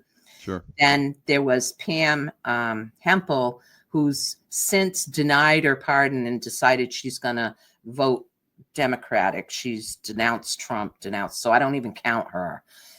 And the other 2 from New Hampshire, myself and Kirsten Niemela, were the only 2 women that took it to trial. Wow. The fighters are in New Hampshire. Good job. All the way back to Revolution times. That's good. All right. So, yeah. Wow. We got a lot to learn, don't we? And I hope this book helps. Me too. All right, Cindy. Thanks so much. Lots of love to you and everybody that's going to listen and watch this. Share it. Please share it. And, get the book. It helps on many different levels. Yes. Love you, Mike. Thank you once again. Thank you. Wow, that was great. Hello, everyone. It's Michael Jacob with Unleashing Intuition Secrets. Let's see if I can find the right spot here. So I can give you guys a nice view of the lake. All right. So Pam Bondi, is going to release the Epstein files within 30 days. All right. So I don't know if the Senate has voted yet on that, but regardless, she's going to release the files within 30 days. So there'll probably be, there's still going to be some, stuff taken out. So it's not revealing people's names and so forth. So I think we don't have to worry about that. What is it going to reveal? It's going to reveal what it's going to reveal. And until you get judges that will convict, which you're not going to get until you get military involvement, it means nothing. And I think that's one of the reasons why President Trump was so reluctant to, push it. Because it's like, we need to get this done first. All right. And I think we're going to find out. All right. Now, I think that the military will be involved at some point. We will not have free and fair elections. All of us know that, unless the military gets involved. Right. Cut and dry. We have a captured operation in almost every county of America, and there's cheating that goes on. There's been cheating that's been going on for so long that it's not going to stop until somebody comes in and puts a stop to it physically by force, right? And if anyone wants to F around, they're going to find out, right? So this has to happen. And that's why we saw yesterday, and I put the video out yesterday, and other people did as well. I think I saw Juan O'Savin talking about it. It is very interesting how you had all those people with military backgrounds and intelligence backgrounds that came out and were telling military that they should not obey unlawful orders. Duh. All right, we all know that. So what are you trying to instigate there? Right? It's very obvious. It's very obvious. They're trying to make people double think. And then, of course, they have people that are within the military. You look at all of the people, that pretty much, I won't say all of them. I work with really good officers over the years in the military. The best ones usually didn't rise to the top. Same thing with enlisted. The best ones don't rise to the top, guys, because you have this. They want to control everything, and so political agendas get involved. We've seen that with a lot of people, like Admiral McCraven, right? Still, he went full on with Obama. Obama appointed him, so he went full on to the Obama camp, and he attacked President Trump. Right. So we've had other people that were at SEAL Team 6 when I was in the CIA in very close to Islamabad, where bin Laden was taken. Former SEAL Team 6 guy that was on a show just recently, and he was talking about how Obama wanted the raid to be delayed a day so that he could do he had like a press, dinner or something with all the press. So he wanted it delayed a day. So they delayed it a day. And because they delayed it a day, that's why one of the helicopters crashed, because of the difference in temperature and lift and all that kind of stuff. So, political bullshit, guys. And I saw it the whole time I was in the military. Rules of engagement. Once we went in, it was like, it's, kick ass. And if you feel threatened, and then eventually it was, okay, you need to not do this. You need not to shoot these guys. And you need to make sure if you shoot somebody, you shoot them like this. It was insane. Absolutely insane. Right. Now, when I was fortunately, when I was in the CIA, I was like a James Bond guy. You're going to find out. Right. So, fortunately, I was able to, move and groove and never get in a position where somebody needed to find out. So that's what we're seeing right now with our political situation. We have incredible rules of engagement that make absolute no sense. And so we have to come in with good leadership from the military, not compromise military, not judges, not military, not political types that have agendas. So this has to be cleaned up. There's a lot of cleaning up that has to be done, and it's not going to happen overnight. So Epstein files released. So and so was on the Epstein. We already know Clinton was on 26 trips to Epstein Island, but he didn't go on the Epstein jet. And did he go to the island? Just because he was on the jet and went to St. Thomas, where Epstein's jet landed, it didn't land on the island. There was no airport on the island. There was only boats that could get to the island or helicopters. So there's no manifest for either of those. So Bill Clinton flies on Lolita Express to St. Thomas, and that's where it ends. So it's going nowhere, guys. Everybody's like, oh, he was on the Lolita Express to, Epstein Island. No, he went to, whoever they were, went to St. Thomas. So maybe they could say, well, I just went to St. Thomas and, I just had some meals and so forth, and I left. Maybe, and for a lot of people, maybe that's true. Maybe they just went to St. Thomas, or maybe they went to not Little St. James, but they had a larger island. I don't know if you call it big St. James or whatever, but he had a larger island as well. Now, Epstein, how did he make his money? We know that the CIA, Mossad, and MI6, they were funneling money to Epstein. What was Epstein doing with that money, right? Was he like buying the ranch in New Mexico? And he was given the New York mansion by what's that guy who had Victoria's Secret, whatever that guy is. Nothing's ever happened to him. So he was given the mansion by that guy. And then we have, of course, Little St. James and Big St. James, whatever, and his own private jet and all these other things. And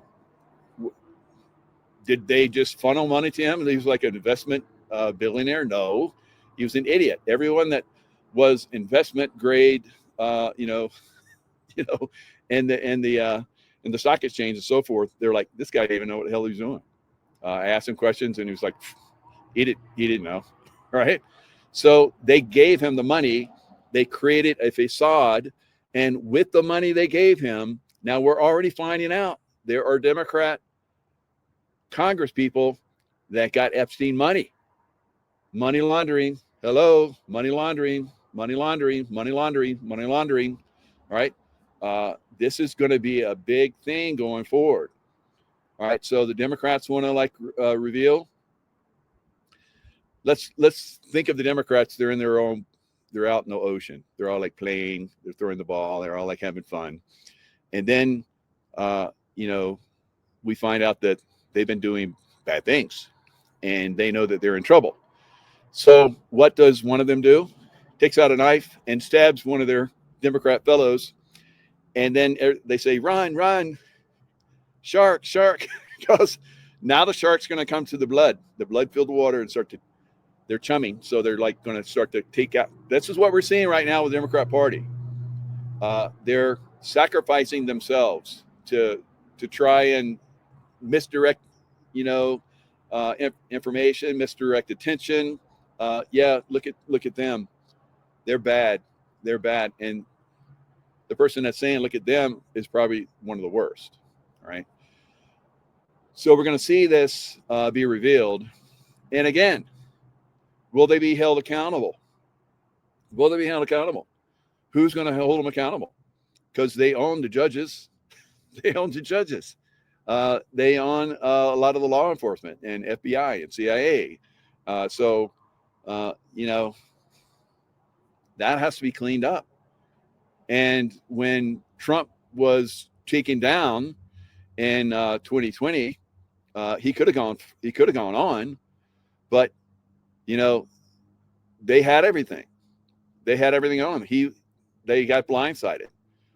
So now they're smarter. They know who the problem people are, and they're coming after them, starting to take them down. Like all of those 51, I think it was, former Intel, high ups, some of them former CIA heads of the CIA and so forth. All of them lost their security clearances. So there's a methodical taking down of the system. James Comey looks like he's going to get off. And did he reveal, or was it just a big ploy? So everybody's looking at that.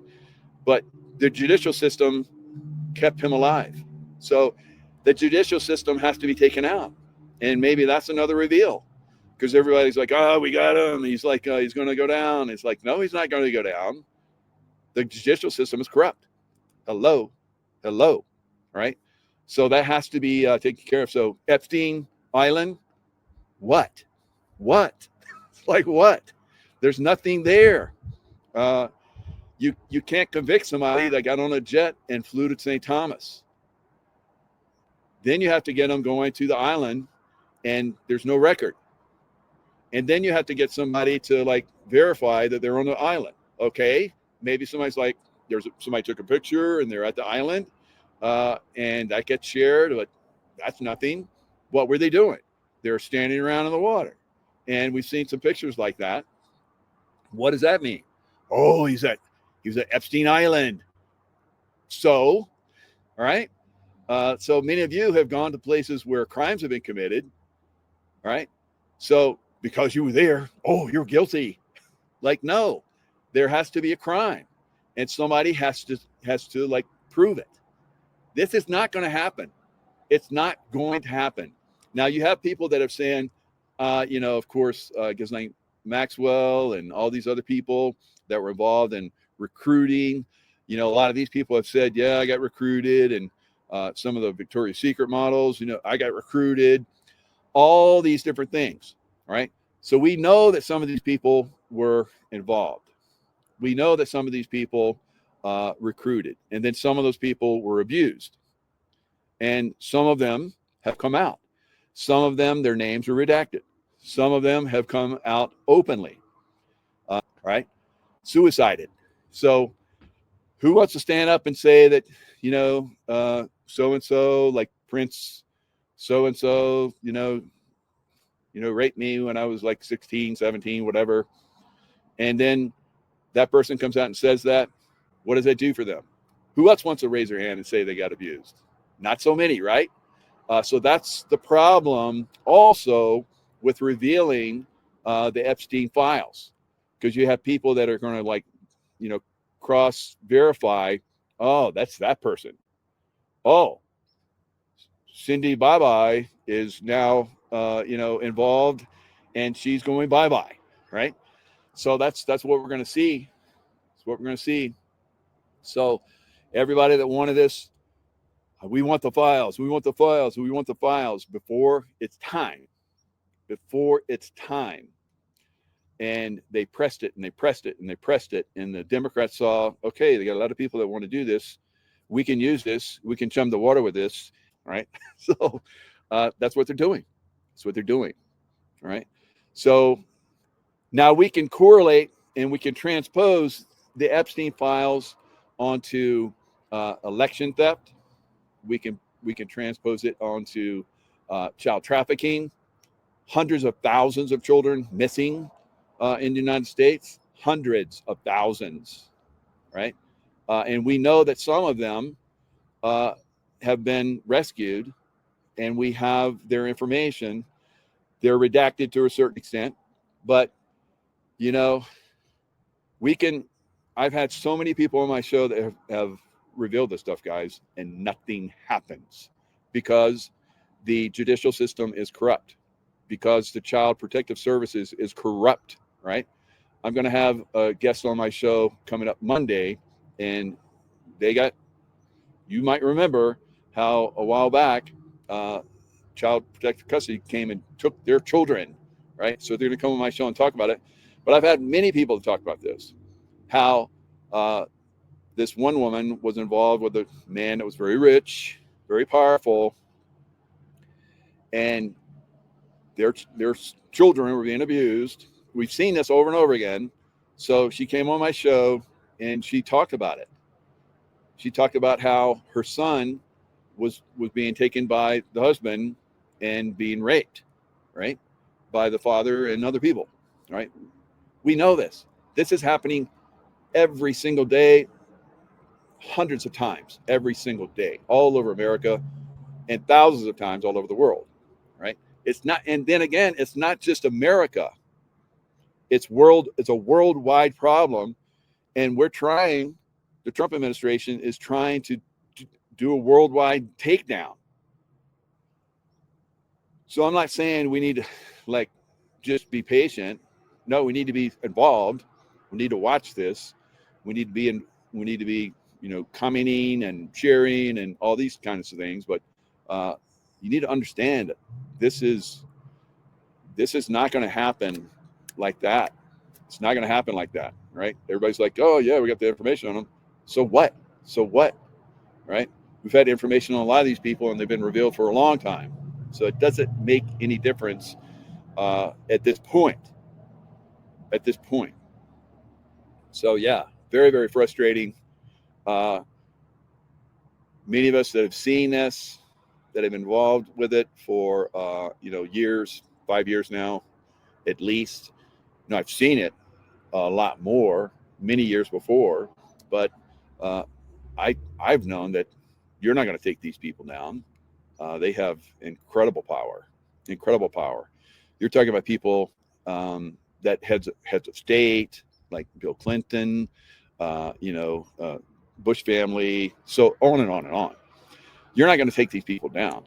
You look at Joe Biden molesting people right in front of us on camera, molesting children. And did the Democrats speak out about that, outrage or anything? No. So you got people, normal people, that are covering for these people. That should have, when that happened, there should have been a friggin' outrage.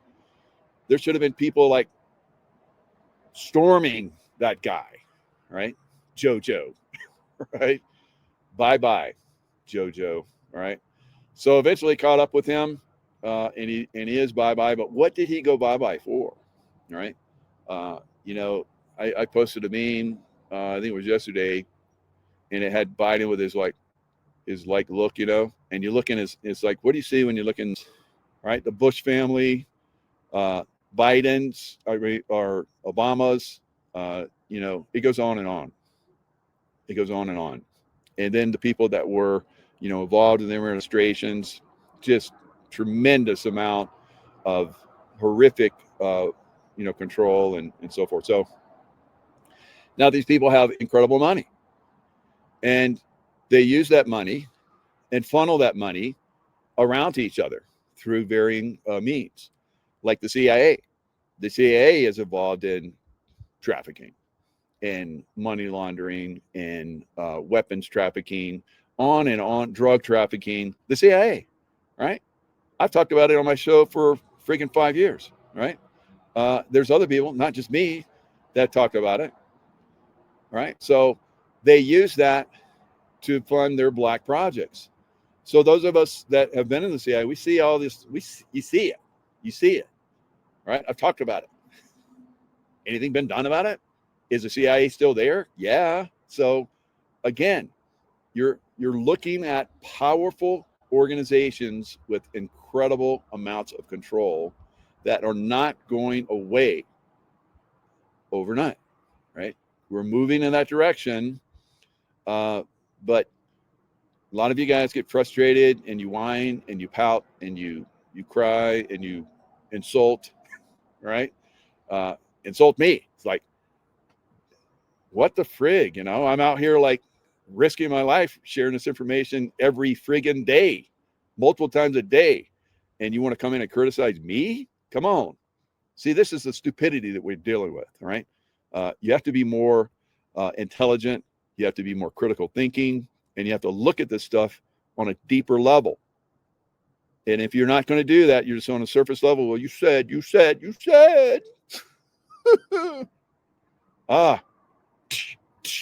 Wake the fuck up, right? So we're going to continue to see good things happen. Many of you aren't going to notice them, right? Some of us will point them out to you, and you still won't see it. But that's the way this show runs right now, right? It's not everything falls apart, and then the golden age financial system comes out. You have to take down that whole system. The financial, the political, the judicial, the spy networks, all right, that don't serve us, that serve, the elite bastards, right? So you're going to continue to see the slow takedown. Like James Comey. Why is he still walking free? It's bullshit. We all know that he should have been gone long ago. When he came out and he pointed out Hillary Clinton did this, Hillary Clinton's emails, they destroyed their phones, they destroyed their computers, blah blah blah blah blah blah blah. But we're not going to do that. We're not going to convict. I was like, yeah. I was working out. I was like, yeah, oh God, this is a dream. This is a dream. And then he goes, no, we're not going to convict. And I was like, wow. what the F are you need to go bye-bye. But he's still here. He's still here. So that kind of like stupid BS has to go away. All right. And I don't know if we have to rise up to do it, because I'm looking at Mexico and I'm like, they're going to rise up. Mexico's going to rise up and take down their leadership. All right. So a lot of this stuff we've been talking about for a long time. A lot of people have, like I talked about, you're a conspiracy theorist, blah, blah, blah, blah, blah, blah. I'm like, no. And we have an expert to come in and talk about that. Leo, good to see you again. Nice to see you again and to discuss such an important subject. Oh, God, yes. Thank you. It's about time that we kind of clear some important points, especially in regards to the film Eyes Wide Shut. I once had the opportunity to interview one of the main actors in that movie. And from what I gathered, it's always been the portrait of something real rather than instead simply a tale, a novel, a fantasy about rich people doing weird things. And of course, in the last few weeks, we had more and more talk about the Epstein scandal, and we had at that point people within the mainstream news finally admitting that there is something more to it, and that maybe we should be a bit more how you say, we should kind of say sorry to the so-called conspiracy theorists who in the past have discussed the possibility of the whole thing being real. As you know, I have published lately a book, which is The Rise and Fall of a Frankist Monster, which is based on the Sabbatean Frankist cult, which was behind Jeffrey Epstein. So when I saw what was going on, and I actually read this article by Sharon Waxman, which is the founder and CEO and editor-in-chief of The Wrap, by the way, also a former journalist from the New York Times, so a mainstream journalist who has won various awards, best-selling author. I realized that it was about time to also write an article about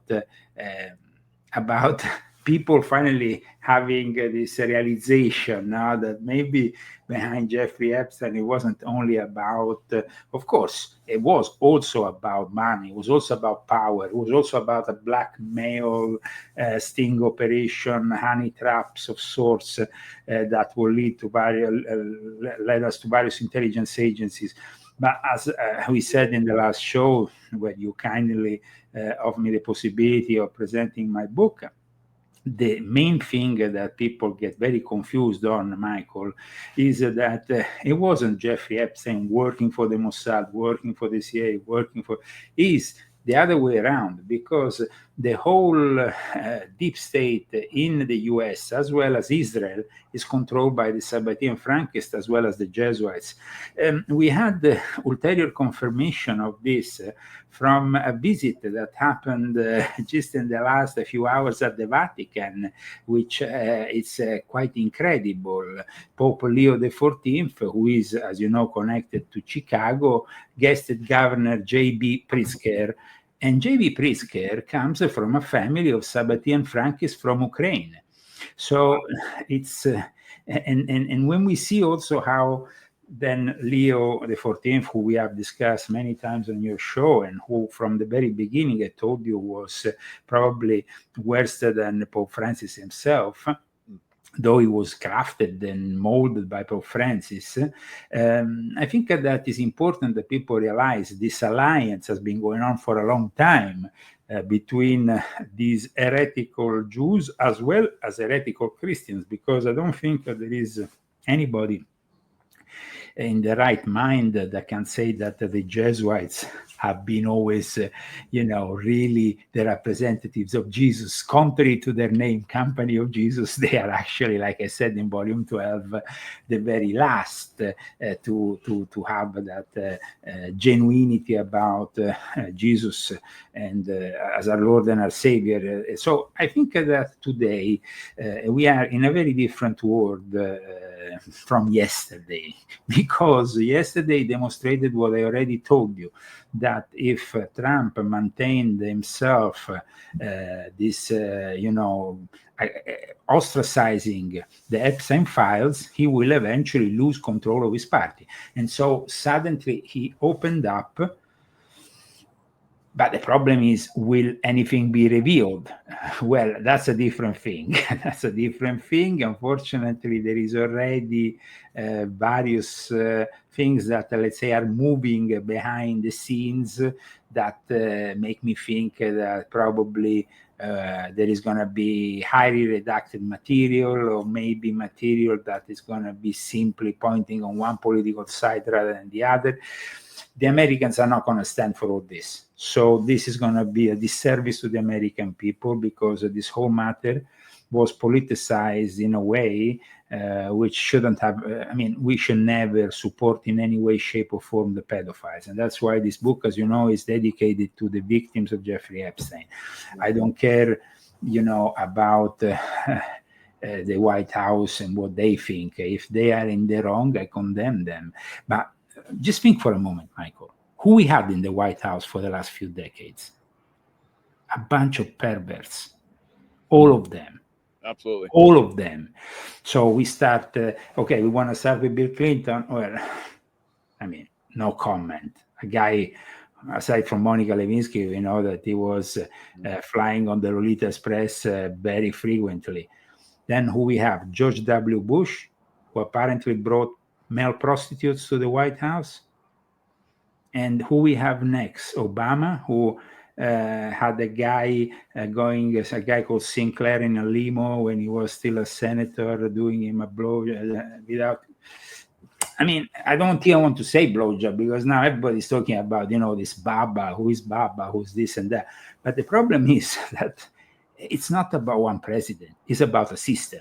So today, we want to go deep into that system to understand a little bit better who are the protagonists. And I think if we want to really dig deeper into this whole thing, first of all, we have to go to the very origins of the Epstein case, which, as you know, are also not only, they are not only in what we already know, but in what has been covered up, because it's part of the history, the legacy of America, that starts from people like Samuel Bronfman, that starts from people who are not even mentioned nowadays because they came into the scene. So this kind of understanding brings us to, for example, when it comes down to the dark secrets of the United States, we have people who maybe presented themselves in a certain way, and we always have accepted these people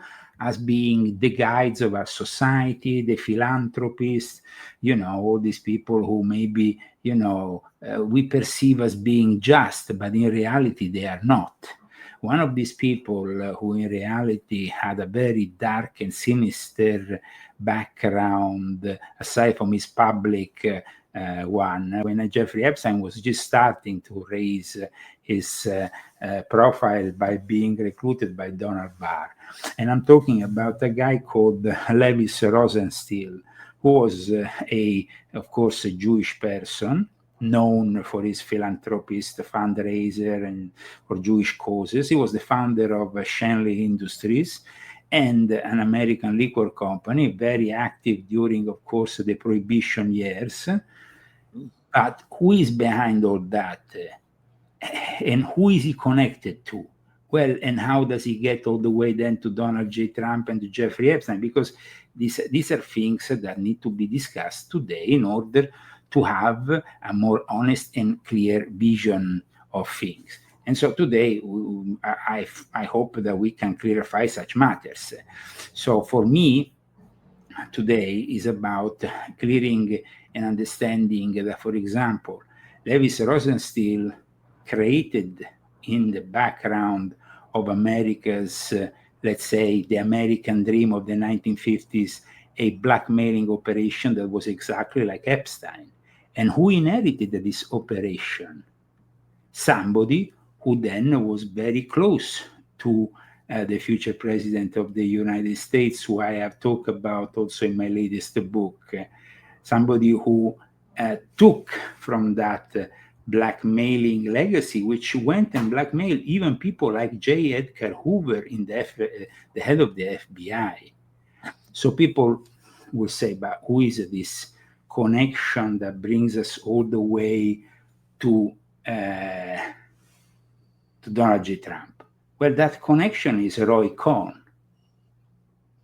The Roy Cohn who was connected to Ronald Reagan's administration, but Roy Cohn was the mentor of Donald J. Trump, and he was the guy who actually inherited from the previously mentioned Lewis Rosenstiel the whole backbone of this blackmailing operation. So I think that it's very important to understand that Jeffrey Epstein is not the only one. He's probably not going to be the last one, but he was definitely not the first one to do all this. And he inherited himself almost a position from the people before him who were doing these kind of things.